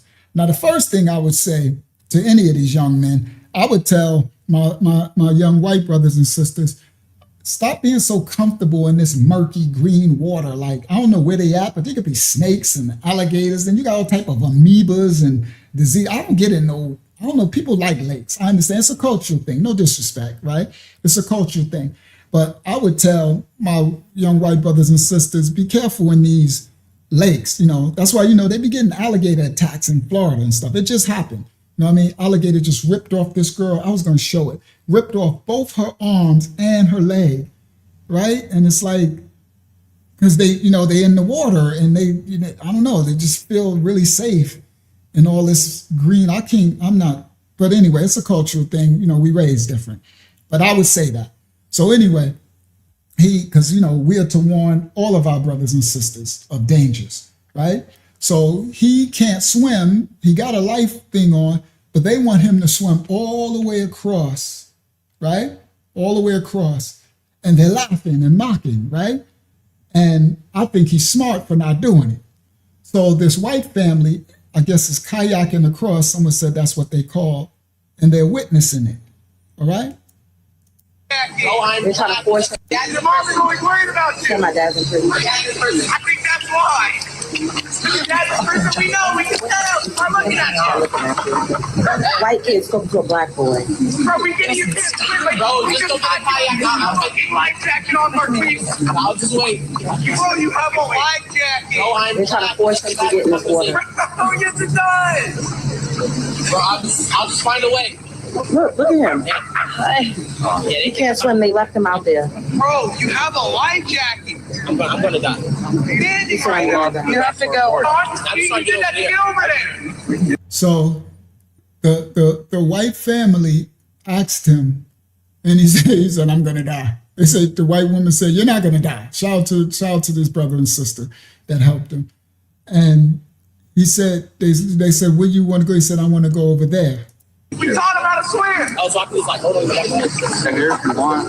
Yeah, I might drown. You won't drown. I might try to get. You're not gonna drown.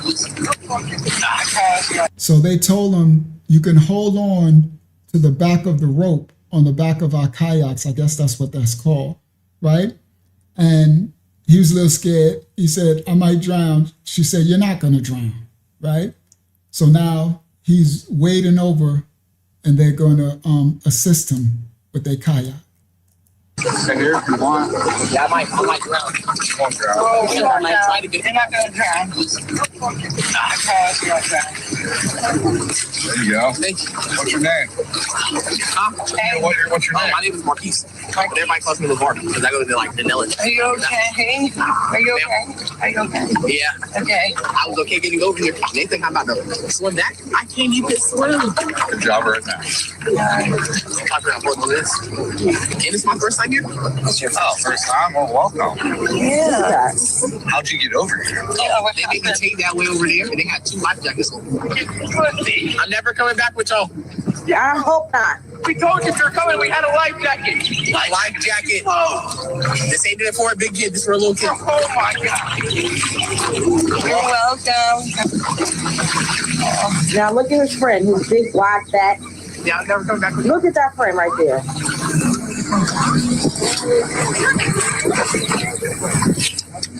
All right, so I'm gonna show you what's happening. I just wanted to play because I'll be interrupting too much. I don't want to interrupt too much. So they asking him, right? He's holding on to the back of their, the rope. Okay, this is my first time here. So hold on. I was okay. Yeah, He can't swim. They left him out there. Bro, you have a life I could jacket. tell how he's talk. He's kind of slow a little bit, right? I could tell from his vernacular, right? I'm gonna die. You have to go. You did that to get over there. We taught him how to swim. Oh, so I was like, hold on. And here, if you want. Yeah, I might drown. You won't drown. I might try to get. You're not gonna drown. There you go. Thank you. So once you do, everybody, this per capita crap, right? And all these statistics. So how are you going to play this statistic out? Was he safer with his white friends or safer with this white family? See what I'm saying? This is how disgusting and silly these statistics and per capita crap is. Because he's safer with this white family, but he's not safer with all his white friends. See how foolish this is? But they try to make it, well, you're safer. No. It's individual. You ain't safer in my projects when I used to live in New York City, in the projects, no matter what you is, if you ain't from there. You understand? It didn't matter what color you was, you ain't safe if you ain't from there. You understand? But it ain't safe. It wasn't safer for me going on trackside with the MS-13 and their gangs when I was black in the Hispanic neighborhood. It wasn't safer because I wasn't from there. And both of those neighborhoods was in sin at the time. But it would be safer for me to go to Uniondale. That's where the rappers, who was from there that y'all might know? Oh, that's old. And plus he is Zesty McNesty. Busta Rhymes was from Uniondale. But whatever, I think that's the only one y'all might know who kind of made it into this world stage system. But Uniondale is in Long Island, Strong Island, is a middle-class black neighborhood. Everyone's safe in Uniondale. There's no crime. And it's all black, all houses. Huge, thousands and thousands and thousands. Everyone's safe in the west side of Freeport by the docks, where they got these mansions at. That's all black. But if you go to the projects, Buffalo projects, where Flavor Flav from Public Enemy was at, oh, you ain't safe. I don't care what color you is. So again, it's individual where you at. It got something to do with crime and poverty in your location. It has nothing to do with color of skin, okay? See, Spidey is so obsessed with black, he can't even control himself. He can, Spidey, this is the crazy thing, guys. The Most High wants to see to tell the spirit of devils in people. He can't even have a conversation to add on, guys. He can't add on to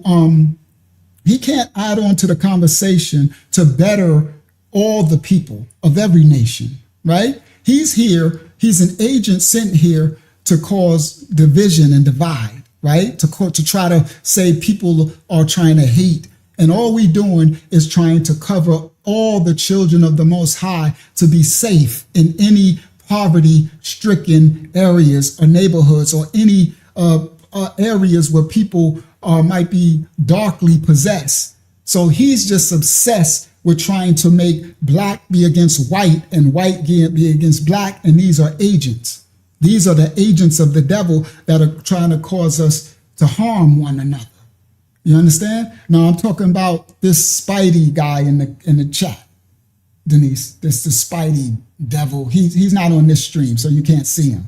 So he's steady writing stuff. Let me show you let me say. He said, we obsessed with Whitey. It's so pathetic. And he just constantly spewing hate, but you can't see it. So, right, he's calling us hypocrites. Everything, right? He nonstop, just racism, right? Racism, right? And ain't nobody here racist but him. That's the crazy part. All right. So now, this young man that's in this water is safe with this white family because they are a righteous white family. Do y'all see the difference? This is the devices of the serpent.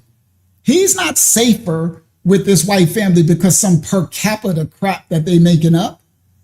He's safer because they righteous. Now imagine this was an unrighteous family. He could have been in more trouble. I don't care if it's white, black, or whatever. You understand? But he wasn't safe with his friends because they was trying to make him go into the swamp and laughing at him. All right, so this white family helped him. Now watch this. He's gonna pull up to him. There you go. Thank you. What's your name? Hey. What's your name? My name is Marquise. Everybody calls me LeVar because I go to like Vanilla. Are you okay? Are you okay? So he said, what's your name? Marquise. She said, are you okay?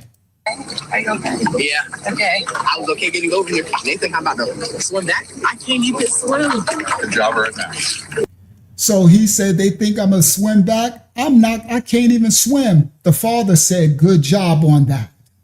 See, guys, the father said, good job not listening to your friends over there who were trying to get him to harm himself. Right? Father says out to Sir Jacob. The father said, good job on that. I agree. And it's my first time here. It's your first time. Well, welcome. Yes. Is this your first time? Well, welcome. How'd you get over here? How'd you get over here? They brought me over here. I would have told him, you should let us take you back. Stay away from his friends. They don't got your best interests at heart. You can end up in some trouble. I don't give a crap what color they are. It's the spirit over his friends. All right? Let's continue. They made me take that way over there, and they had 2 life jackets on. I'm never coming back with y'all. She said, poor thing. Yeah, I hope not. We told you if you're coming, we had a life. So now his friends are over there. That's how far they wanted him to swim. Now, y'all see how far they wanted him to go and he can't swim? Okay? Now, he said, I'm not coming back with y'all no more. And they said, we got a life jacket over here. You got a life jacket, right? And then the dad, I think the dad or the mom said, good, when he said, I'm not coming back here with y'all anymore. I hope he listened to that. I hope not. We told you if you're coming, we had a life jacket. Life jacket. Oh. This ain't it for a big kid, this for a little kid. Oh my God. You're welcome. Now look at his friend, his big wide back. So now they over at the shore, and she said, the mother said, you're welcome. So now he's a paddle walker, whatever you call that, to the shore. Look at that friend right there. See him? He paddle walking, and one of his friends is right there. And then the friend pulled his hand and said, hurry up. And he said it mean.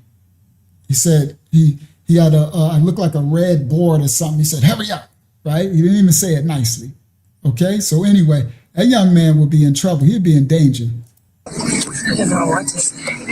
His friends are. And the father said, he says something about his friends. I couldn't hear it clearly. Shout out to that family. Shout out to the righteous children of the Most High. And all you unrighteous devils, y'all kick rocks. I don't give a crap what devils is, what devils does. I don't care what color skin you is. You're a devil by your fruit, by your actions. All right? I don't know what to say. So she said, I don't know what to say. I think he says something about his friends I think he cussed them. All right. News as we come on the air at 6 tonight, Lucas County coroner confirming that the body recovered yesterday is that of 11-year-old Angelique Cunningham. Her cause of death, a drowning. The body of 38-year-old Jonathan Siha, the owner of the boat, was pulled from the lake 3 days earlier. The coroner also ruled his death a drowning. But tonight, many questions remain about what exactly happened on that boat. 13 Action News reporter Alexis Means live in studio with the new information tonight. Alexis. Lee and Sasham, investigators say Kristen Jerry never called 911 after a man and child went into the water. She swam to shore, and investigators say she called a friend to pick her up. Authorities say she holds the key to what happened that night. What happened on this boat the night of July 1st still remains a mystery. The Lucas County Sheriff's Office charged Kristen Jerry with child endangerment after 11-year-old Angelique Cunningham went missing on a boat ride. Court documents allege Jerry placed Angelique on a boat with Jonathan Sia, the boat's owner. The vessel left Menke Marina west at 10:36 p.m. The voyage lasted less than 15 minutes before something went terribly wrong. We don't know what happened on that boat. What we do know is that we have 2 people that have been determined to have drowned in Lake Erie. And we have an adult female that left that scene after she was responsible for Angelique Cunningham's care. Investigators say it was Angelique's mother who called for. So this little girl is unalive. Now, all of this is now. This is current news, but you'll never hear of it. So this is the part that I'm talking about when they talk all this statistics and stats and per capita, like you have news stories happening all the time that you never even hear of. You understand? But they'll sit up there and be like, Chicago, they did this, Chicago, they did that in Chicago, they did this in Chicago. You understand? They're not telling. I can show you clip after clip after clip happening this week, last week, the other day, before July 4th, after, during, like all these hangings, stabbings, all this type of stuff, shootings. I got clip, but it'll be overload. I can show you. Okay. Another one, they shot this dude 9 times. They invited him on a camping trip. His co-worker invited him. He invited his friends. Sorry, it just is what it is. A black dude. I'm just bringing out because we're bringing out the stats of with the case and what's happening. And they shot him 9 times in the woods. Now, I would have told him, you don't go in the woods, bro. You say no thank you to your co-worker. You know, I thanks, but no thanks. But what is his name? What did Whitlock say? You're safer per capita. He would have been safer not going into the woods. Okay? Yeah, I can show him receipts forever. And for those who don't understand, black people, we look like this too. This light skin. So for my other black people from other nations, from the other immigrants and stuff, I know a lot of, when they see us looking this light or something, they think that we're mixed. And that's not always the case. My sister looked just like this. I don't know if she's still here. That's hilarious. If she's still here, she's going to laugh. This is how my sister looked. I got a couple of my brothers and sisters look just like this light, right? This light. I'm kind of one of the dark ones, right? I am kind of the darkest, right? But there is no mix. We got a so-called black mama, so-called black daddy. We just come in all shades. I'm like, I was like, when I saw this, I said, that's mommy and you, girl. I said, boy, she gonna laugh when I say this. I'm like, my sister look just like this. This is her bright light, bright, and I just call them bright lights, right? But you would think that just because a so-called black person is this light, that they automatically say you're not black or you mix with something. That's not the case. You understand? Always. You understand? So I just pointed it out because she looked just like this, especially when she was little. I'm like, boy, hair and everything, right? So anyway, so this little girl, her and the captain of the boat, they drowned. But let's continue. For help, Jerry never R.I.P. to her and the captain of the boat. Called after swimming to shore. She knocked on a stranger's door. He was just being a good Samaritan and helping somebody out that came to his door asking for help. Shout out to Wisdom Speaks. Authorities say Jerry never called Angelique's mother despite being a close family friend. She's not a babysitter. She was a very close friend to the family, and they felt comfortable enough to allow her to go with her on a recreational boat ride. Investigators. Now, this is the point I'm trying to make. So the white sister was a very close friend of the baby's parents, right? And I don't know if the baby's mixed or not. That don't really matter. That meant one of them was black, either way, right? So that meant they trusted this sister. Now, I don't care if she's black or white. She just happened to be white. Now, listen, they trusted this woman to take their child on a boat. I need to speak to the so-called blacks, because every nation of people, we have to take accountability of our own. The Bible calls us nations of people.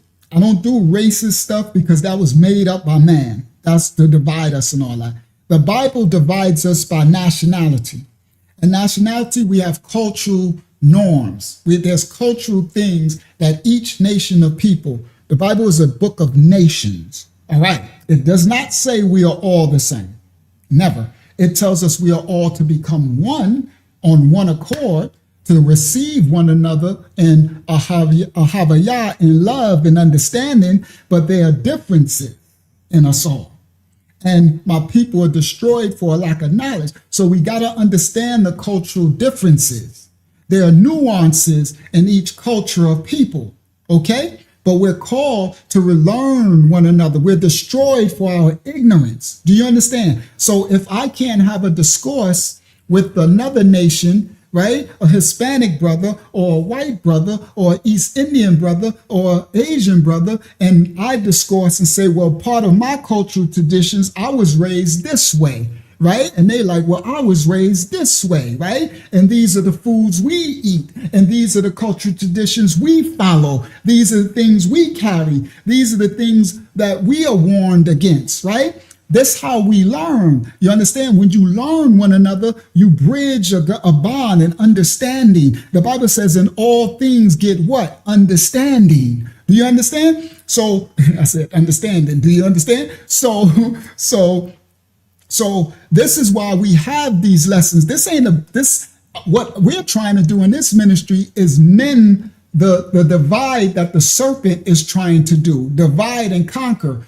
The righteous of every nation, kindred, and tongue, the remnant, they want us to be asunder and divided, while the other masses who are dark are divided to 1/3. But the light, we have to come together. We have to discern one another's spirit, and we have to sharpen iron, steel, iron sharpens iron, steel sharpens steel, and we have to fight against the collective darkness, the masses that are trying, the puppet master that's trying to use these crash outs of every nation, kindred, and tongue against one another, right? The righteous, we fight spiritual warfare. So what I'm pointing out is this family trusted this woman with their baby to go on the boat. And I got to talk to the so-called blacks because I'm so-called black, right? My so-called whites, you take care of the so-called whites. Hispanics, you take care. If we each have accountability for our own and our crash outs, and we understand that we can discern between the unrighteous of our nation and the righteous, and we can teach the righteous of the other nations what to look out for. Come on, y'all see what I'm saying? If we can teach the other nations of people what to look out for against the unrighteous of our nation, then the righteous are coming together to protect the righteous seed. See? So if I can teach, my black brothers and sisters, those who would have eyes to see and ears to hear, you don't give your children over to nobody to take on no boat. Why would you give your child? Because people are too comfortable. This is why Nolan's parents just let him just go anywhere. He's on this people boat and that people boat and here and in this way. You're doing too much. You don't let your children, you don't give your children to nobody. Facts. And I need to tell that to everybody. Now I'm talking to my nation of people too, but I'm speaking to everybody. You have to take accountability for your own people. And that's why I'm calling out Jason Whitlock and these sellouts, right? These are devils. They sell their own people out. You understand? I don't sell my people out. I understand we got crash outs. We got gangbangers. We got drug addicts. Every nation got that. Every nation got wicked people. Every nation got drug addicts. Every nation got gang bangers, right? You got the Asian gang mafia, the red dragons and all that. You go to their countries, go to their countries where they at and see what be running the politicians and the governments over there. You got dark and light in every nation. So again, the narrative of teaching and reaching, each other, the righteous, that we can call out that no, you don't do this. You don't allow your children to go with nobody. So they gave they little girl, I think they said she was 4, for this woman. Now listen. For help, Jerry never called. After swimming to shore, she knocked on his. Angelique Cunningham's kill is that we have 2 people that have been determined to have drowned in Lake Erie. And we have an adult female that left that. That's what I'm saying, Denise. I ain't even want to have to go there. I'm like, boy, the devil is doing the statistics. Like, come on. That's why I said I'm going to do the statistics one day. I'm going to rip it to shreds. because with statistics, the crazy thing is I'm going to rip the statistics per capita crap to shreds with their own per capita and statistics, right? Because I got the election to do it. But it bores some people, so we'll do it another time. But all right, let's continue. Watch this. Scene after she was responsible for Angelique Cunningham's, and we have an adult female that left that scene after she was responsible for Angelique Cunningham's care. Investigators say it was Angelique's mother who called for help. Jerry never called. After swimming to shore, she knocked on a stranger's door. He was just being a good Samaritan and helping somebody out that came to his door asking for help. Authorities say Jerry never called Angelique's mother despite being a close family friend. She's not a babysitter. She was a very close friend to the family, and they felt comfortable enough to allow her to go with her on a recreational boat ride. Investigators told— No, children, everybody, don't let your kids go with nobody. I don't care, black, white, whatever. I don't care. Don't let them go. Something happened on the boat. The boat, the girl and the old man, the man drowning. The woman swam and then got to shore and didn't even call the police. Went over a friend, went got help, and just went on about her business.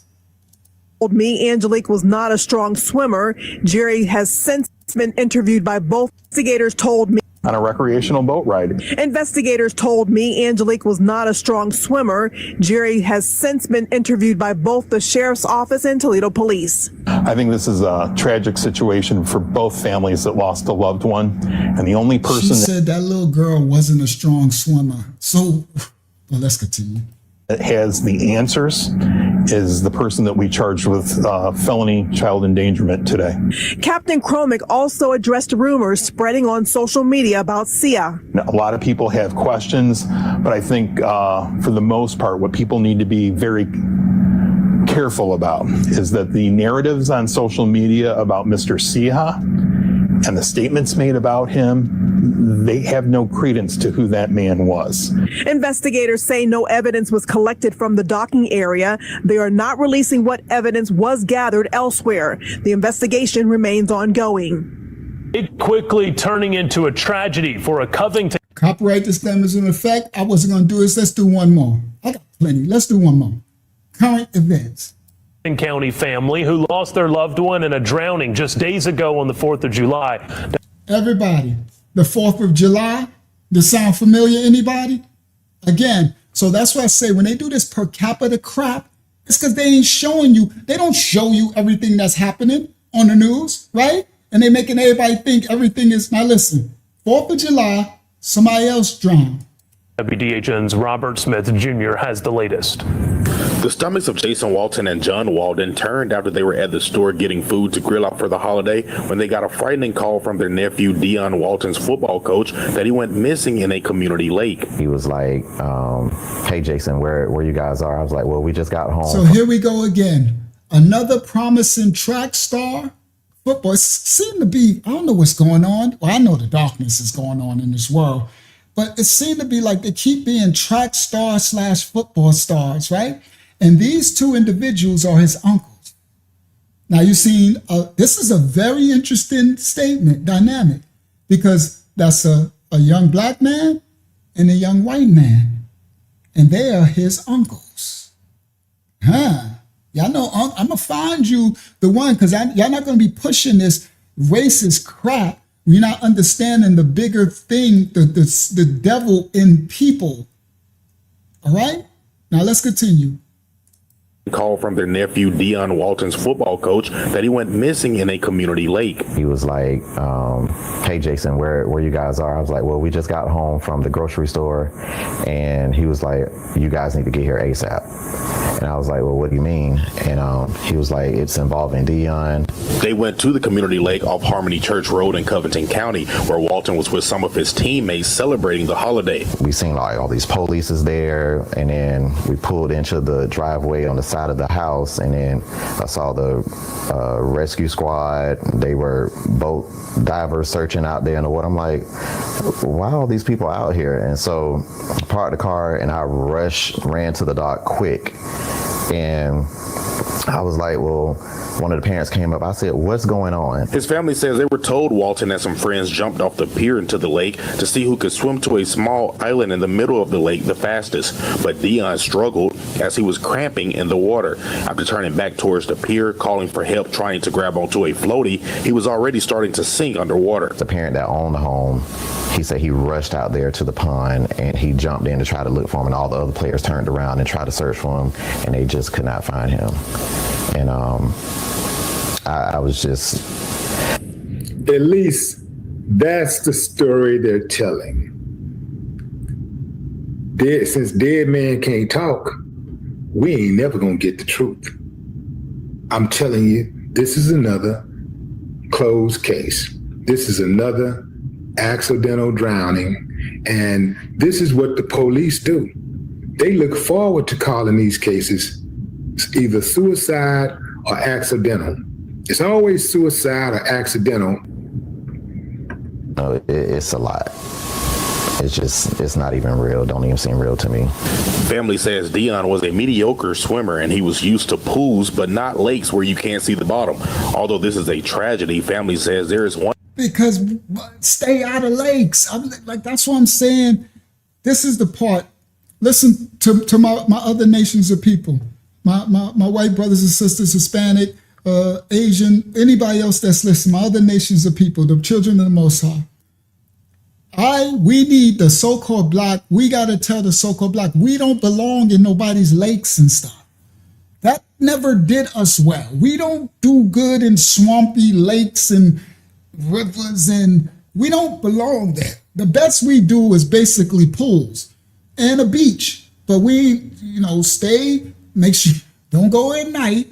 Make sure you're around the right group of people at the beach and don't go too far out. Don't let people pull you into currents. You know what I mean? And be like, come on, we're going, come on. No, stay out of no lakes. There are other cultures of people, they're comfortable in lakes. It is what, they have swings and they jump off, right? They have a swing and they'll jump off into the lake, right?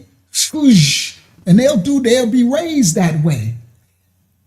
We can't tell another nation of people what's dangerous for them, right? There's things that so-called blacks we can do that other nations probably like, dang, y'all not scared to do that? Like, you got other nations, they climb mountains. You see what I mean?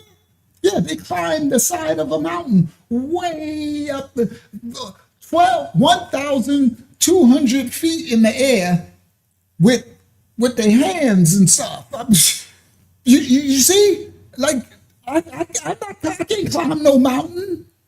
Now, I can run, I can do stuff. I can, there's certain things that the Most High gifted me to do, but there's certain things culturally that everybody's not adapt to. So, unfortunately, there's a generation of young blacks that are not being told your limitations. You see? Now the crazy thing, guys, is a lot of them are the strongest athletes and fat, right?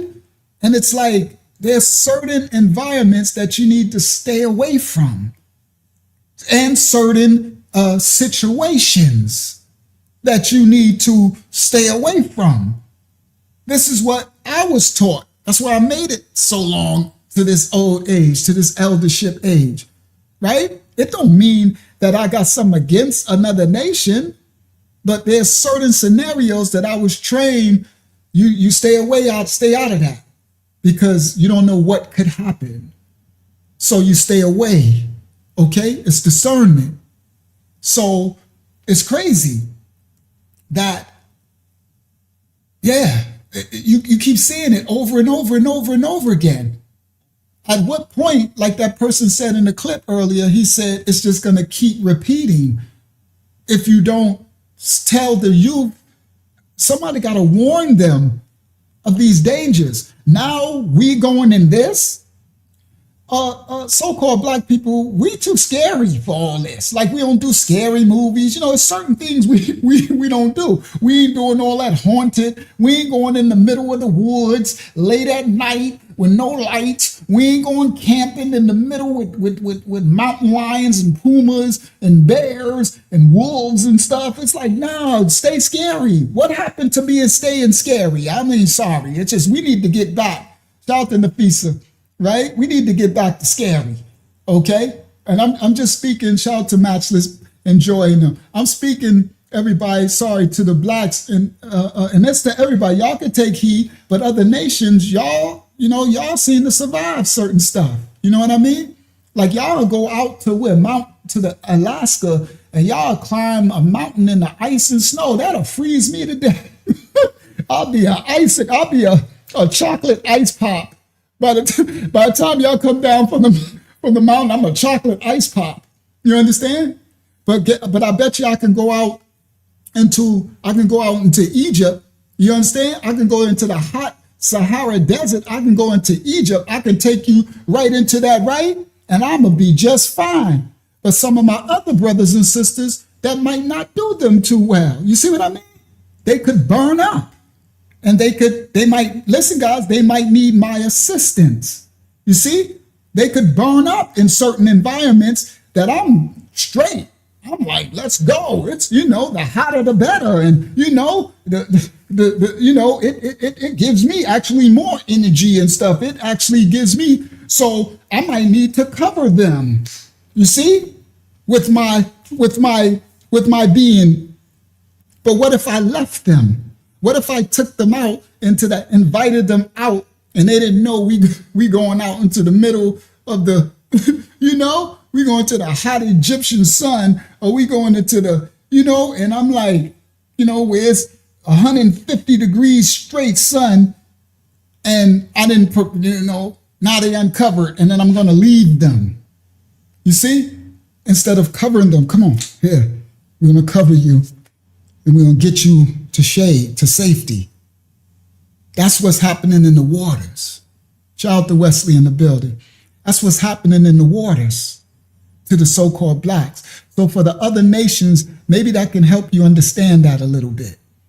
That this is what's happening to the blacks. They're being, coerced out into an environment that they're not really conducive to. We're not conducive to this. We're taught.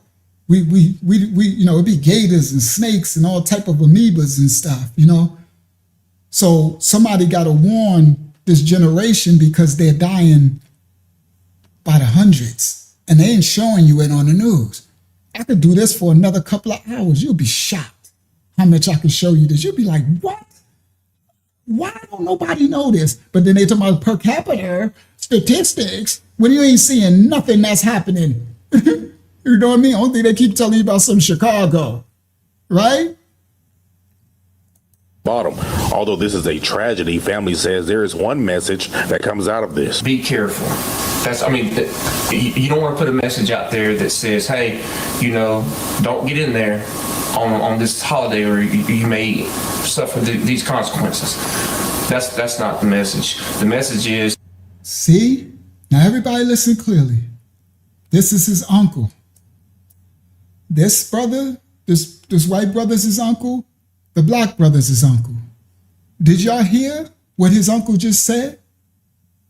The message is, we don't want to put the message out there that you don't want to go in that water on the 4th of July. That ain't the message we want to put out there, that it's not safe. See, you're wrong. That's the message we need to put out there.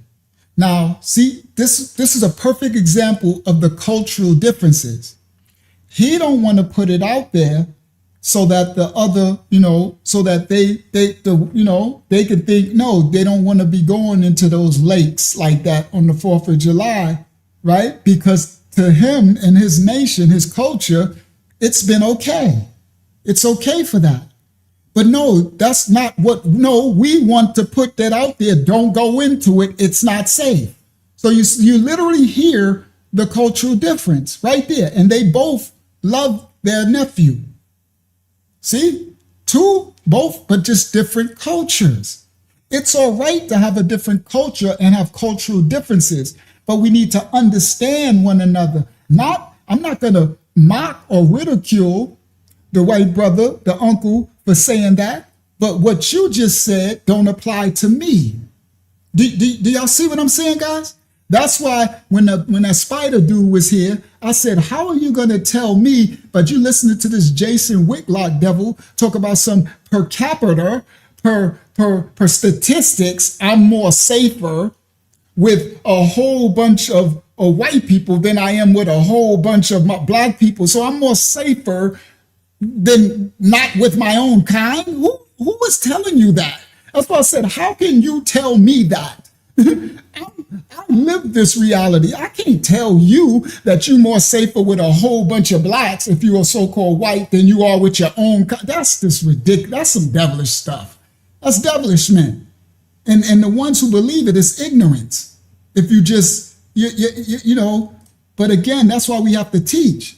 So listen what he said. Dion was a mediocre swimmer and he was used to pools, but not lakes where you can't see the bottom. He's a mediocre swimmer, used to pools and not lakes. He shouldn't have been in there. Although this is a tragedy, family says there is one message that comes out of this. Be careful. You don't want to put a message out there that says, hey, you know, don't get in there on this holiday or you may. See, you don't want to put a message out there. Why not, brother? That's what I would ask them. Why wouldn't I want to put your nephew just drowned in that lake and you're saying you don't want to put a message out there, don't be in the lake? Why? You might want to put that message out there to the black brothers and sisters who keep drowning in these lakes and drowning in these, right? I do. I want to put it out there.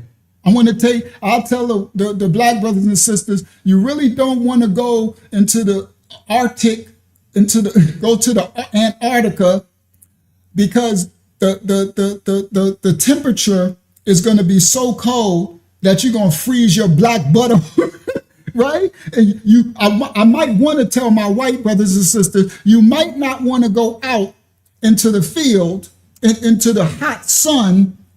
You understand? About 12 noon, you know what I mean? When in Florida, when it's 108 and the humidity, you might not want to do that.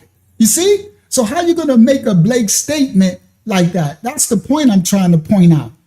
And so the serpent seed powers that be that's manipulating, they're pushing everybody into ignorance. They're having everybody so racially divided that they can't see the cultural differences in one another. And there are things that could harm me that might not harm you. Things that could harm him that might not harm me and you, right? For the different nations, my white brothers and sisters, my Hispanic brothers and sisters, my black, right? There are different things. I can't eat certain things, right? I get my vitamin D from the sun. Do you understand? So I need to be in the sun so I can get all my vitamin and nutrients. You understand? You understand? So some of the white brothers and sisters, they can't tolerate that level of sun. So within them, they manufacture their own vitamin D in their system. So if I go too long without sun, I could be vitamin D deficient because I get it from the sun. You understand? Along with a lot of the rest of the nutrients. So as long as I can get some sun, then I don't need to take no multivitamins because it comes straight through the sun's rays into my physical temple. But you have to understand that about the individual. So if I'm that happened to me. What was that? I was dating, that happened to me. I was dating a Hispanic girl, right? But she was Puerto Rican, but she was light, like a real, some of the Puerto Ricans like white, like look white skinned, right? She's Puerto Rican, a full Puerto Rican, right? All that. She was mad fuego, you know what I mean? They be off the chain. See, cultural differences, girls be crazy as all outdoors. Yeah, they do. They'll tell you if somebody told you wrong, right? She was crazy as all outdoors, right? But anyway, so my little man, this is crazy work. So I got my son and she got kids, right? She had 2 kids, right? And I'm taking my son with him. My son is black, right? We go out, I swear I'm not lying to y'all. They go into the pool. So I'm like, okay, cool. You take them to the pool. All right, just watch him, right? I don't play that pool stuff. Make sure you watch him, right? I got him. Right? You know, she's Spanish. They curse you out fast, too. Not, they don't cursing me out, but you know. But anyway, I don't play all that disrespect. So I'm just, but anyway, so she goes to take the kid. So I'm doing stuff, right? And all of a sudden I come out and, you know, they got floaties on. You know how the kids, they have a floaty on the arm. They be, you know, kids can't wait to go, right? So they like, right? So I come out and I said, what? I come out and my little black kid sitting there with white stuff all over him. I said, what happened? And she's like, what are you talking about? I said, what is that all over him? He's like, Daddy, it's sunscreen. I said, sunscreen? I said, girl, what's wrong with you?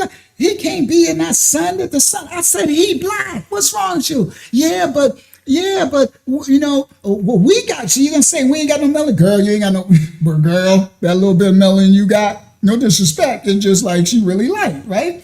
And I'm like, I understand, Mama. You know, you lathering the she had two girls. You lathering the girls up with the sunscreen. But I need you to come here, baby. I took him in that bathroom and he got mad because he wanna, you know, kids want to be like the other kids, you know, with kids, they want to, so he mad. I got to talk to him. You know what I mean? I'm like, it's okay, right? I was like, you don't have to wear that. The sun, you know, you're going to get tan and you get your energy. And I had to make it like a superpower. You know, I did because he started crying. You know, kids want to be like the other kids, you know, they want to wear what they wear. And so I had to make because, you know, like you got a Superman and then when you get it, you're going to have more energy and then you're going to be stronger. So when you come back, by the time she brings you back, you're going to be stronger. You're going to be faster. You're going to be like, yeah. Right? I mean, so, you know, you kids, you got to get in their mind, right? I'm like, that sun's energy, it goes into your body and you're going to see. So when you start to turn brown, he said, yeah, I get a brown, I get suntan like you, Daddy. I said, yeah. I said, it's your superpower. And then you get stronger, you get it faster, you get stronger. See how strong I am? He's like, yeah. Because, you know, they want to be strong as me, right? Because I got muscles. So I'm like, yeah, hold the muscle. He's like, yeah. I'm like, put your muscle up. I said, now growl. I said, now you're going to go in that sun. You're going to growl in the sun. He's like, yeah. Now you charge. Now go have fun. You see what I mean? And watch my baby. You know, I trusted her, but I think again, now I wouldn't do that no more. Now I don't trust nobody. He ain't taking my baby to no water. If I ain't there, I will never do that again. Facts. Not today. All right. So anyway, yeah, I had him charged up. He ready to go. Right? She's like, what did you do to him? He's Superman. And then when he came back, he said, Daddy, look how dark I am. I'm like, yeah, because I get real dark. Like I turn black cherry if I stay out there. Yeah, that black red. That's that indigenous blood in there. Right after that black cherry, I'm like, yeah. He's like, look, Daddy, yeah. I'm like, yeah, superpower, Superman. And then he running around the house like a nut. I'm like, now he running around. He charged. Super Sun Man. I should have called him Sun Man. He's Sun Man. But anyway, so again, I'm telling just story. I love telling my life stories. It's cultural differences. You understand? So, you know, because she was so light and Hispanic that they, you know, I guess they burn. Now, some Hispanics don't, you know, burn, right? I heard even some with really white skin don't burn as much. I've heard that before, that they can actually get red without burning, and then some, they just burn right off the rip. You know what I'm saying? You know what I mean? I don't know what that's about. I guess it's some within that skin. I guess it's a hidden melanin in there or something. Something's going on, but some can tolerate the sun. They can actually be out in the sun and don't. That's the thing. But again, we have to learn the cultural differences and learn. So this uncle's statement of saying that he don't want to put it out there, not to get in that water. Nah. You got to watch blanket statements. Nah. It ain't safe. It wasn't safe for him to be out there in that lake. Family says there is one message. Yes, that's what I think it is, Joy. Marine Kingdom sacrifices. Because, these lakes, they covered all of the so-called black cities in America with lakes, right? And a lot of these lakes got, it's so much spiritual warfare going on in these waters. That's why I got lessons about Mayam water, the Marine Kingdom, right? They call it Mem in Canaanite Hebrew, right? Mayam is what it's called in the original pictograph, Habariyah Hebrew. So there's spirits and principalities and stuff and waters and stuff and bodies of water and people be sacrificing rituals and stuff like that. There's so much wickedness going on. So you got to enlighten and my people are destroyed for a lack of knowledge. You understand? Come on, Mammy Waters. You go over there to Africa, you know what I mean? Dagon, that's what Dagon is. The god, that devil god Dagon. That's where the Pope fish hat come from. That's where they get that fish on the back of the Christian, they say the fish on the back. That ain't nothing but Dagon. That's fallen angel stuff, right? That's the Roman Catholicism serving Dagon and got the Christians running around with a fish on the back of their car. It's crazy work. And that's the fish hat that the Pope wear. That's the Dagon hat. And they run around in the back of their car. It's crazy. Religion is nuts, bro. All right. And again, all of these people be doing these cultural practices when they don't understand that a lot of these things are rituals. And then some of these kids are carrying on traditions. So a lot of times people ain't as innocent as you think they are. You understand? So there's bigger narratives going on, but you gotta tell people, man, I'll tell people, stay away from all those waters, bro. If you're gonna go to some waters, go with your mom and dad, go with a group of your own. You understand? See, that's the part. They want me to say it's racist if I'm telling a black that's going to go to the water, go with a group of his own. Or if I'm telling a white that want to go to the water, go with a group of your own. No, go with a group of your own. Don't play around water. Water's very dangerous, spiritually and all that. So you need to, come on, the sirens, you need to, and you got Whitlock talking about black people, we ain't safe or and then that spider punk dude, he want to be all, his devil want to get riled up because I'm not going to let this devil Jason Whitlock sitting up there telling black people we not safe against our own people. We safer against another people when we're talking about situations happen that another people, we're losing our lives with other people, and you're telling me that's crazy work. But then they want to go to some ghetto narrative. They want to go to a poverty, crime-ridden environment where every crime is conclusive of the individuals in that environment, vicinity. But so more whites kill whites, more Hispanics kill Hispanics, more blacks kill blacks. But they would just want to say blacks kill blacks. You more safer. No. That's that foolishness. That's that narrative that these devils want to continue to push. I ain't afraid of my own people. See, Jason's crazy with that. Y'all gonna miss me with that. I'm not afraid of my own people. I'm afraid of unrighteous people. I don't care what color they is. I ain't going into no Chicago. I'm not going to the left side, west side of Chicago to North 14th Street thugs, Crip, GD, folks, throw it up, look. I ain't doing all that because I ain't living that. I'm righteous. I'm not going into the projects in the Bronx to know what they call them, 5'9" brim, hot boys, throw it up. I know they probably got a whole new saying they do now, right? What they call them, woes and woos and chews and chewies and dewies. They got new gangs. I don't even know the gangs no more. I'll definitely be out. And then the funny part is I look young.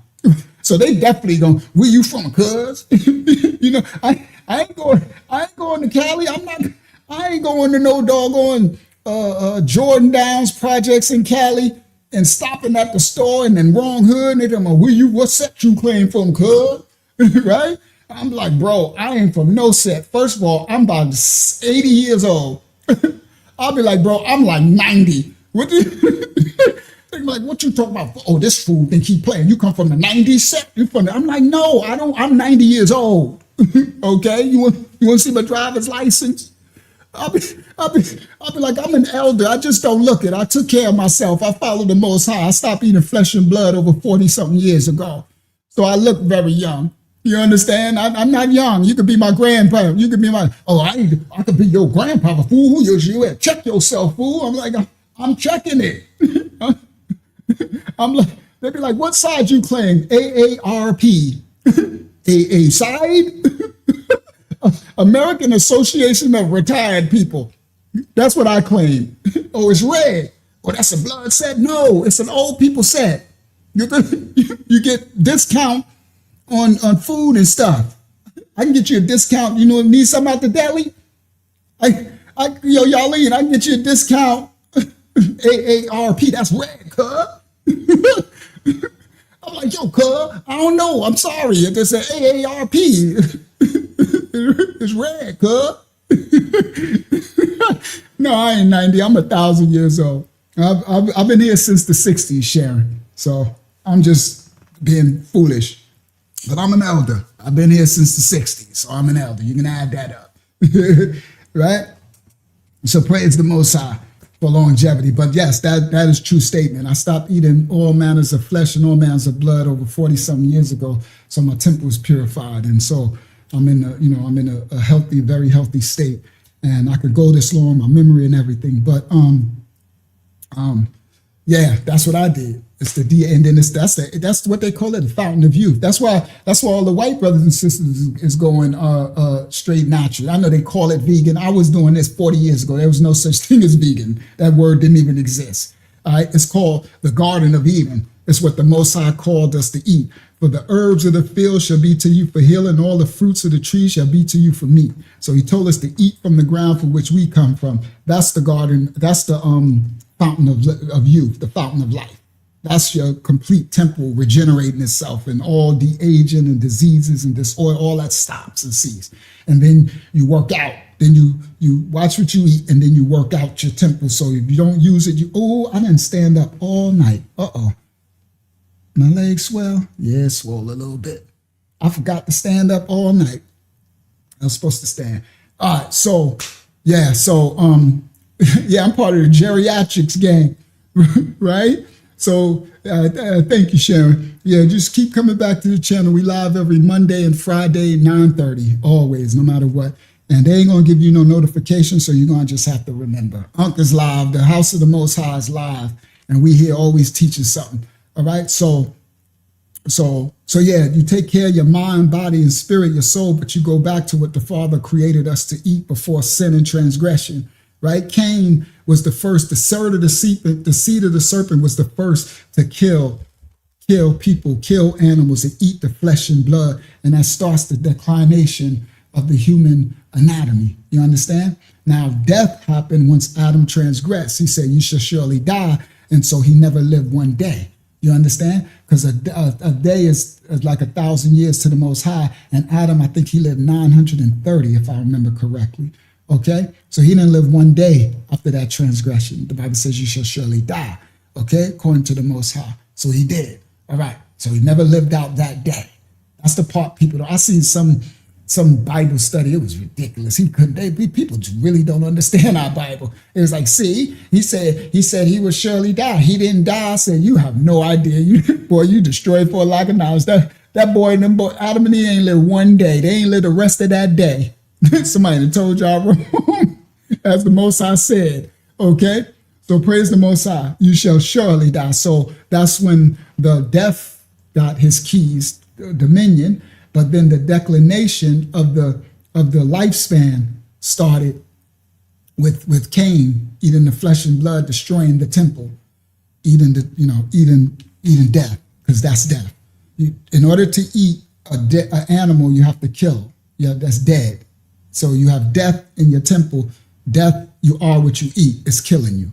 That just is what it is. That's why when people get my age and stuff, and they start going to the doctor, and the doctor says, you got to stop eating red meat. You got to stop eating pork. You got to stop eating flesh and blood. You got to start eating fruits and vegetables. Now they're trying to reverse all the damage you did. So the Most High stopped me 40-some years ago. So that's why you get the clarity of mind as well. Everything, you know what I mean? So praise the Most High for obedience, for me adhering and listening, and the will to say no to the flesh, say no to the God of the belly, right? The desire, the appetite. That's the biggest principality over mankind, especially in America, is the God of the belly, saying no to the lust of the canines, savage, that desire for the unhealthy foods to destroy your temple. That's the hardest one. The other lands, like the Asians, all that, they did a lot better. That's why they don't have all the diseases, right? They don't have the obesity rate and all that type of stuff. Look at America, boy. These people look crazy now. I'm like, my goodness, bro. Everybody, they just like, yeah. So praise them. Yeah, I don't have no doctor. I ain't been to the doctor a day. Man, I've been for stitches. I've been for, bullet stitches, that's it. I ain't never been, I never been to a doctor. I don't have it. Now, I'm not saying for those, you need it. Now, if I needed emergency, like I had to have emergency tooth, and I just go to the emergency room and do the indigenous. I ain't got no money, bill it. Just bill it and do whatever it is, you get in line. That's because I'm from the hood. It's just, I grew up in poverty and I grew up in lack. So we just survivors, right? So we had nothing. So when person ain't got nothing, what could you do? You can't get in line. What you gonna pile it on? What you gonna do? Nothing from nothing leaves nothing. That's that song. Nothing from nothing leaves nothing. You gotta have something. If you want to be with me, that's where them girls get that. That's when them girls get that spirit from. You gotta have something, but ain't nothing wrong with that. Sisters want a protector and a provider, but it's been perverted to the point where everybody's chasing the bag and money. But it's natural in our DNA for the sisters to want to be protected and provided for. Now, Hasatan took it to the next level, right? There's also a natural genetic selection. Right? But now they took the genetic selection. This is just about money and mammon. That's Hasatan. Hasatan is a mess. The devil is a mess, right? Convoluted the people of every nation, kindred, and tongue, right? But shout out to the elders who want to teach the devices of the serpent so we can see his ways and we can understand to come out of it. You understand? And that's what this lesson tonight is about. So we're telling these stories, and it ain't to further divide, but it's to point out how that Jason Whitlock devil, you know what I mean? How these people are constantly pushing the narrative and thinking that us as nations of people on this earth, we don't have the right to know that we're different culturally. And everything that's safe for me might not be safe for my white brothers and sisters. Everything that's safe for my white brothers and sisters might not be safe for me. Everything you see what I mean? But then they'll say that you are evil or racist. No, that's ignorance. Now, some are just tossed to and fro. They are like these damaged people that came up in here in the chat, right? They just want to spew hate. And the ones who don't even want to see when we say, no, we welcome you as our righteous white brother or sister, or right? And they still want to spew that, then they're showing that, remember, you know them by their fruit, the Bible says. You see them by their works, by your actions. If you can't receive my understanding, my compassion, my love, my acceptance, because of what narrative I'm discussing, because of the topic has triggered you, then you are unhinged anyway. And you would be a threat to me because I'm not unhinged. So the Bible says I have to be careful who I'm around, make sure I'm equally yoked with those I'm around. So I'll treat you with kindness and respect, and I'll treat you. And when you show me who you are, then I can even call out who you are and what's going on with you. That's why I told that brother that he's a devil, right? He got upset. So you calling me a devil? Yeah, I'm calling you a devil. I'm calling the spirit that's working behind you. Devil? See, I'm not scared, Sharon. Somebody told him wrong. I ain't scared. I called the Jason Whitlock a devil because I know what the Bible says we have to discern and test all spirits and know the spirit behind the people. Our Messiah called Peter a devil. He said, get behind thee, Satan. Peter wasn't the devil. It was a spirit that the Messiah saw in Kafayah Peter at that time that was working in Peter. And the Messiah said, "Get behind thee, Satan." I know Peter looked around.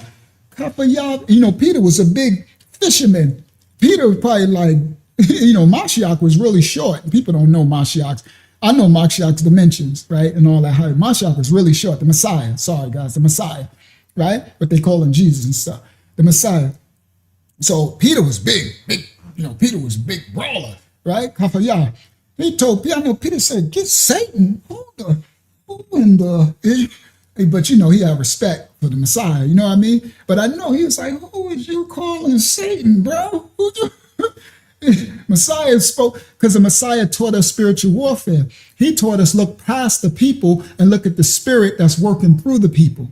So when I say that, when I tell them, like, "Get behind me, devil," I ain't scared of you. The devil's a lie. Something that told you wrong, because I know it's working over you. Now I can point it out to you, right? And I can show you, but guess what? 9 times out of 10, you still won't receive it, because the devil has full possession. You understand? You're all in your feelings, you're being in emotions, right? And you just hating me because these puppet masters then told you to hate me.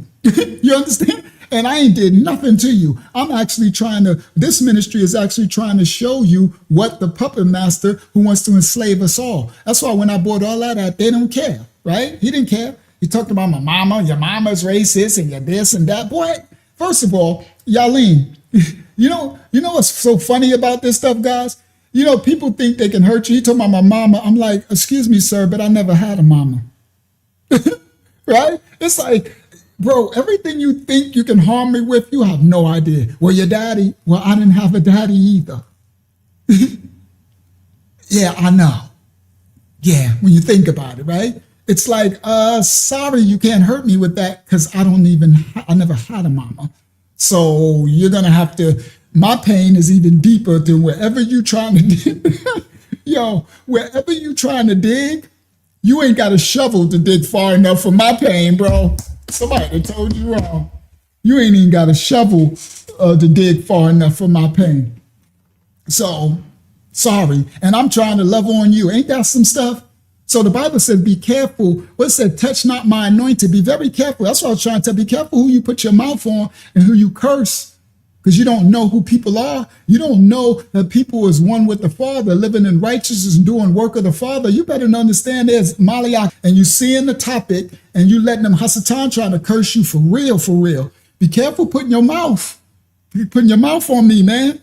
That's why I say I ain't harmed nothing. I'm welcoming everybody of every nation, kindred, tongue, and we welcome you with loving and understanding and compassion and kindness and respect. And we're trying to pour into you and feed into you and do everything. And you want to curse that and come against it and speak on it, boy.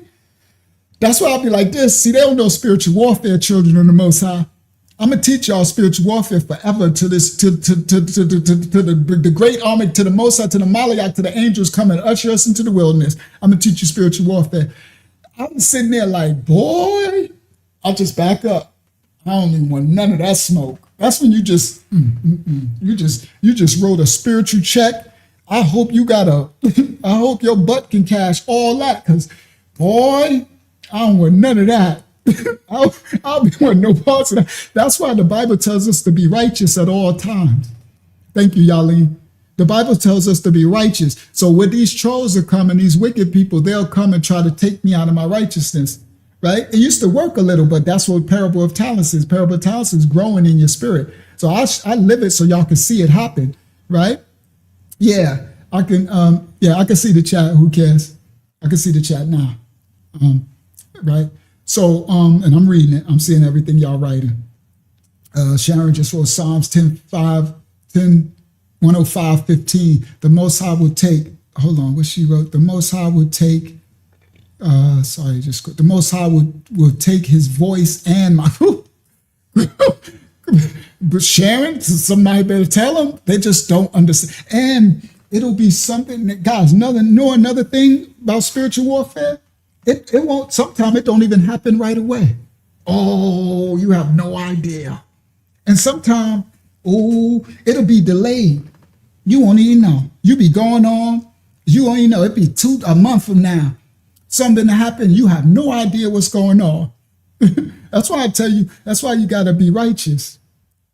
Just for righteous sake, just, and they'll try to take you into darkness. And that's why the Most High is teaching me, so I can lead by example, that y'all who watch, y'all can see, okay, I see how Unc handled that. Let me train myself, because I didn't used to be like that. Go to my old videos and watch. I was sharp with the tongue. Come on, bro. In the streets, I knock them out, right? But I repent for all that sin and transgression, right? Then I used to knock them out with the tongue. I just cut them. I used to chop them down. Remember, just about a couple of months ago, I used to tear the trolls up. I used to make them, wasn't that a funny time, guys? I used to tear the trolls up, make mockery. I used to embarrass them so bad, right? And be laughing, and we would just, oh my, that was a fun time. I honestly, it was fun. But again, that was the Most High was going to allow me to stay there. You understand? Now I see. So he started to you can't, I understand y'all having a good old time tearing the trolls apart. I used to tear them up and we'd be laughing. I mean, belly gut laughs, right, guys? It was funny. People like, oh, you are so crazy. You're so crazy. They used to come for the Unk show. Where the trolls at? Like, right? But now he got me, right? He got me just disciple to just disband them with love and understanding. And just patience, and just they don't have a power, right? They're just traumatized, or the ones that's really devils, you still ain't got no power, right? You ain't got no power, authority over the righteous light. I understand, right? You jelly, helly, you hating, I don't know what it is, whatever it is. We love you. That love, that ain't nothing but kryptonite, right? To your super devil. I got some kryptonite. I got some Shemaic kryptonite. It's called Ahaba Yah. We love you. Everybody give them love and kisses. Come on, Sister Lisa. Everybody give them love and kisses and show them morality and understanding. We welcome you. It's okay. It's okay, Tink Tank. We know you've been harmed. You probably ain't never had a hug. People been talking down to you. They done made you hate me because I'm my color of skin. I don't hate you. I don't hate you, Tink Tink. It's okay. We love you. Just it'll be all right. It'll be okay. We got binkies. Come on, Abba Yah. Y'all get some binkies. Everybody got blankets. Yeah, we got binkies and blankets because everybody's traumatized. Everybody hurt. You understand? And they just, some of they just go away. They'll just disappear, right? The spider dude, he was trying. He just kept trying and trying. I'm like, whatever. But praise the Most High. All right, so we're gonna get to it. Go ahead. We might as well close out. You still have questions when you're ready. Let's do that. Let's close out with the question, because I have more, but we're gonna close out. It's fine. And because I had a whole teaching to do too. But go ahead, Hakim. Let's do the questions. All right. Soulfully Sowing Seed says, "Who is Nolan Wells' father?" That is hilarious. So she probably asleep now. I wish she was here. I wish I could have caught that. Because I wonder why she asked it. Because if she asked it why I think she asked it, I'm going to save it. Because I got a whole lesson on it. So Sophie Sowing Seeds, if you watch this on the replay, could you write or come back and we'll answer you early, right? Because I got a whole lesson on that. That's a whole, I think I know why she's asking that. All right, so anyway, and if not, it don't matter. I'm gonna still bring out what I got because I got a whole thing on that. Praise the Most High. Go ahead, what's the next question? This next one is from Keela. She asks, or they ask, who has Crump interviewed so far? I don't know. I don't know actually what you call what trajectory they're taking, right? In their case, I don't know if they're trying to do the autopsy, and I don't know what they're doing. Like in the Carmelo case, his defense team is not letting their hand be shown. So I think the best way of a defense is to not let your hand be shown.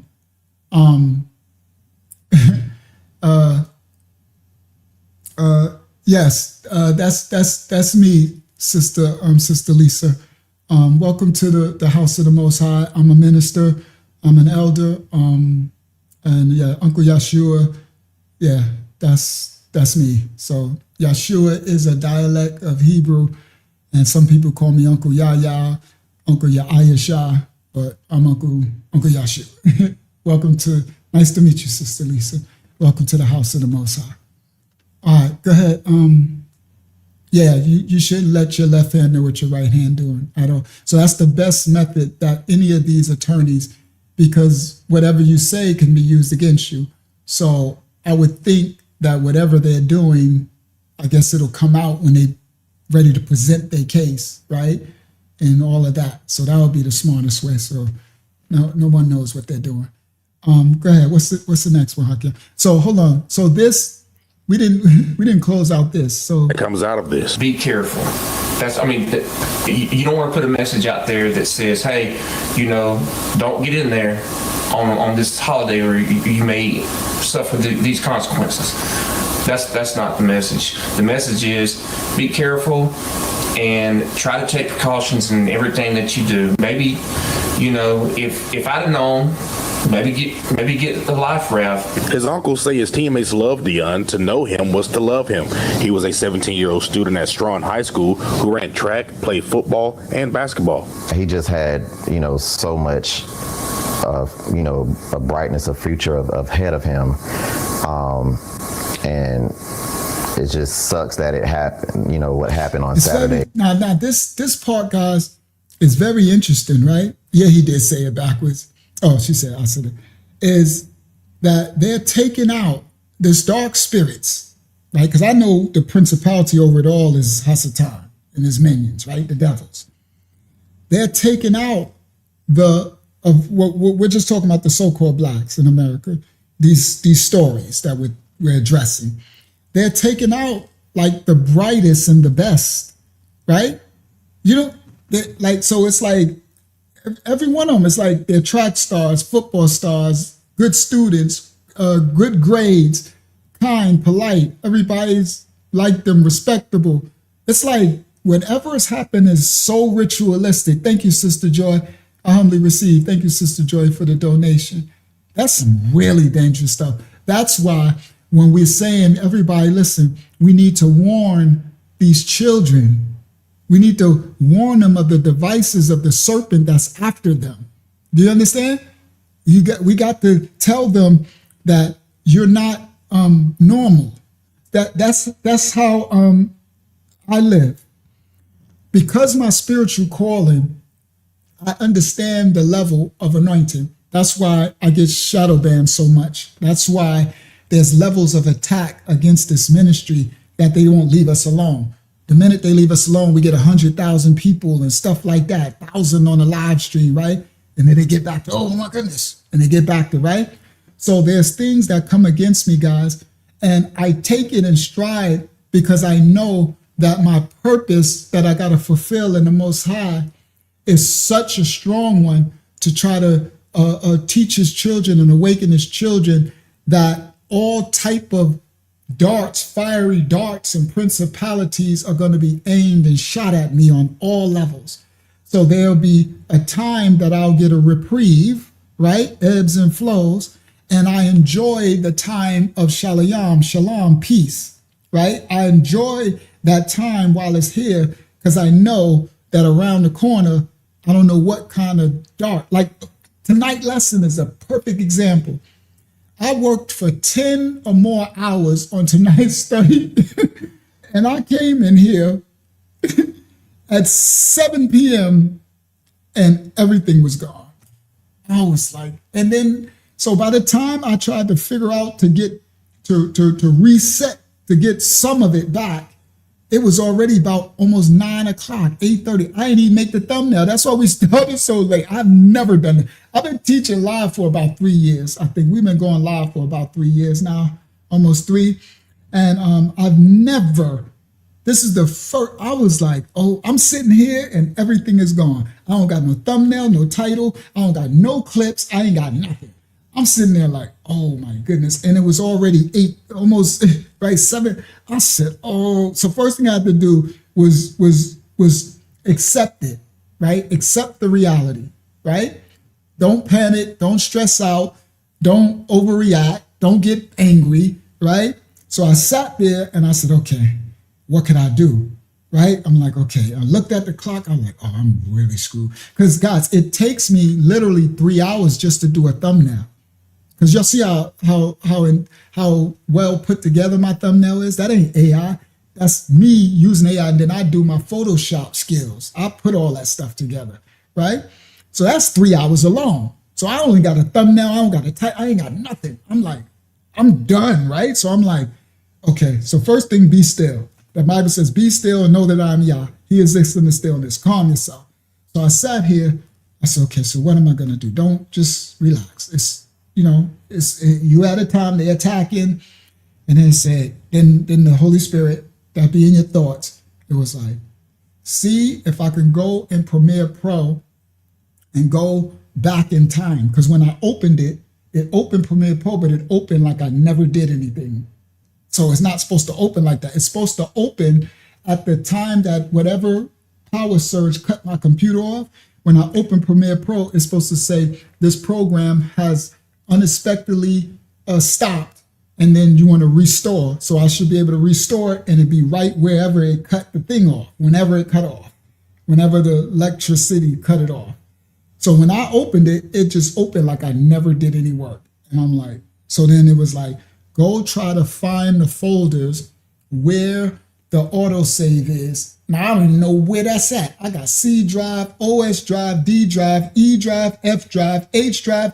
I got thousands and thousands, thousands and thousands, millions of gigs, but I got like hundreds of terabytes. You understand? Right here, they all over the place. 8 terabytes, 10 terabytes, 5 terabytes, 6 terabytes, 8 terabytes, all this, right? All this info I got, I teach, right? I got all these. So I'm like, I don't know where. So I had to sit here, and it took me almost an hour and some change to find it. So by the time I did that, it's almost 9 o'clock, and I go live. It's supposed to go live at 9. I'm like, so, but once it opened, that's how these clips. Shout out to Nafisa. Thank you, Nafisa. So all these clips distort what's on the screen. The reason why you got that is because I found it and it opened all the work I did, these edits, right? I edits all this stuff, right? I have to put all this stuff together. These are hours and hours, to make it look like that, to make it sound like this. You understand? All of this, hours and hours and hours of work, right? Because these things don't be like that. They be skinny. They don't be, the sound be all over the place. So by the time I did it, then I looked, I was like, crap, it's like 8:34, 5. I was like, okay, first thing I got to do is make the fastest thumbnail I ever made. And so then I immediately, and so that's why I started so late. So I was saying it because the what's coming after the kids and the generations, these spirits know, and all of you, old, young, whatever, these spirits know, and every nation, black, white, whatever, and in between, these dark spirits know the calling that the Most High has in your life, your purpose, and it wants to bring you as much drama, chaos, depression, and stress as it can to keep you in an unrighteous state. You know what I mean? In an unrighteous state. So your job, shout out to Brother Edie Berto, your job is to understand that the things that are coming against me is because greater is he that is within me. It's because there's something that's in me that the Most High can use that is very powerful. But the dark world will make us think that we don't have any power. We're not what's the name? We're not what you call it?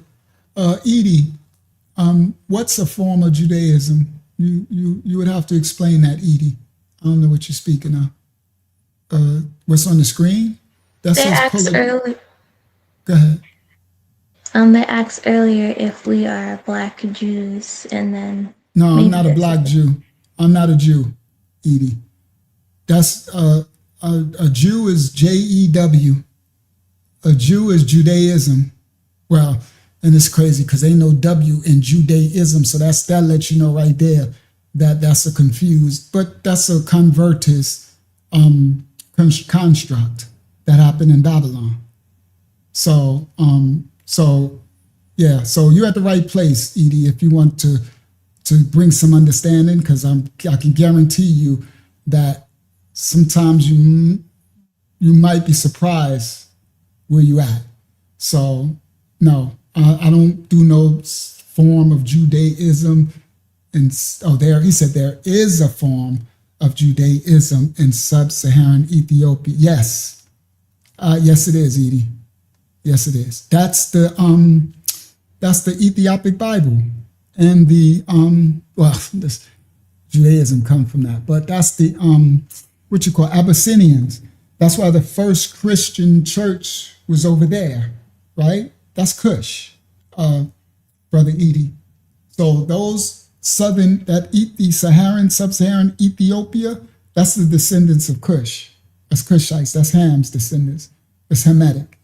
And the Bible, or the manuscript, the Hebrew Habarayah creator is from Shem. That's Shem's God. So that's a whole different, but some of Shem went into Ethiopia, right? And they took a lot of their land as well, meaning Cush took a lot of Shem's land. So, all right. Ciao, Brother Edie. Have a good day. Have a blessed day. Nice to meet you. Nice to meet you, brother. All right. All right, go ahead. Let's close out, Hakiyama. Let me do some, I'm glad that's why you got to be slow and patient. Yeah, ciao. I was about to say ciao bello. What is that? That's wrong, right? I don't know. Why did that come to my head? Is ciao bello like a goodbye greeting? Ciao bello. I don't know why I heard that from. But anyway, I know ciao. I know, but he'll probably tell me. Somebody tell me. I don't know why I'm thinking ciao bello. Everybody, that don't mean nothing. What are you talking about? I may have heard it on TV or something. All right. So, go ahead, Akiyama. You got, while we close out. Ciao Bella means hello, handsome.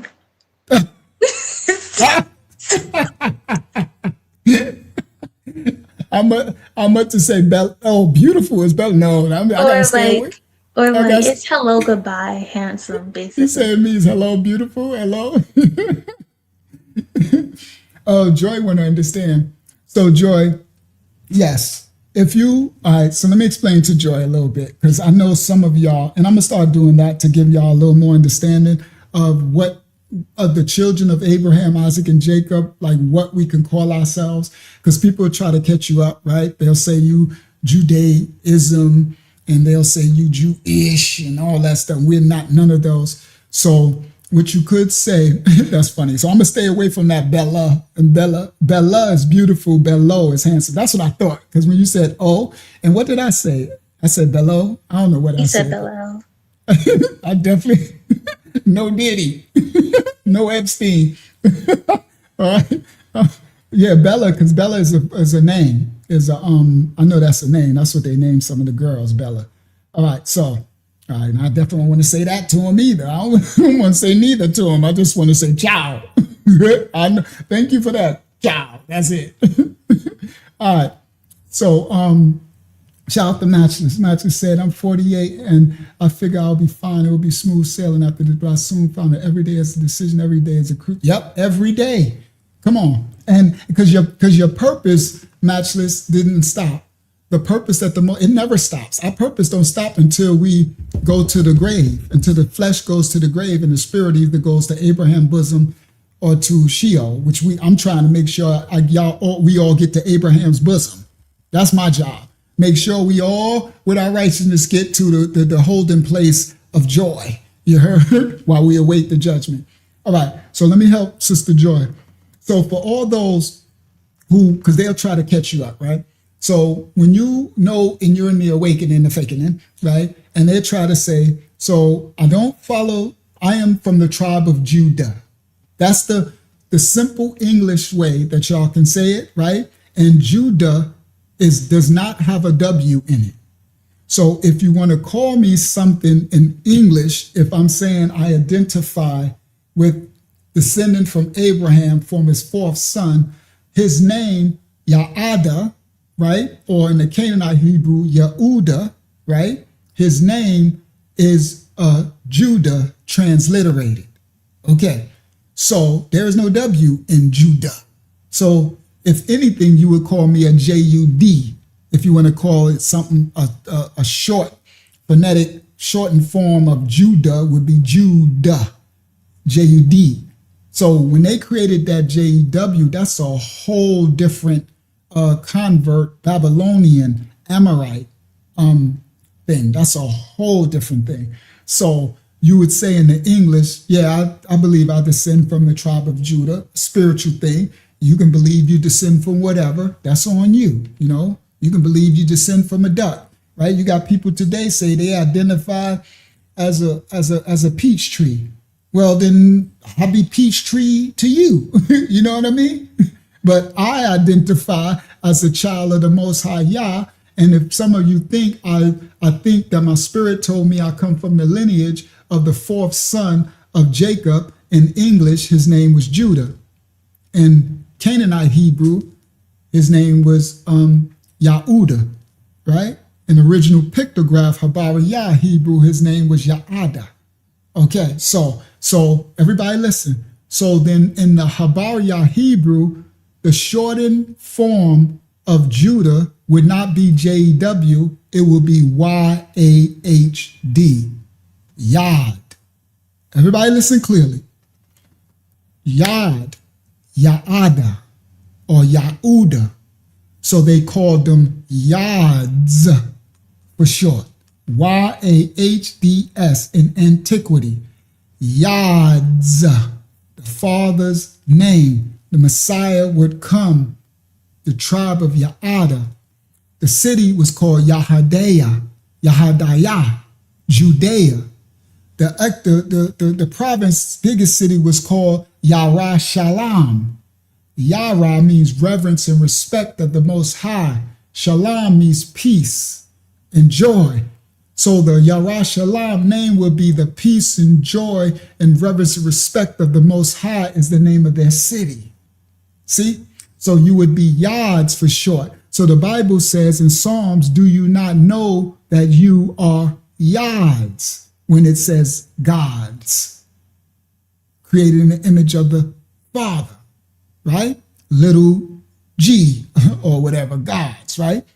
So Ya'ada, so you would be called Yads. So the simplest way to explain when someone's trying to be derogatory is no, I don't follow no Judaic cult. I'm not a convert. And really, you don't even have to entertain them, because when people are coming and they don't want to understand, they just want to harm, then you just go away from them. But sometimes when people have actual questions, that's what I'm trying to help out with. Actual questions, it's a way, because I wasn't sure if our brother was being an adversary or not. That's why I'm glad I'm slow. I used to be quick to attack, then I would have to apologize, right? Because people be adversarial, right? So, but I don't know where he was going. He had to go to work. I would have liked to see where he was going. You know what I mean? But he was correct about the Judaic, Ethiopian, and all that type of stuff. But anyway, so yeah, that's it. But what I really say, guys, is I get away from all of that because a lot of that, y'all will see me do it. And I know some people are like, why don't you try to identify with Israelite? I ain't identifying no Israelite no more, because these people that went out there and tainted it. These devils out there coming in the name. I'm wise as so I don't have to identify with the fleshly identity of my yes. Do I believe in my spirit that I come from the tribe of, from the children of Jacob? That's what his name is. Yes. Do I have to? No. Know what the Bible says in the Bible at the end? The remnant at the end, they will become what? Under the Messiah?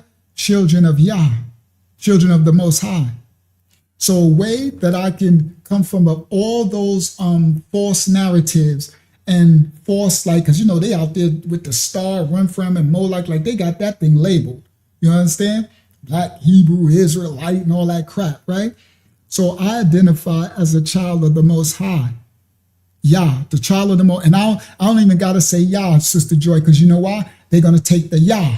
See? This, let me show y'all what I'm doing. This is what I do, because I don't play that game. So I would say I'm a child of the Most High, creator of all things. Less is more. You know what I mean? Because see, first I need to learn what spirit, the Bible says discern all spirits. I need to know where spiritual coming in, because a lot of them be adversaries and they just looking to try to cause you harm and just, you know, right? So you ain't getting, don't cast your jewels on the swine. So who you identify as a child of the Most High, creator of all things. Now what you got? See what I mean? This is how you take the darts away from the serpent. You take the bullets out their gun. You understand? It don't mean I don't know who I am. I don't got to proclaim this to you for you to know I come from the fourth son of Jacob. I know exactly who I am. Abraham, Yasaka, Jacob. You heard? I'm from the tribe of Yaada. I know who and whose, and I can break it all down. But who's you to try to question? Nah. So what I do is I say, I'm a children of the Most High. Because if you say I'm a child of Yah, then they're going to try to do the Yahweh was a Canaanite deity and Yah this was all this foolishness. When I understand, when they don't even understand the election of the tongue. You're correct. Yahweh was a Canaanite Hebrew god. Yeah. And the Hebrews started to follow the Akkadian, well, that was Ugarit, the Ugaritian gods and stuff, right? It was later Akkadian into Ugarit when they created Yahweh. So I understand my creator ain't named Yahweh. So you're going to miss me with that, right? So what I do is, Star Brown, it's probably a little out of your pay grade. It's okay. All you would have to do, Starbound, if you wanted to learn, is you would just ask the question, right? It's not a freak. Ain't nobody freaks here. So you got to get the freaky stuff out of here. Ain't nothing freaky. I'm explaining something to a sister who wanted to explain her cultural beliefs, right? Her cultural beliefs. Some people have religious beliefs, right? So I don't know what you are, Starbound. Are you atheist? Are you Muslim? Are you Christian? Are you agnostic, right? So that's what thank you, Starbound. That's what we're doing. So I was breaking down for one of the sisters because she identifies as a Hebrew, all right, from the Bible, right? From Abraham's descendant, from Jacob. And so I was trying to give her an understanding because a lot of people will attack different belief systems, right? And so I was pointing out that you've heard of these Hebrew Israelites. We got it in the title tonight. And they out there cursing people out. And they out there, right? They out there really wicked. You know what I mean? Yeah, I worship the Most High, creator of all things. Yes, the Most High. So again, we just have a different understanding. You can call him God. Some people call him God. But the Bible says there's many gods, right? There's thousands of them. So it's like, so the reason why I don't use God, Starbound, because it's like, which one? Yes. So I worship the creator. There you go. Me too, Starbound. I believe in the Most High, creator of all things. The Almighty. You can call him God. Some people call him Yah. Some people call him Yahweh. Some people call him Yahuwah. Some people call, right? So yes. So that's where we get the understanding, Starbound. It's like, because sometimes us as people, we speak different dialects and we have a different understanding as we came to the Most High. But remember, there's many branches that lead us to the Father, right?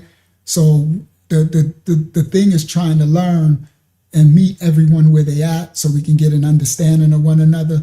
And yeah, so that's what we're doing. I was trying to help the sister Starbound as she navigates her cultural belief in the Hebrew manuscript, the Bible, right? Because it was a Hebrew manuscript, right? The original. And she believes that she descends from the lineage of the Hebrew Bible. And I was trying to teach her how to navigate when these people, the God of Abraham, absolutely. I was trying to teach her how to navigate when people come at her left field and try to teach her more of a safety, how you can speak to people in generalities and you don't even have to explain, Praise the Most High. All right. So she said God's not correctly translated. No.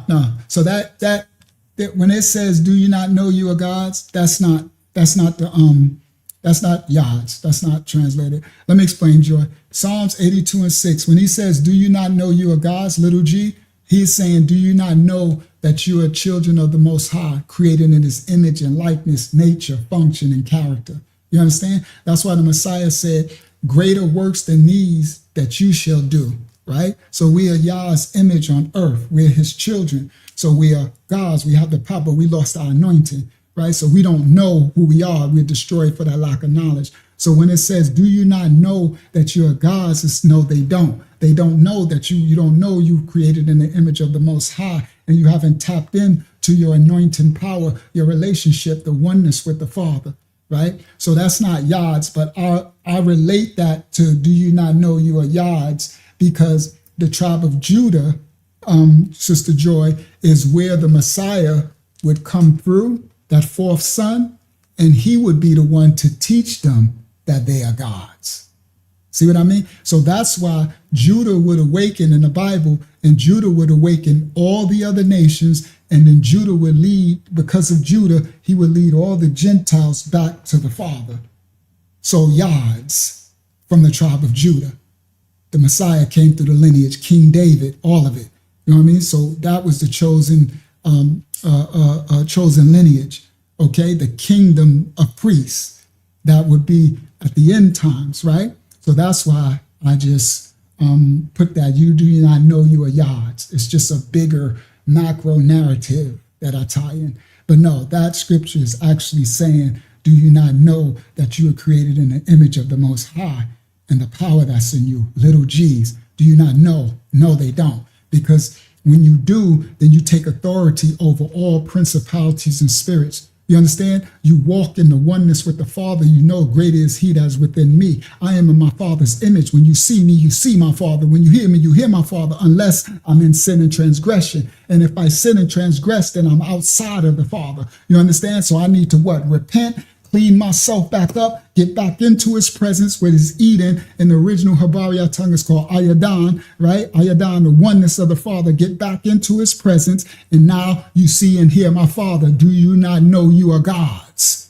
Little G's. So that is transliterated, right? Because that God thing wasn't, it wouldn't have said God right there in the original Hebrew Yah. Would it said Yads? That's an interesting dynamic, because there is a tribe of God. So the Gad, that's not Habariah. There's no ad sound. I'm steady doing Hebrew. Sorry, I wanted to get to another question, but because other people, I'll lose people. They're like, what is this Hebrew stuff, right? So the tribe of Gad is actually the tribe of God. That's how it's pronounced. That's where they get that God stuff from. It's the tribe of God, right? So anyway, let me that's enough of that. Go ahead, y'all. Let me do. Oh, it's 4:00. Let me do one more, and then we're gonna close out. Let me see how many people here. Still 150 people. Okay. Lisa said, I'm not sure if you answered this. I describe you as Ivri.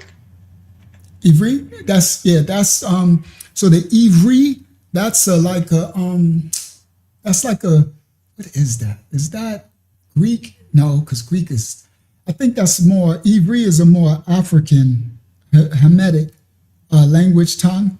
So Ivri is that's the some dialect. I would have to look it up where that actual phonetic pronunciation comes from.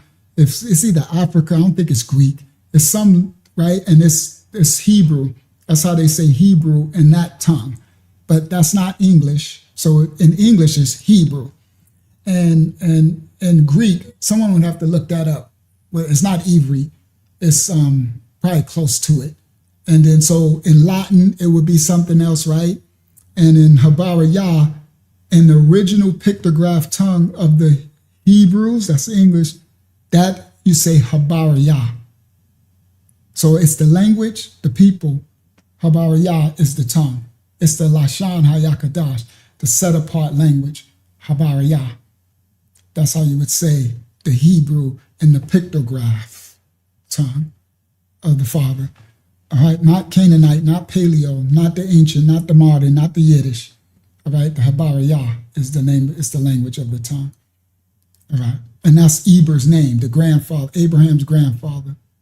His name would be Habariyah, and that's where the namesake, the children would get his namesake, Habariyah, Eber's namesake, and some people call it Ivri. That's like I forgot what language that is. Praise the Most High. I think it's modern. Modern Hebrew. Looking it up, it says Ibrid is a native quote unquote term for Hebrew. So it must And be the modern Canaanite Semitic Hebrew. language. So it's Canaanite Hebrew. So that would probably be, because it starts with an I. Don't it start with an I, Hakama? Yes. Yeah, so that would be Phoenician. So everybody, depending on what vowel sound is over the letters, I could tell you exactly when the Hebrews started calling on that. That's Phoenician. That's ancient. It's late Ugarit, early Phoenician, because that's when the I was introduced. You understand? Because before the I, it was a Y. It was a Yah. That's where it got that sound, I. So it's really I. All right, so I. So before an I, and then before the J came from the I. Okay? That's why the J got a hook. The small J got a hook and a dot. That's the small I. All right, so when you go back to the Afro-Asiatic Semitic group of languages, you'll go back before those vowels. When you go to consonantals, when you go to straight abjads, okay? You'll go straight. I'm a linguistics basically expert now in Habariyah and the Hellenes and the Roman and the different leading into the Habariyah into the English language. All right. So praise the Most High for all those years of study. I've become a linguistic expert in that field. So any iteration you give me, I can tell you what time frame in history that was pronounced and from what group of people that the Hebrews mix with to get these I, E, A, E, I, O, these vowels. Because the Shemitic languages were all abjads, no abjagitas. All right. Praise the Most High. Abrit is literally Hebrews, and Berit being the root means yes. And that would be Barat. That's why they get Barashayat for Genesis beginning as well. So that Barit and Barayat, that would be Barayat in the original tongue. All right, so praise the Most High. All right, give me one more, Hakiyama, and we're going to close. I don't be wanting to leave, guys. Once I get going with y'all, I don't be wanting to leave. It'd be like, man, I love I'm so glad that they allowed us to at least reach a little more of his people. Because we was doing this, we used to be 30 of us here. But at least now it's hundreds, you know what I mean? And that feels a lot better because a lot more of his children could learn the truth and discern. It used to be stressful that all this truth we used to teach and nobody would really get to see it. It's a really hard pill to swallow, but you just keep doing what you got to do, right? Keep fighting, keep chugging. And I praise the Most High that we reach a little more now. I'm thankful for it, even though they still shadow banning the mess out of us, but praise the Most High for a little bit. At least we get thousands of people to watch us. All right. Go ahead, Akiyama. You had something else? The next one is from Niasi.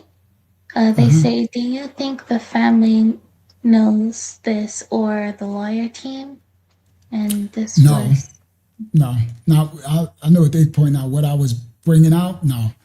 That was my revelation, and the sister, there was a sister that planted the seed. I watched some sister, she broke down something. I was like, whoa. I was already not trusting what's happening, right? Because I'm always quick and sharp to see foolishness, right? When they throw monkey wrenches. I was always good in the hood at monkey wrenches, right? Finding monkey wrenches. So I'm like, yeah, because whenever they try to push a narrative on you, it's always an agenda that they got, right?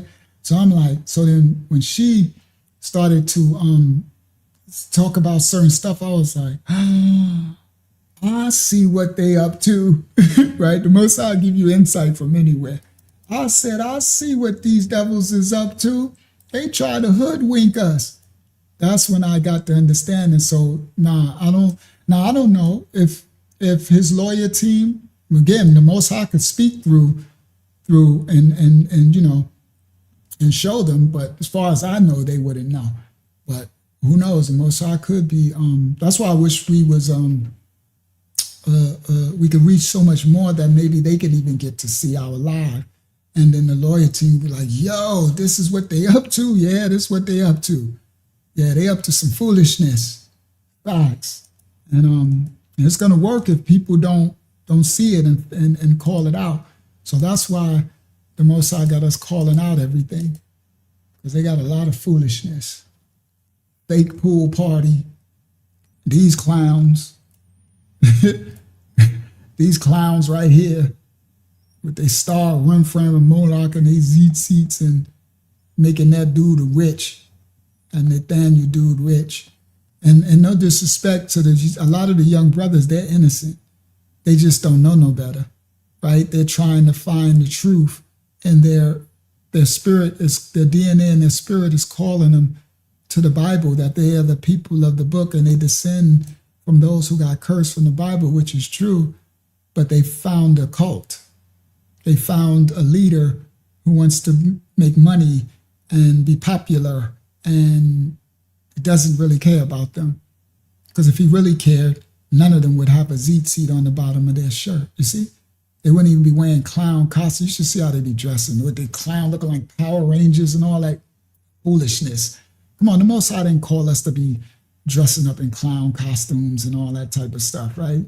But again, it's, they prey on the black man's, the so-called black people's trauma, lack of cultural belonging and identity.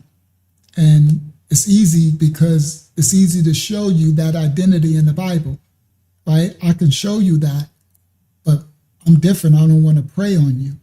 So I don't ask nothing from you, you see? So those who donated tonight, like Ishala Yah and the Sister Joy and them, they donate out of the gift of their heart. They don't have to pay a dues. Y'all don't have to pay money. I actually pay money to teach y'all. You know what I mean? Like I said, my bill's about $300 a month, and all the devices I have to do just to go live. And so I paid to teach y'all versus, you know what I mean? But it's the calling of what I'm called to do. So I don't make the millions and stuff. Like, if I wanted to play this game, we wouldn't be shadow banned, because the serpent seed would allow this message that they are teaching, which is going to keep the children cursed. They will allow that to go far. See? But if I wanted to hoodwink people through religion, I don't even think I would use Israelite, because I would use Christianity. I would use Jesus, because that's the biggest hustle of them all. So this is too small. If I was going to do a crime, if I was going to do sin, then I'm going to go hard or go home. I'm hustler. I'm from New York. I sure enough ain't going to be teaching the narrow road. I'm going to go in the broad road. All plenty mammon there. I'm going straight to Jesus. I'm going to Jesus, and I'm going to the women. Women, thou art loose. I'll be like, I can train all you women. You can have your own ministries. You can, boy, the bag. Cha-ching, cha-ching, cha-ching. We have millions of subscribers. Rich. I'll be on, what do you call it? Loving, what they call it? The pastors of Orlando.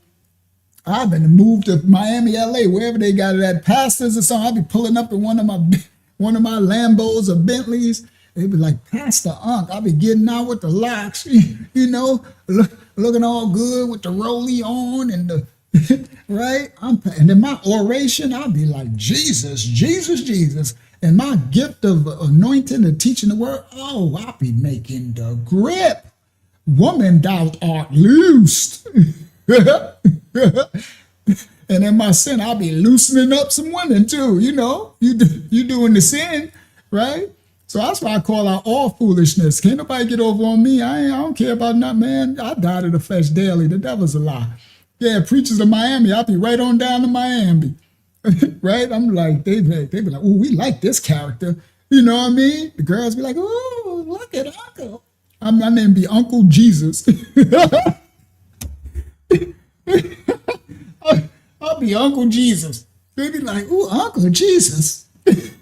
He look a little like Jesus. You know, it's easy, boy, because they get you with religion. I put my locks down. Once I put my like, oh, he look like Jesus. Girl, Jesus ain't look like this. The devil's a lie. Spite told you wrong. Our Messiah, he was not calmly looked at. I'm not saying I'm calmly. Man, I'm a decent looking man, but our Messiah, he wasn't a decent looking man.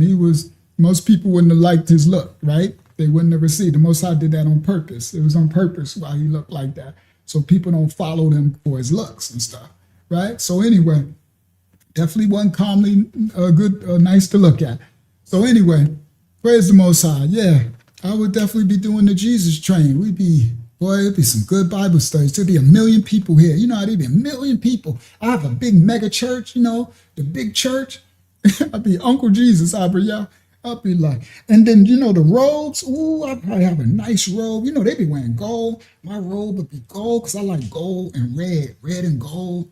You know what I mean? To go with the red and gold Lambo, the red and gold Phantom, the red and gold mansion. I like red and gold. I have red and gold living room. I have a big gold chair. You know how they have the big chairs with the gold? I have a big throne. Uncle Jesus. And my election, boy, they be like, oh, Uncle Jesus. Oh, boy, I swear. I'm telling the truth. I'm lying or flying. That's how you know, bro. I call all these people out because you can't. I'm from the streets. You can't hustle me. Ain't nothing you can do that can hustle me. I can see a hustle. I'm from the project. I see a hustle a mile away, 1 million miles away, and I die to it.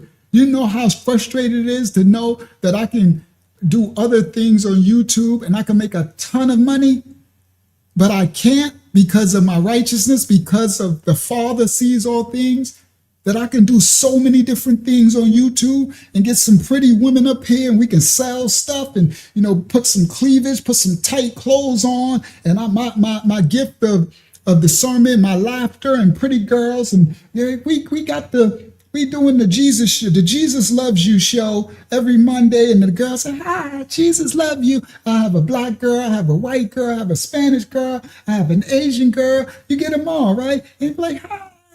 Jesus, right? I mean, like saying, Jesus love you, right? It's just, I'm making jokes, but it's that serious. This is what they do. And religion's been doing this the whole time since the Romans and them took over, okay? So that's the point. I call all this foolishness out. You can't trick a hustler. I'm from the streets, bro. So all that, these Israelites and Bishop Nathaniel, boy, that Bishop Nathaniel was a detective in the 90s in New York City, okay? And I'm from New York City in the 90s. So when he was a detective, I was a crack dealer. Whole fact. So he was a cop and I was the robbers. So you gonna miss me, bro. You gonna miss me. And in my cops and robbers, I still, in my sin, still have a strong level of righteousness. You understand? I repent for all that, did time for all the crimes committed, but I still fed the poor. I still fought the bullies. I still stood up for the meek. I still did it even when I was doing sin and transgression. That's the calling in the individual when he's in sin. That's the calling that's in all of you. Even though you are not in your full righteousness, the light of the Most High is still in you. That's why you here. That's why I still 125 people here on a Monday night at 4 o'clock in the morning, because the Most High is called, your call on your life is bigger than the sin in your life. Come on, speak to him, Father. Speak to him, Yah. Speak to him, Yah. So that's why I tell people, I tell them, I see something in you, right? The Most High told me, speak life, even the trolls that come, because we never know, guys, who we just might speak a little life into. You never know when people are at that edge with that spirit of suicide. Come on, same old face, where that spirit of suicide is right at their door. You understand? So the Most High told me, no. Don't embarrass them. Don't show them love. Show them, you right? And keep showing them love and understanding. And if they keep staying, if they just want to stay evil, then you know who they are. Then you just ignore them. You see? So I said, okay, I see, Father, right? Everyone, we just at different levels of our sin and iniquity, but there's still the light of the Father in all of us. You see? That's why repentance, praise the Most High for sending His only begotten Son for us to be able to repent and get back up. So we keep working on, so I'm supposed to be the living example of that righteousness. So if I am, then I need to call out all unrighteousness. That's why people used to get upset when we first released the ministry about 7 years ago, that they was like, how dare you talk about this camp and we all brothers and we supposed to be in the get along. No. We ain't all supposed to be in the same bus. The Messiah said, I come to divide, bring a division. Now, yes, I understand. I'm trying. Yes, I am a pro my nation because I'm responsible for my nation. So each individual, you're supposed to be pro. It doesn't mean you're supremacist.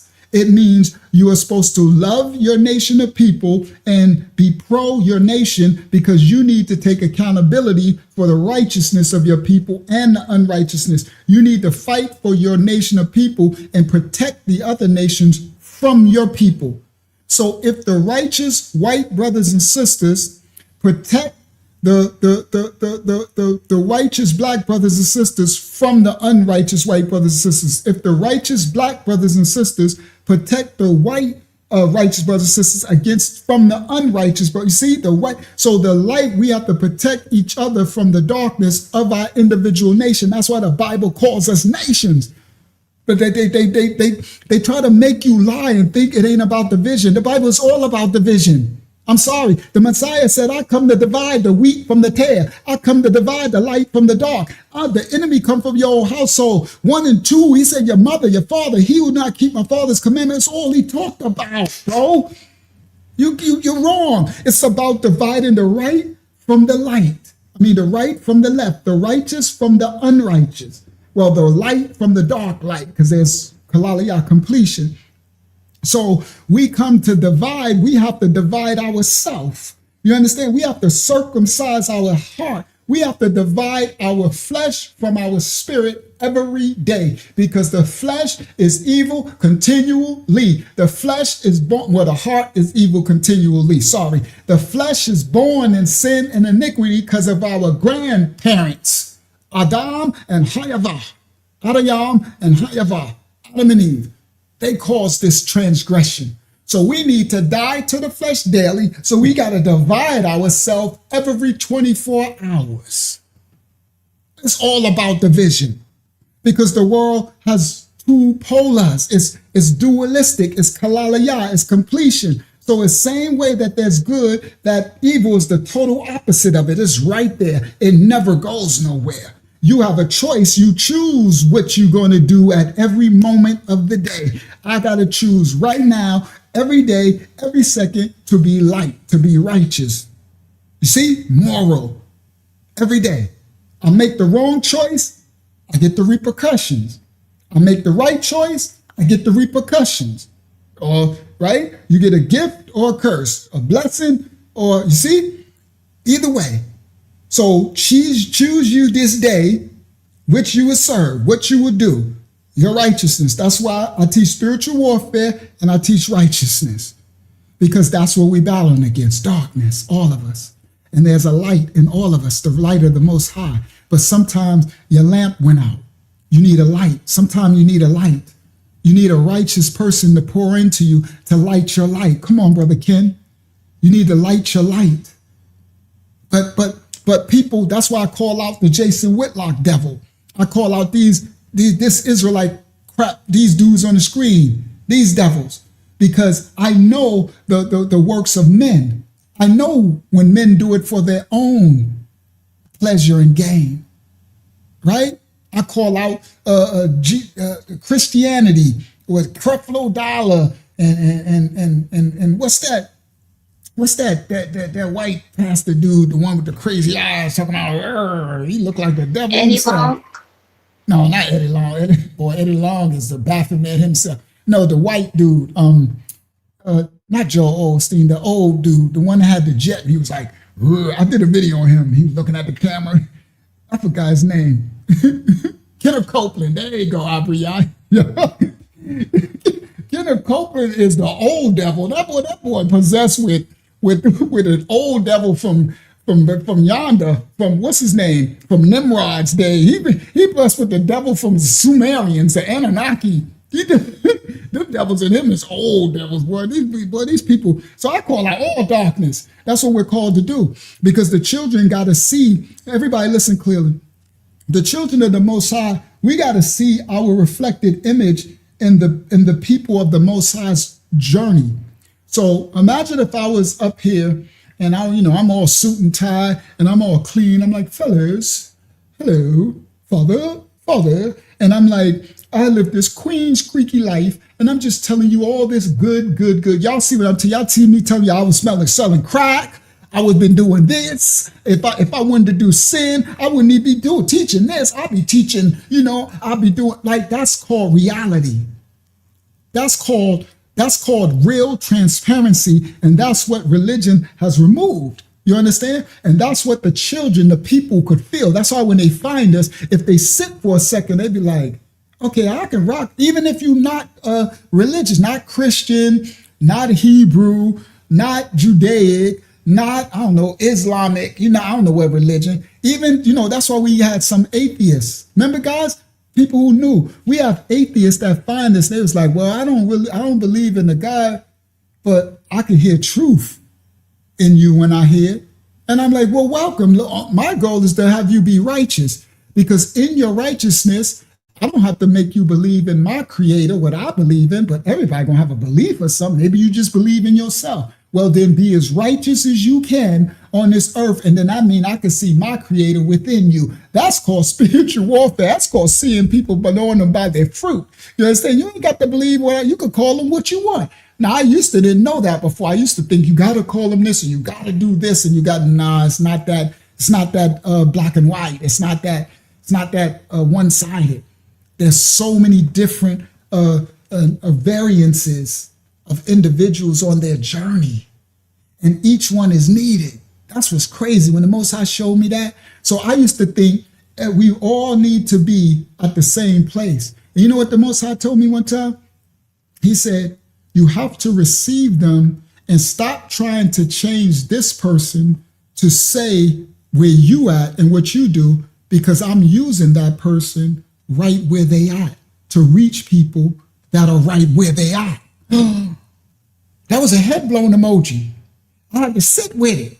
Now, everybody, this is how you check yourself, because I was on it. I was like, yo, his name is Yah, and his Hebrew name is Yahuwah, is the Akkadian with the U. The U was the first. That's the Canaanite Hebrew. The most, right? And I'm offending Yahusha and this and Yahweh and this, and I'm doing all that, and I'm saying you can't say this and the Most High. But again, when I was at that place, he had me there for a reason.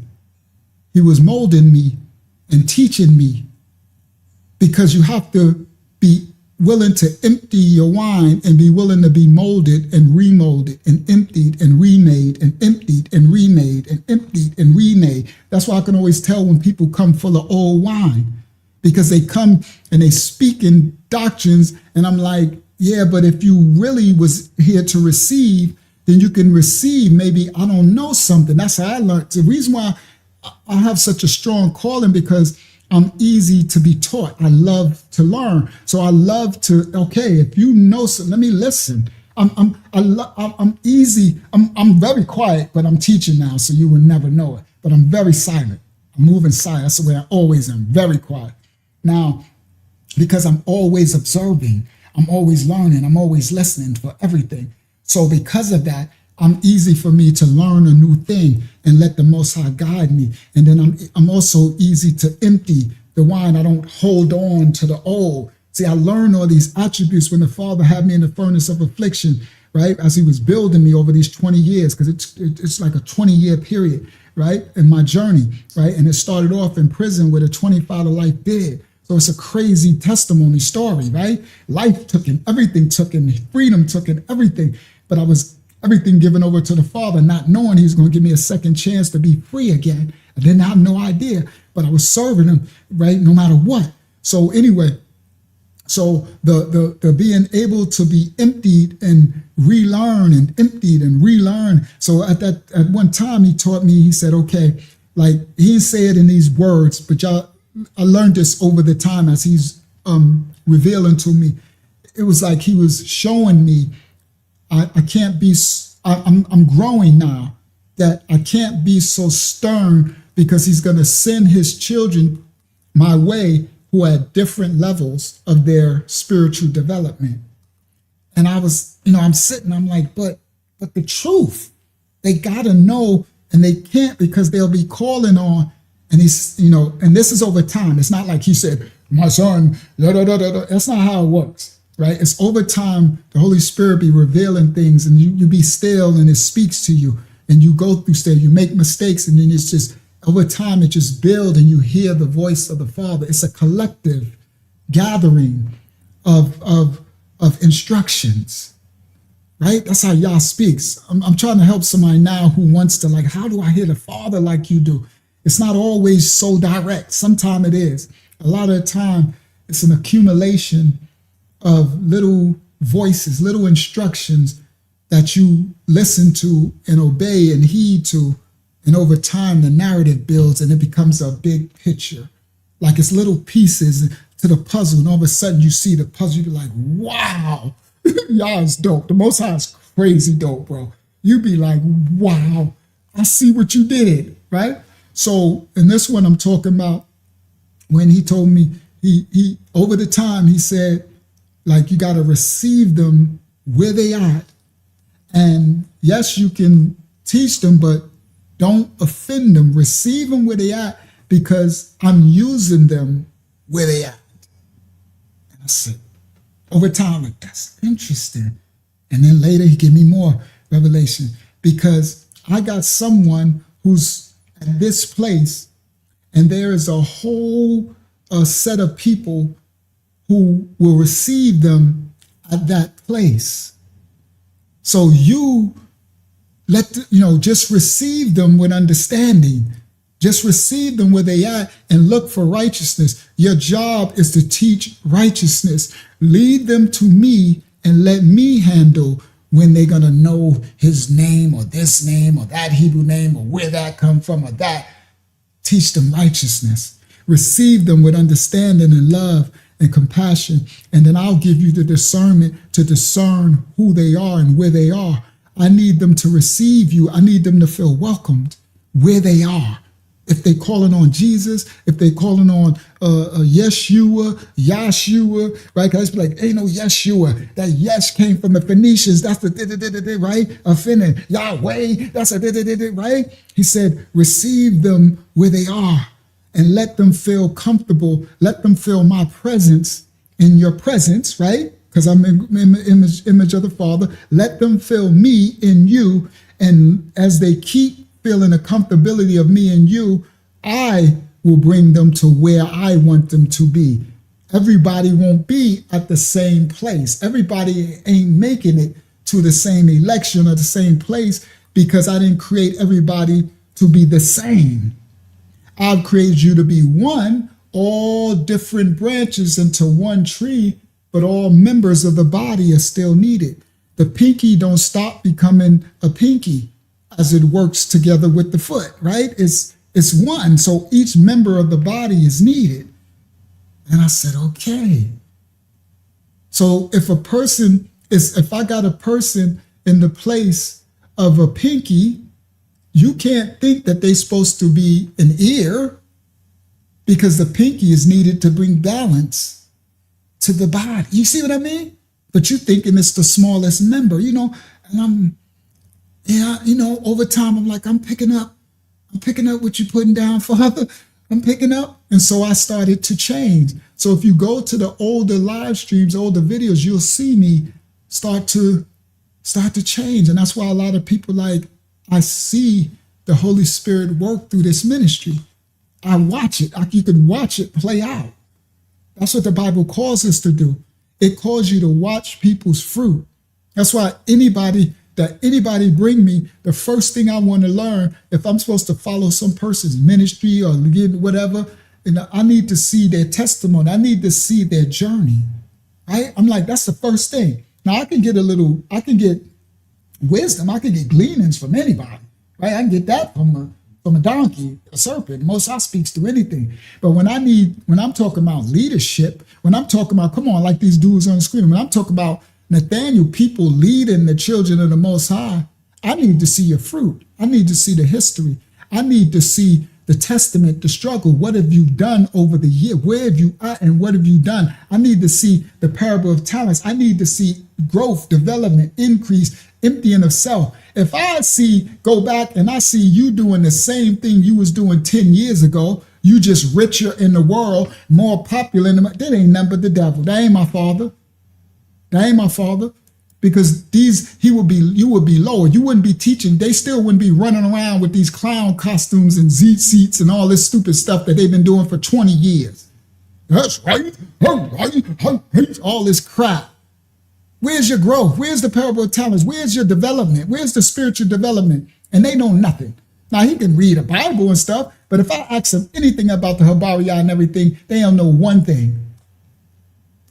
They still calling on Israel united in Christ, and they call themselves Hebrews. And make that make sense. Come on, Mike. In love and kindness have I gathered thee. So I see people.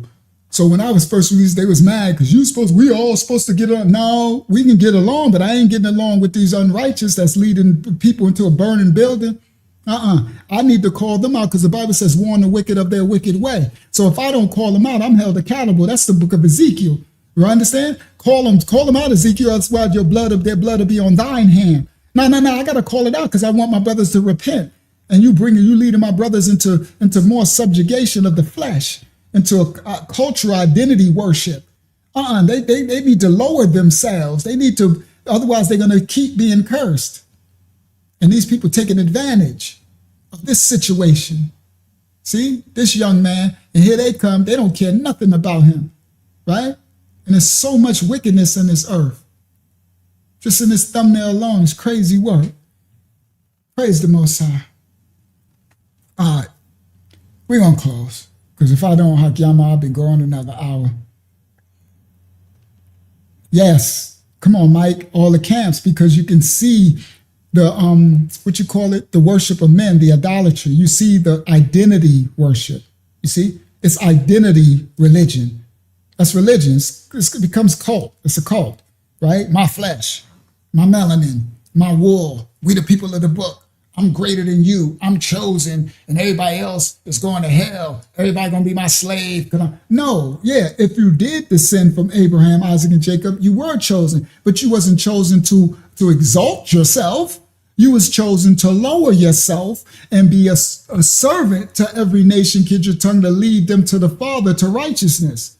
He who is raised on earth will be lowered in the kingdom. You were chosen to lower yourself, not raise yourself. That's what got them cursed in the first place throughout the Bible, the children of Jacob.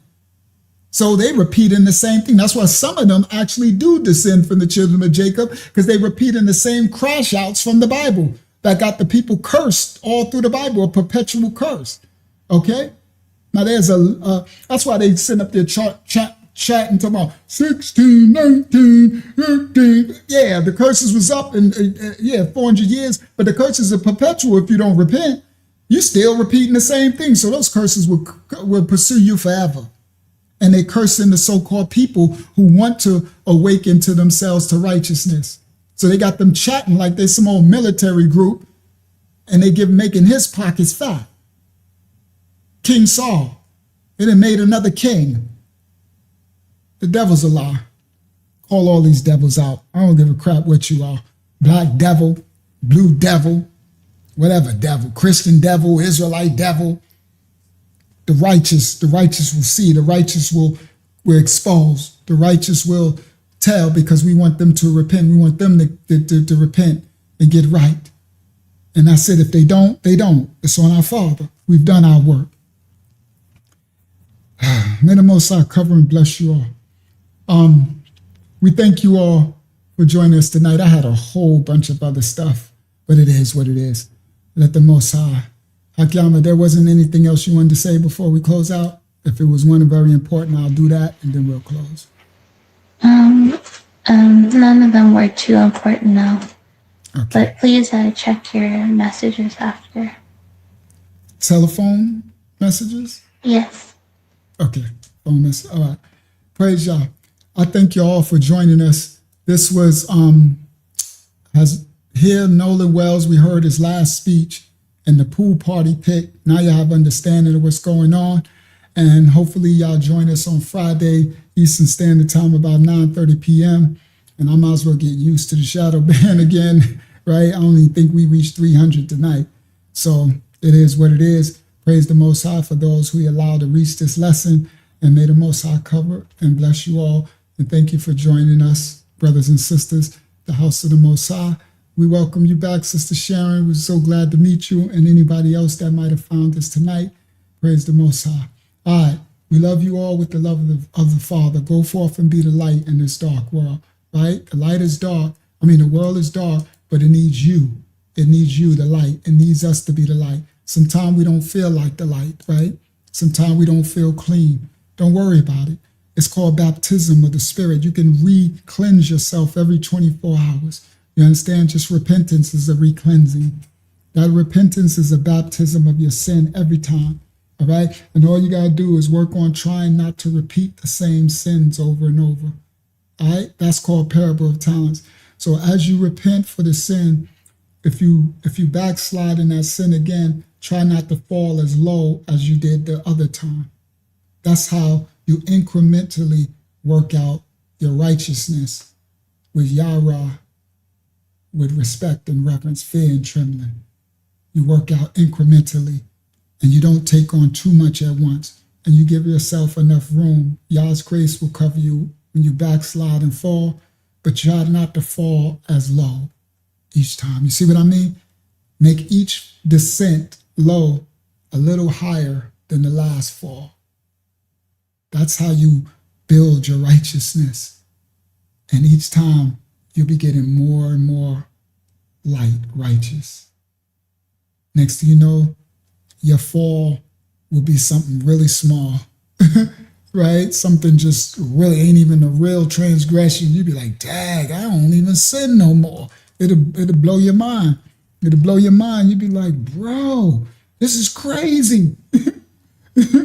This is crazy. I can actually remake myself. Yes, you can. Greater is He that's within you. What you believe you can achieve. You have to believe it, and you have to put in the ayadah to work to do it. You can do it, all of you. The Father is in you. That light is in you. The world wants to make you stressed out, make you think you can't do this because everything you're stressed from the finances, the job, this didn't work, that didn't work. Don't let nothing take you out your righteousness. The faith, the amanyah of the Father, you have to be willing to go to die to it, to die for it, to say, you know what, no matter what, I'm not going to blame you. I'm not going to curse you. I'm going to just handle what's coming against me, and I'm going to just keep trying to increase in my righteousness. I'm going to keep trying not to sin. I'm going to start to bridle my tongue and don't curse this person out and don't give the middle finger and don't do this and work on this and just keep working on yourself. The more, it's like a muscle, like you work out in the gym. The more you work out your righteousness, the more strong you get in righteousness. And the more strong you get in righteousness, it compounds. Before you turn around, you'd be like, man. And then you'll be walking in an anointing. That's what they call the anointed, the real anointed. They walk in the anointing. The anointing is righteousness. Praise the Most High. The last live stream, Yeshua Allah said something, because I was talking about was that a Bible study? That was a live stream. We said, what was the Most High holy place? And I said, righteousness is the holy place. And Yeshua Allah wrote, I didn't see it till after. She said, I was going to say the temple. And what I wanted to say, I didn't see it till after. Yeshua Allah, the temple is the home of righteousness. The holy place is righteousness. And as she said, the Most High, I was going to say the temple is the house of righteousness, because that's where the Most High wants to reside. He is righteousness. So you're correct. The temple is the house of righteousness. That's why he wants your temple cleansed, because the Most High can't exist in a defiled temple. So righteousness is your cleansing. That's your anointing, your sanctification. So if anything, if all things ask for righteousness, and all things will be added unto you, and all things get righteous. That's why it's simplicity.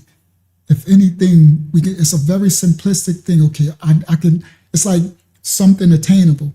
You're like, okay, I can work on righteousness, doing the right thing. See, it's like tangible. That's the word I'm looking for. Something tangible. Okay, I can do the next right thing. With my free will, I know what the right thing is. So I have to choose in each circumstances to do the right thing. And if I do that, then I did the righteous thing. And that makes me, you are what you do, what you are, right? You know them by their fruit. Then that means I am righteous. But when I do an unrighteous thing, that's sin, unrighteousness. So when I'm in righteous, I'm in the Father's presence, and I'm clean, and so I need to become one with righteousness. It's a very tangible thing. It's one of the greatest spiritual warfare tips for all of the Most High's children in this dark, second, unrighteous world. Be the light. That's why it says, don't let your light go dark. Don't let your light be dark light. It means be righteous. And the sin and transgression wants to keep you in unrighteousness. Praise Yah for repentance to cleanse off any darkness. The name of the Most High is a strong tower. The righteous run into it and are safe. So your safety from all this stuff that's coming and happening is righteousness. Okay. And discernment. These are fruits of the Spirit. So the righteous, we teach spiritual warfare. Okay? Praise the Most High. His holy name is rightful order. May the Most High cover and bless you all. Thank you, Hakyama, for your assistance. Thank you to the ministry for welcoming anybody new and covering this live stream and welcoming your brothers and sisters from every nation, kindred, tongue, and people. We'll see y'all again Friday, Eastern Standard Time, about 9:30. Everybody have a blessed night. Go forth and be the light, children of the Most High. We love you with the love of the Father. From the house of the Most High to you all. Shalom. That means peace and blessings of the Most High to you all. Peace and blessings. He adds secures and hooks us tight. A gift from Yah, eternal life. He sent his son a sacrifice to show how much he loves us. You are loved, you are loved. You are loved, you are loved. You are loved, oh, you are loved. You are loved by Yahuwah. Praise Yah. Praise Yah. Praise Yah. Hallelujah. Bible study every Tuesday, 8 p.m. We're having a Zoom Bible study. I'm gonna email me for the link.